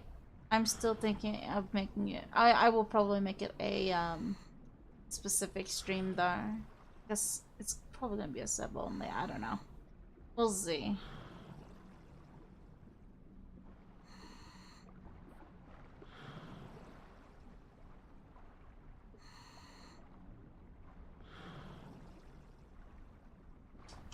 Anyway, restart what I was watching. Arguments, the prosecutors made their final pitch to the jury about what they think happened that night. And here's what they think went down. They claim that when Betsy texted Russ saying that she no longer needed a ride, that's when he decided to put his master plan into action. They said he left his phone at his friend's house and then went and made all the stops to secure his alibi, then went home to kill Betsy. They claimed that he had sex with her one last time to control her and then violently killed her. Afterwards, he showered, got dressed, put the dog outside, and then called 911. But what about the fact that he had his phone? What about the fact that he has this Arby's receipt that is marked at 909? Well, their explanation for that is that a friend came and dropped those things off for him and helped him complete the perfect murder. Joel Schwartz was shocked by this. He ended his closing statement telling the jury that Leah Askey had just accused 4 people of murder with no evidence. They also tried to make the argument that this was some type of weird role-playing thing because Russ was playing role-playing games, but Joel explained to everyone that his character in the game was like a monk, and it just wouldn't even make sense for him to role-play or for that to have anything to do with it. It was just a fantastical made-up story. Plus, he pointed out that Betsy was fully clothed when she was found, meaning he would have had to redress her after he killed her. He also went through all the evidence, showing that there was no physical evidence tying him to the scene, there was no blood found on him, and just the fact that there wouldn't have been enough time for him to commit such a gruesome murder, quickly clean up and then call 911. It just made no sense. But the jury wasn't buying it, and one of them actually wrote down in their notes, they're just trying to blame Pam Hupp. So the prosecutors got the final word. They said Russ is guilty and there's no evidence pointing anywhere else, which is just a straight lie because we all know there was. It just wasn't included in the trial. So the jury deliberated for 4.5 hours before coming back and saying that they had found Russ guilty. Russ was sentenced to life in prison without the possibility of parole. And some of the people who were on the jury told media that the main reason they made the decision is because they thought Russ's alibi was too good, that he was trying too hard to make it seem like he couldn't have done it. So during the trial, Joel privately asked Pam why it had taken her so long to set up the trust for Betsy's daughters, and she said she had been dealing with her mother who had Alzheimer's. And that's when this shit gets even more crazy. The day after the trial ended, Joel Schwartz started getting a ton of emails from people saying that Pam's mom did not have Alzheimer's, and they explained that she recently died, but not of Alzheimer's. Her mother's name was Shirley Newman. She lived in an assisted living community but had no signs of dementia. And it turns out her death had nothing to do with Alzheimer's and was nothing natural. Her death was caused by a fall from a 3rd-story balcony of her assisted living home. It turns out that she had spent the night with Pam the night that she died. She had gone to the hospital because she had back pain. Pam picked her up from the hospital and brought her back to the assisted living home and told the staff that her mom would not be coming down for dinner or for breakfast the next morning, but she may be down for lunch. And no one heard anything else from Shirley that night. But then the next morning, around lunchtime actually, it took this long, a housekeeping staff came in and she quickly realized that Shirley had fallen off of the balcony. 2 of the upright metal posts from the balcony were down on the ground with Shirley laying next to her body, but the main support bar was still up there. Kind of weird. And when they examined her, they realized that Shirley had 8 times the normal dose of Ambien that night. And she had been experiencing some confusion lately, so the staff thought maybe she did get confused and had taken too much of her medication and had fallen off the balcony. But after learning all of this, Joel Schwartz remembered the police reports, and that when Pam was being interrogated, she said that her mom had a huge life insurance policy, and if she wanted money, she could just kill her. But the police investigated the case and quickly determined that Shirley Newman's death was not suspicious. So time went on. Shirley's death remained an accident, and Russ remained in jail for the murder of his wife Betsy, and Pam is just out living. But somewhere along the way, Leah and Mariah changed their minds, and they ended up filing a wrongful death suit against Pam in 2014. And during Pam's deposition for the trial, she seemed incredibly nervous, and she even mispronounced Betsy's last But name a hey, few times. getting at She least also one hard refused to case, say one how brief much case she is inherited better from than her getting mother, nothing which was after why. hours. But eventually, she ended up telling them it was Honestly. only $100,000, Oh, which is man. very different from what Oh, she I originally gotta store said. my And during the shit. deposition, one of the attorneys referred to Betsy as Pam's best friend, and Pam corrected them and said she was one of my best friends. But then less than a minute later, she said Betsy was her best friend. She said, Betsy loved me. Whether she told people or not she was my best friend, I don't know, but she was, and she loved me. She started saying how Betsy would want her to have the best life possible.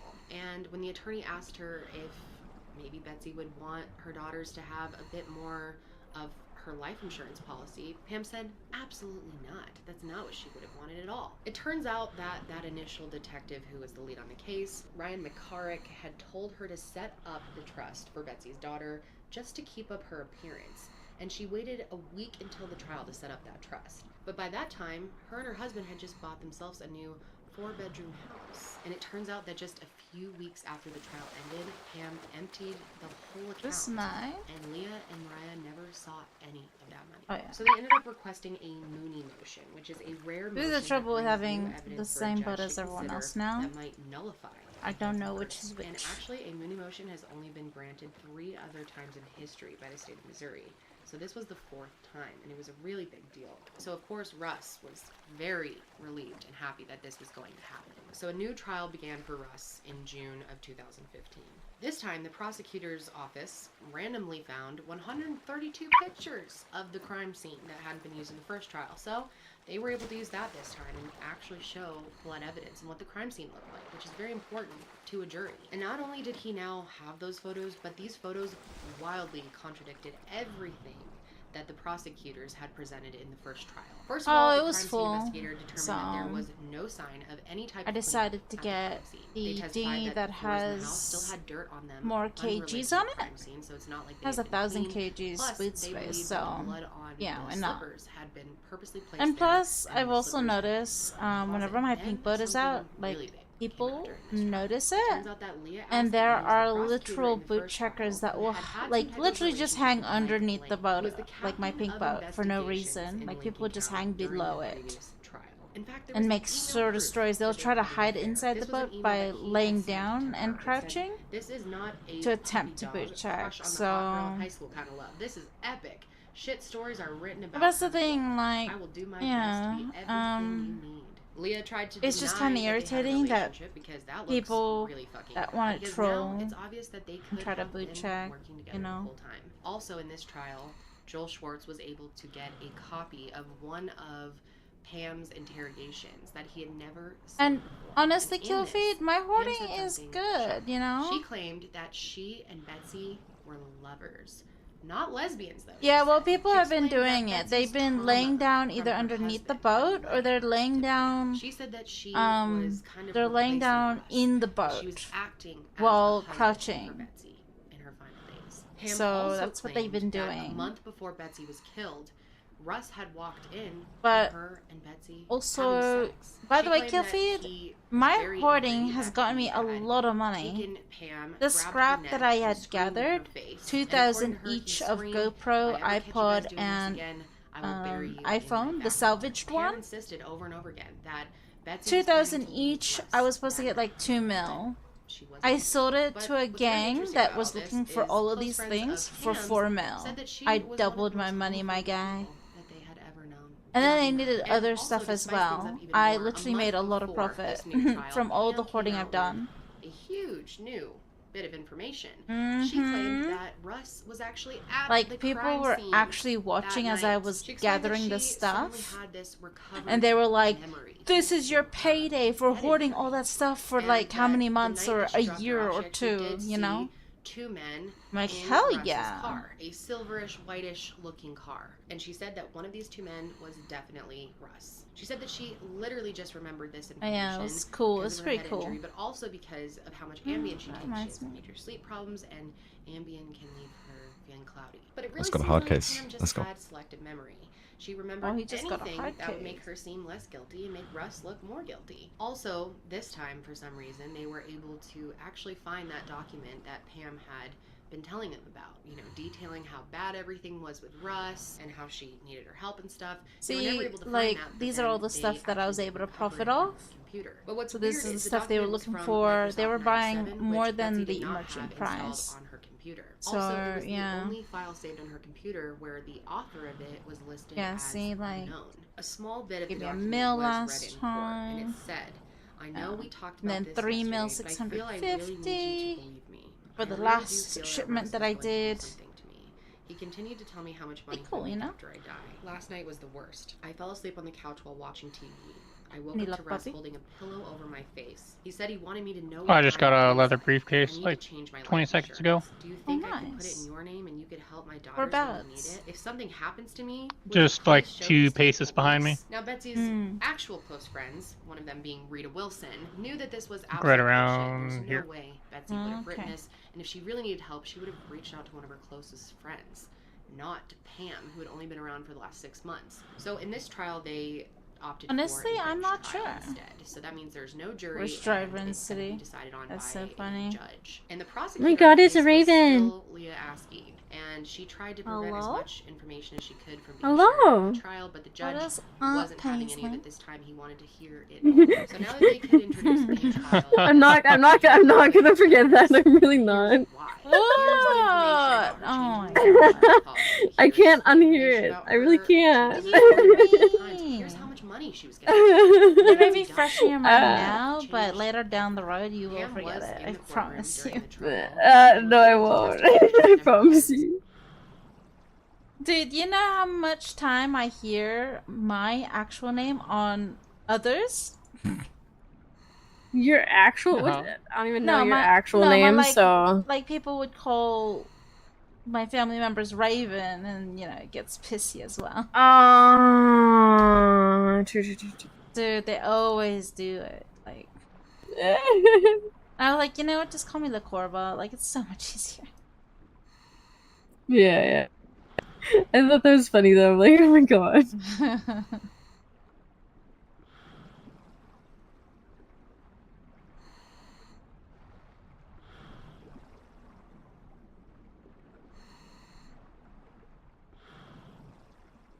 Have you gotten anything? Oh, I got a hand case! Oh, shit. What? Okay. Get back here. Give me that. Fuck you. Dude, some people actually Mike. left because they're like, this ain't no hotspot, and then just leaves.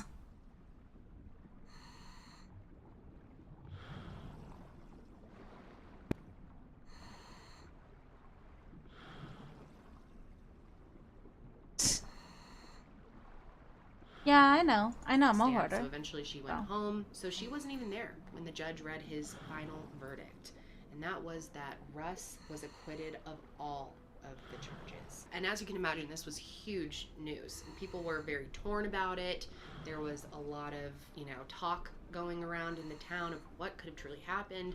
A lot of people were looking at Pam now. So in July of 2017, Russ ended up filing a civil lawsuit against the Lincoln County prosecutor and 3 detectives who worked on Betsy's case. He accused them of fabricating evidence, ignoring evidence that would have exonerated him, and failing to investigate the other obvious suspect. And he actually settled just last year in March of 2020 for $2 million. My lawyers, I think it was about 6 months after my exoneration, decided that we were going to file our lawsuit.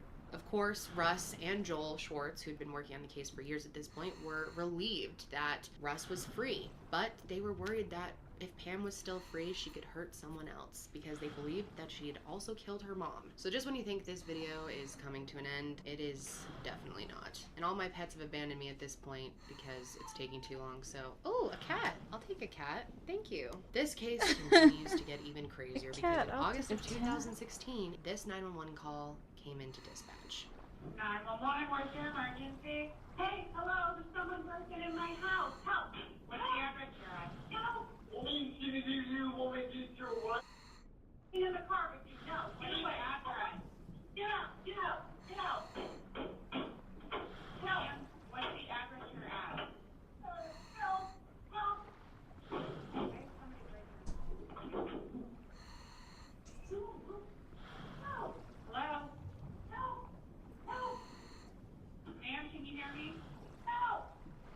cut the recording off right there because in the next second, you could hear 5 gunshots ring out in succession. When officers arrived on the scene, 33-year-old Louis Gumpenberger was dead. And guess who killed him? None other than 58-year-old Pam Hupp. According to Pam, Louis had attacked her in her driveway and was asking her for Russ's money. He held a knife up to her throat and scared the shit out of her. She said she managed to knock the knife out of his hand and then ran into her house just in time for her to be able to get a gun that she had in her nightstand because this guy had followed her into her house. She said when Louis came in, she shot him until she was out of bullets. Now, Louis was a partier in his younger days, but after a car crash in 2005, he had suffered severe brain damage and couldn't really process complex thoughts. He also had a limp and limited use of his left hand. He lived with his mother and rarely left the house except to go on short neighborhood walks. So when they first interviewed Pam, they brought up the name Russ because she was heavily involved in that, and she said she didn't know anyone named Russ. But during her second interview, she magically remembered who Russ Faria is. And this next part is one of the weirdest things I've ever heard in a case, but it turns out a week before Louis died, Pam was actually out pretending to be a Dateline producer because Dateline has covered Betsy's case like 5 times. And none of them are available online because they take everything off, which is super fucking helpful. So I've never seen any of them, but Pam was very worried about the narrative that Dateline put out. She was constantly calling them up, trying to feed them information about Russ, make sure they were pointing more in the direction of Russ and less at the direction of her. And it actually got to the point where she pretended to be one of their producers. She went up to this random woman in public, said that she was a Dateline producer and that she needed her to reenact a 911 call and that she would pay her $1,000 to do it, just right there on the street. And this woman actually thought about it for a second because she thought it was kind of a cool opportunity, but she was really confused. I mean, Pam had no actual proof that she was working for Dateline. She didn't have like a card or anything. And the more that the woman thought about it, she just thought it was really strange. Like, why would Dateline be out asking random people to do their voice work? Is that really how it worked? And it turns out Pam didn't just find this woman on the street. She actually picked her up from a trailer park. She was literally going around and asking people to help her with this. And the woman decided she didn't want to do it, and so Pam just brought her back home. But she thought it was very suspicious, and she ended up reporting it to police. They also pulled up security footage from this woman's home and saw Pam's vehicle there. And it turns out that Pam had found Louis and had lured him to her house to do the same thing, to record a 911 call. So the day after Louis was murdered, I know this is getting confusing, but try to stay with me, Mark Hupp, Pam's husband, threw out a bunch of trash that contained a lot of important things, including Betsy's death certificate, a 1099 tax form for Betsy, Shirley Newman's will, Pam's mom, transcripts of Pam's police interviews, sticky notes with bank information on them for multiple relatives, some t-shirts, and a pair of flip-flops. When they found Louis, he actually had 9 $100 bills in his pocket in a plastic bag with a note, and this is what it said. It instructed him to get Russ money, leave it in the wood pile outside Russ's house, then kill Pam Hupp. Once that was done, he'd get the rest of his payment. Now, Russ didn't have a wood pile outside of his house, but he did recently, and a neighbor's security footage actually saw Pam driving around his neighborhood casing his house. It was obvious that Pam was feeling the heat at this point. It was making a desperate attempt to try and frame Russ again. Dateline had already put out 3 episodes on Betsy's murder, and the U.S. Attorney General's office was reviewing the case, so the heat was on. It didn't take them very long to figure out that Pam had killed Louis and that he never attacked her. And 7 days after the shooting, Pam was arrested and charged with first-degree murder. And things just continue to get crazier because they bring Pam in to interrogate her, and they leave her in the interrogation room while they're waiting for her attorney to come. And Pam, from experience, knew that she was being filmed in there, so she very subtly and sneakily pulled a pen off of the desk and put it in her pocket. You can also see her in the footage putting her fingers up to her neck multiple times, looking for her jugular vein. Then she asked to use the bathroom and was escorted there by a female officer. And as I'm sure you've already guessed, Pam then tried to end her life because she knew she had been caught. So she stabbed herself multiple times in the wrist and in the neck with a pen. You can actually hear an officer calling out for a medic from the interrogation. Luckily, officers were able to get to her and get her medical help before she was able to take her own life. So she does have to face what she did. And they took a mugshot of her, and in it she has white bandages all around her neck. So in 2019, she with a enters pen. an Alfred plea, which we talked With about a in pen, last how week's difficult video would that on be? Michael Peterson. If you haven't heard of an Alfred plea, Ooh. it's basically where someone is acknowledging that the court does have enough evidence to convict them of a crime, but maintaining your innocence at That the would same be so time. It's a very painful. strange thing that is pretty rare. But because of the Alfred plea, she was able to avoid the death penalty and get life in prison for Lewis's death instead. So that's when Mike Wood comes along, who is the newly elected Lincoln County prosecuting attorney, and he decided that with Pam just committing another murder, they should probably look at the murder of Betsy Faria again. So that brings us to now. And when I decided to cover this case back in June, I had no idea this was going to be happening this month. But on July 12th, at a press conference, Mike Wood announced that Pam Hupp had been charged with first-degree murder and armed criminal action in the stabbing against Betsy in December of 2011. So as you may know, I'm here to announce that we have filed murder charges in the first degree against Pamela Hupp in the stabbing death of Betsy Faria. For a decade, this case has loomed large as a dark cloud over Lincoln County.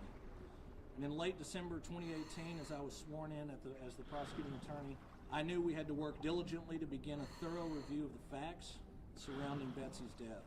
After a complete and comprehensive review and investigation, I came to the conclusion that beyond a reasonable doubt, Pamela Hupp killed Betsy Faria, and I believe her motivation was simple: for greed. Just 4 days prior to Betsy's death, Pam Hupp became the sole beneficiary of Betsy Faria's $150,000 life insurance policy. The facts in this case are quite simply indisputable. Pamela Hupp was the last person to see Betsy alive. Cell phone records indicate that she was at or near the home at the time of the death. She knew that Betsy's husband would not be home that night. She lied about her whereabouts. She lied about the details. And lastly, she murdered an innocent man in cold blood to prevent herself from being considered I a ain't suspect. finding a goddamn He said thing, that bro. Pam had waited until Betsy was weak from her chemotherapy appointments to kill her, and that she also knew that if she did on a Tuesday night, Russ wouldn't be home. He went to game night every Tuesday. It was the perfect way to frame him. And according to court documents, they are accusing her of dipping Betsy's socks into blood and dragging them around the house to make it look like a more violent attack. The probable cause statement attached to charging documents outline in great detail an extremely compelling circumstantial murder case, one that is very difficult to deny, yet prosecutors and investigators denied it all the same. Sadly, all of these facts were available to prosecutors at the beginning. Even while Betsy's husband was twice prosecuted for her death, this was one of the poorest examples of investigative work that I, as well as my team, have ever encountered, driven largely by ego, working toward an agenda rather than truth. And because of this, I'm also announcing today that we are launching an investigation into the potential prosecutorial and police misconduct in the Faria investigation. They also found proof that the prosecutor had asked witnesses to lie on the stand, and that after Russ's acquittal, the sheriff's office drafted a destruction order to destroy all the physical evidence in the case. As of right now, they're saying that a report will be released to the public after this investigation, and criminal charges may be filed against law enforcement as well.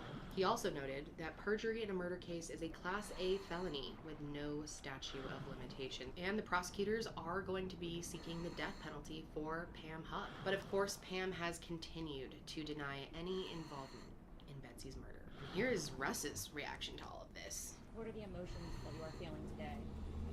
Right now, a lot of relief and joy.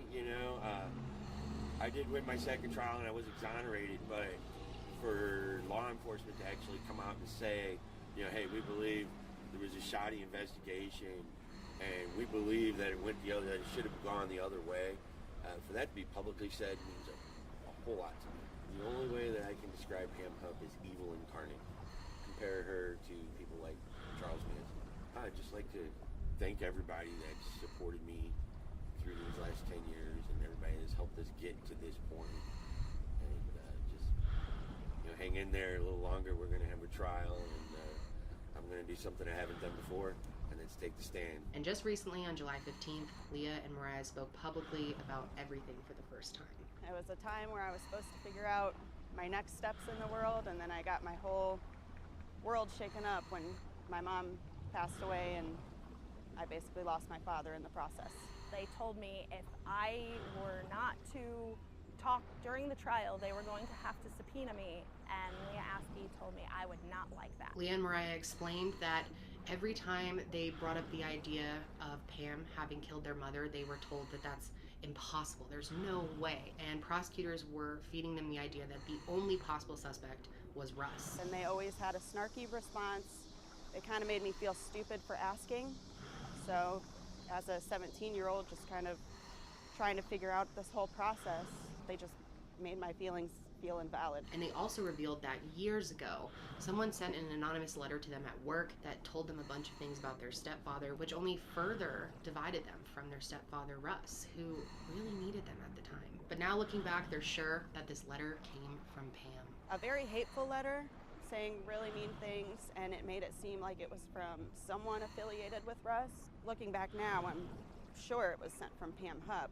We had police conspiring to keep us from Russ, and Pam sending us letters, keeping us kind of against him. As a teenager and a person who's grieving their mother, it's really hard to wrap your head around the whole process. They also broke our family apart, and not only did we lose our mom, we lost both of our parents because of their investigation. So this is not over yet. This story is only going to continue, but that is all I have as of right now. And Mike was careful not to specifically name anyone in the press conference, but it sounds like they're going to be going after the prosecutors and possibly some other people who messed up everything in this case. We probably won't know a lot about that for a while. He said that he's hoping to finish the investigation by the end of this year. But as far as Pam goes, I'm not sure how fast things will move. In fact, there could already be some new updates out by the time this video goes up, and if there are, I will leave them in a pinned comment. And I think this might be the longest video I have ever done.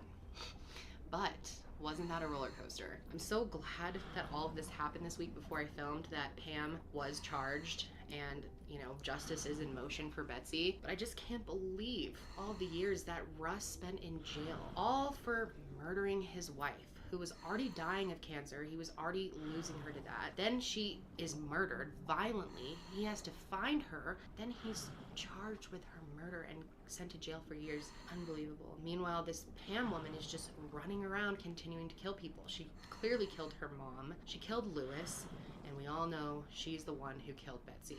All for greed. Truly, I think this is one of the wildest cases out there. Wow.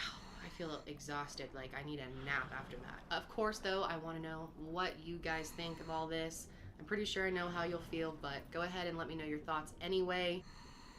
Alrighty, I'm gonna end this here. I need to take a break already. I'm really tired. I'm gonna go ahead and raid another FDG streamer. He is an EMS apparently. Failing it. I'm not so sure. But Go. Because, like, I feel like I've been Thanks for tuning in, guys. you need work on. Let's go ahead and raid Trit 822. Most of the stuff I'm Let's go ahead and support our more or less fellow just FD diagnosing streamers. the situation itself.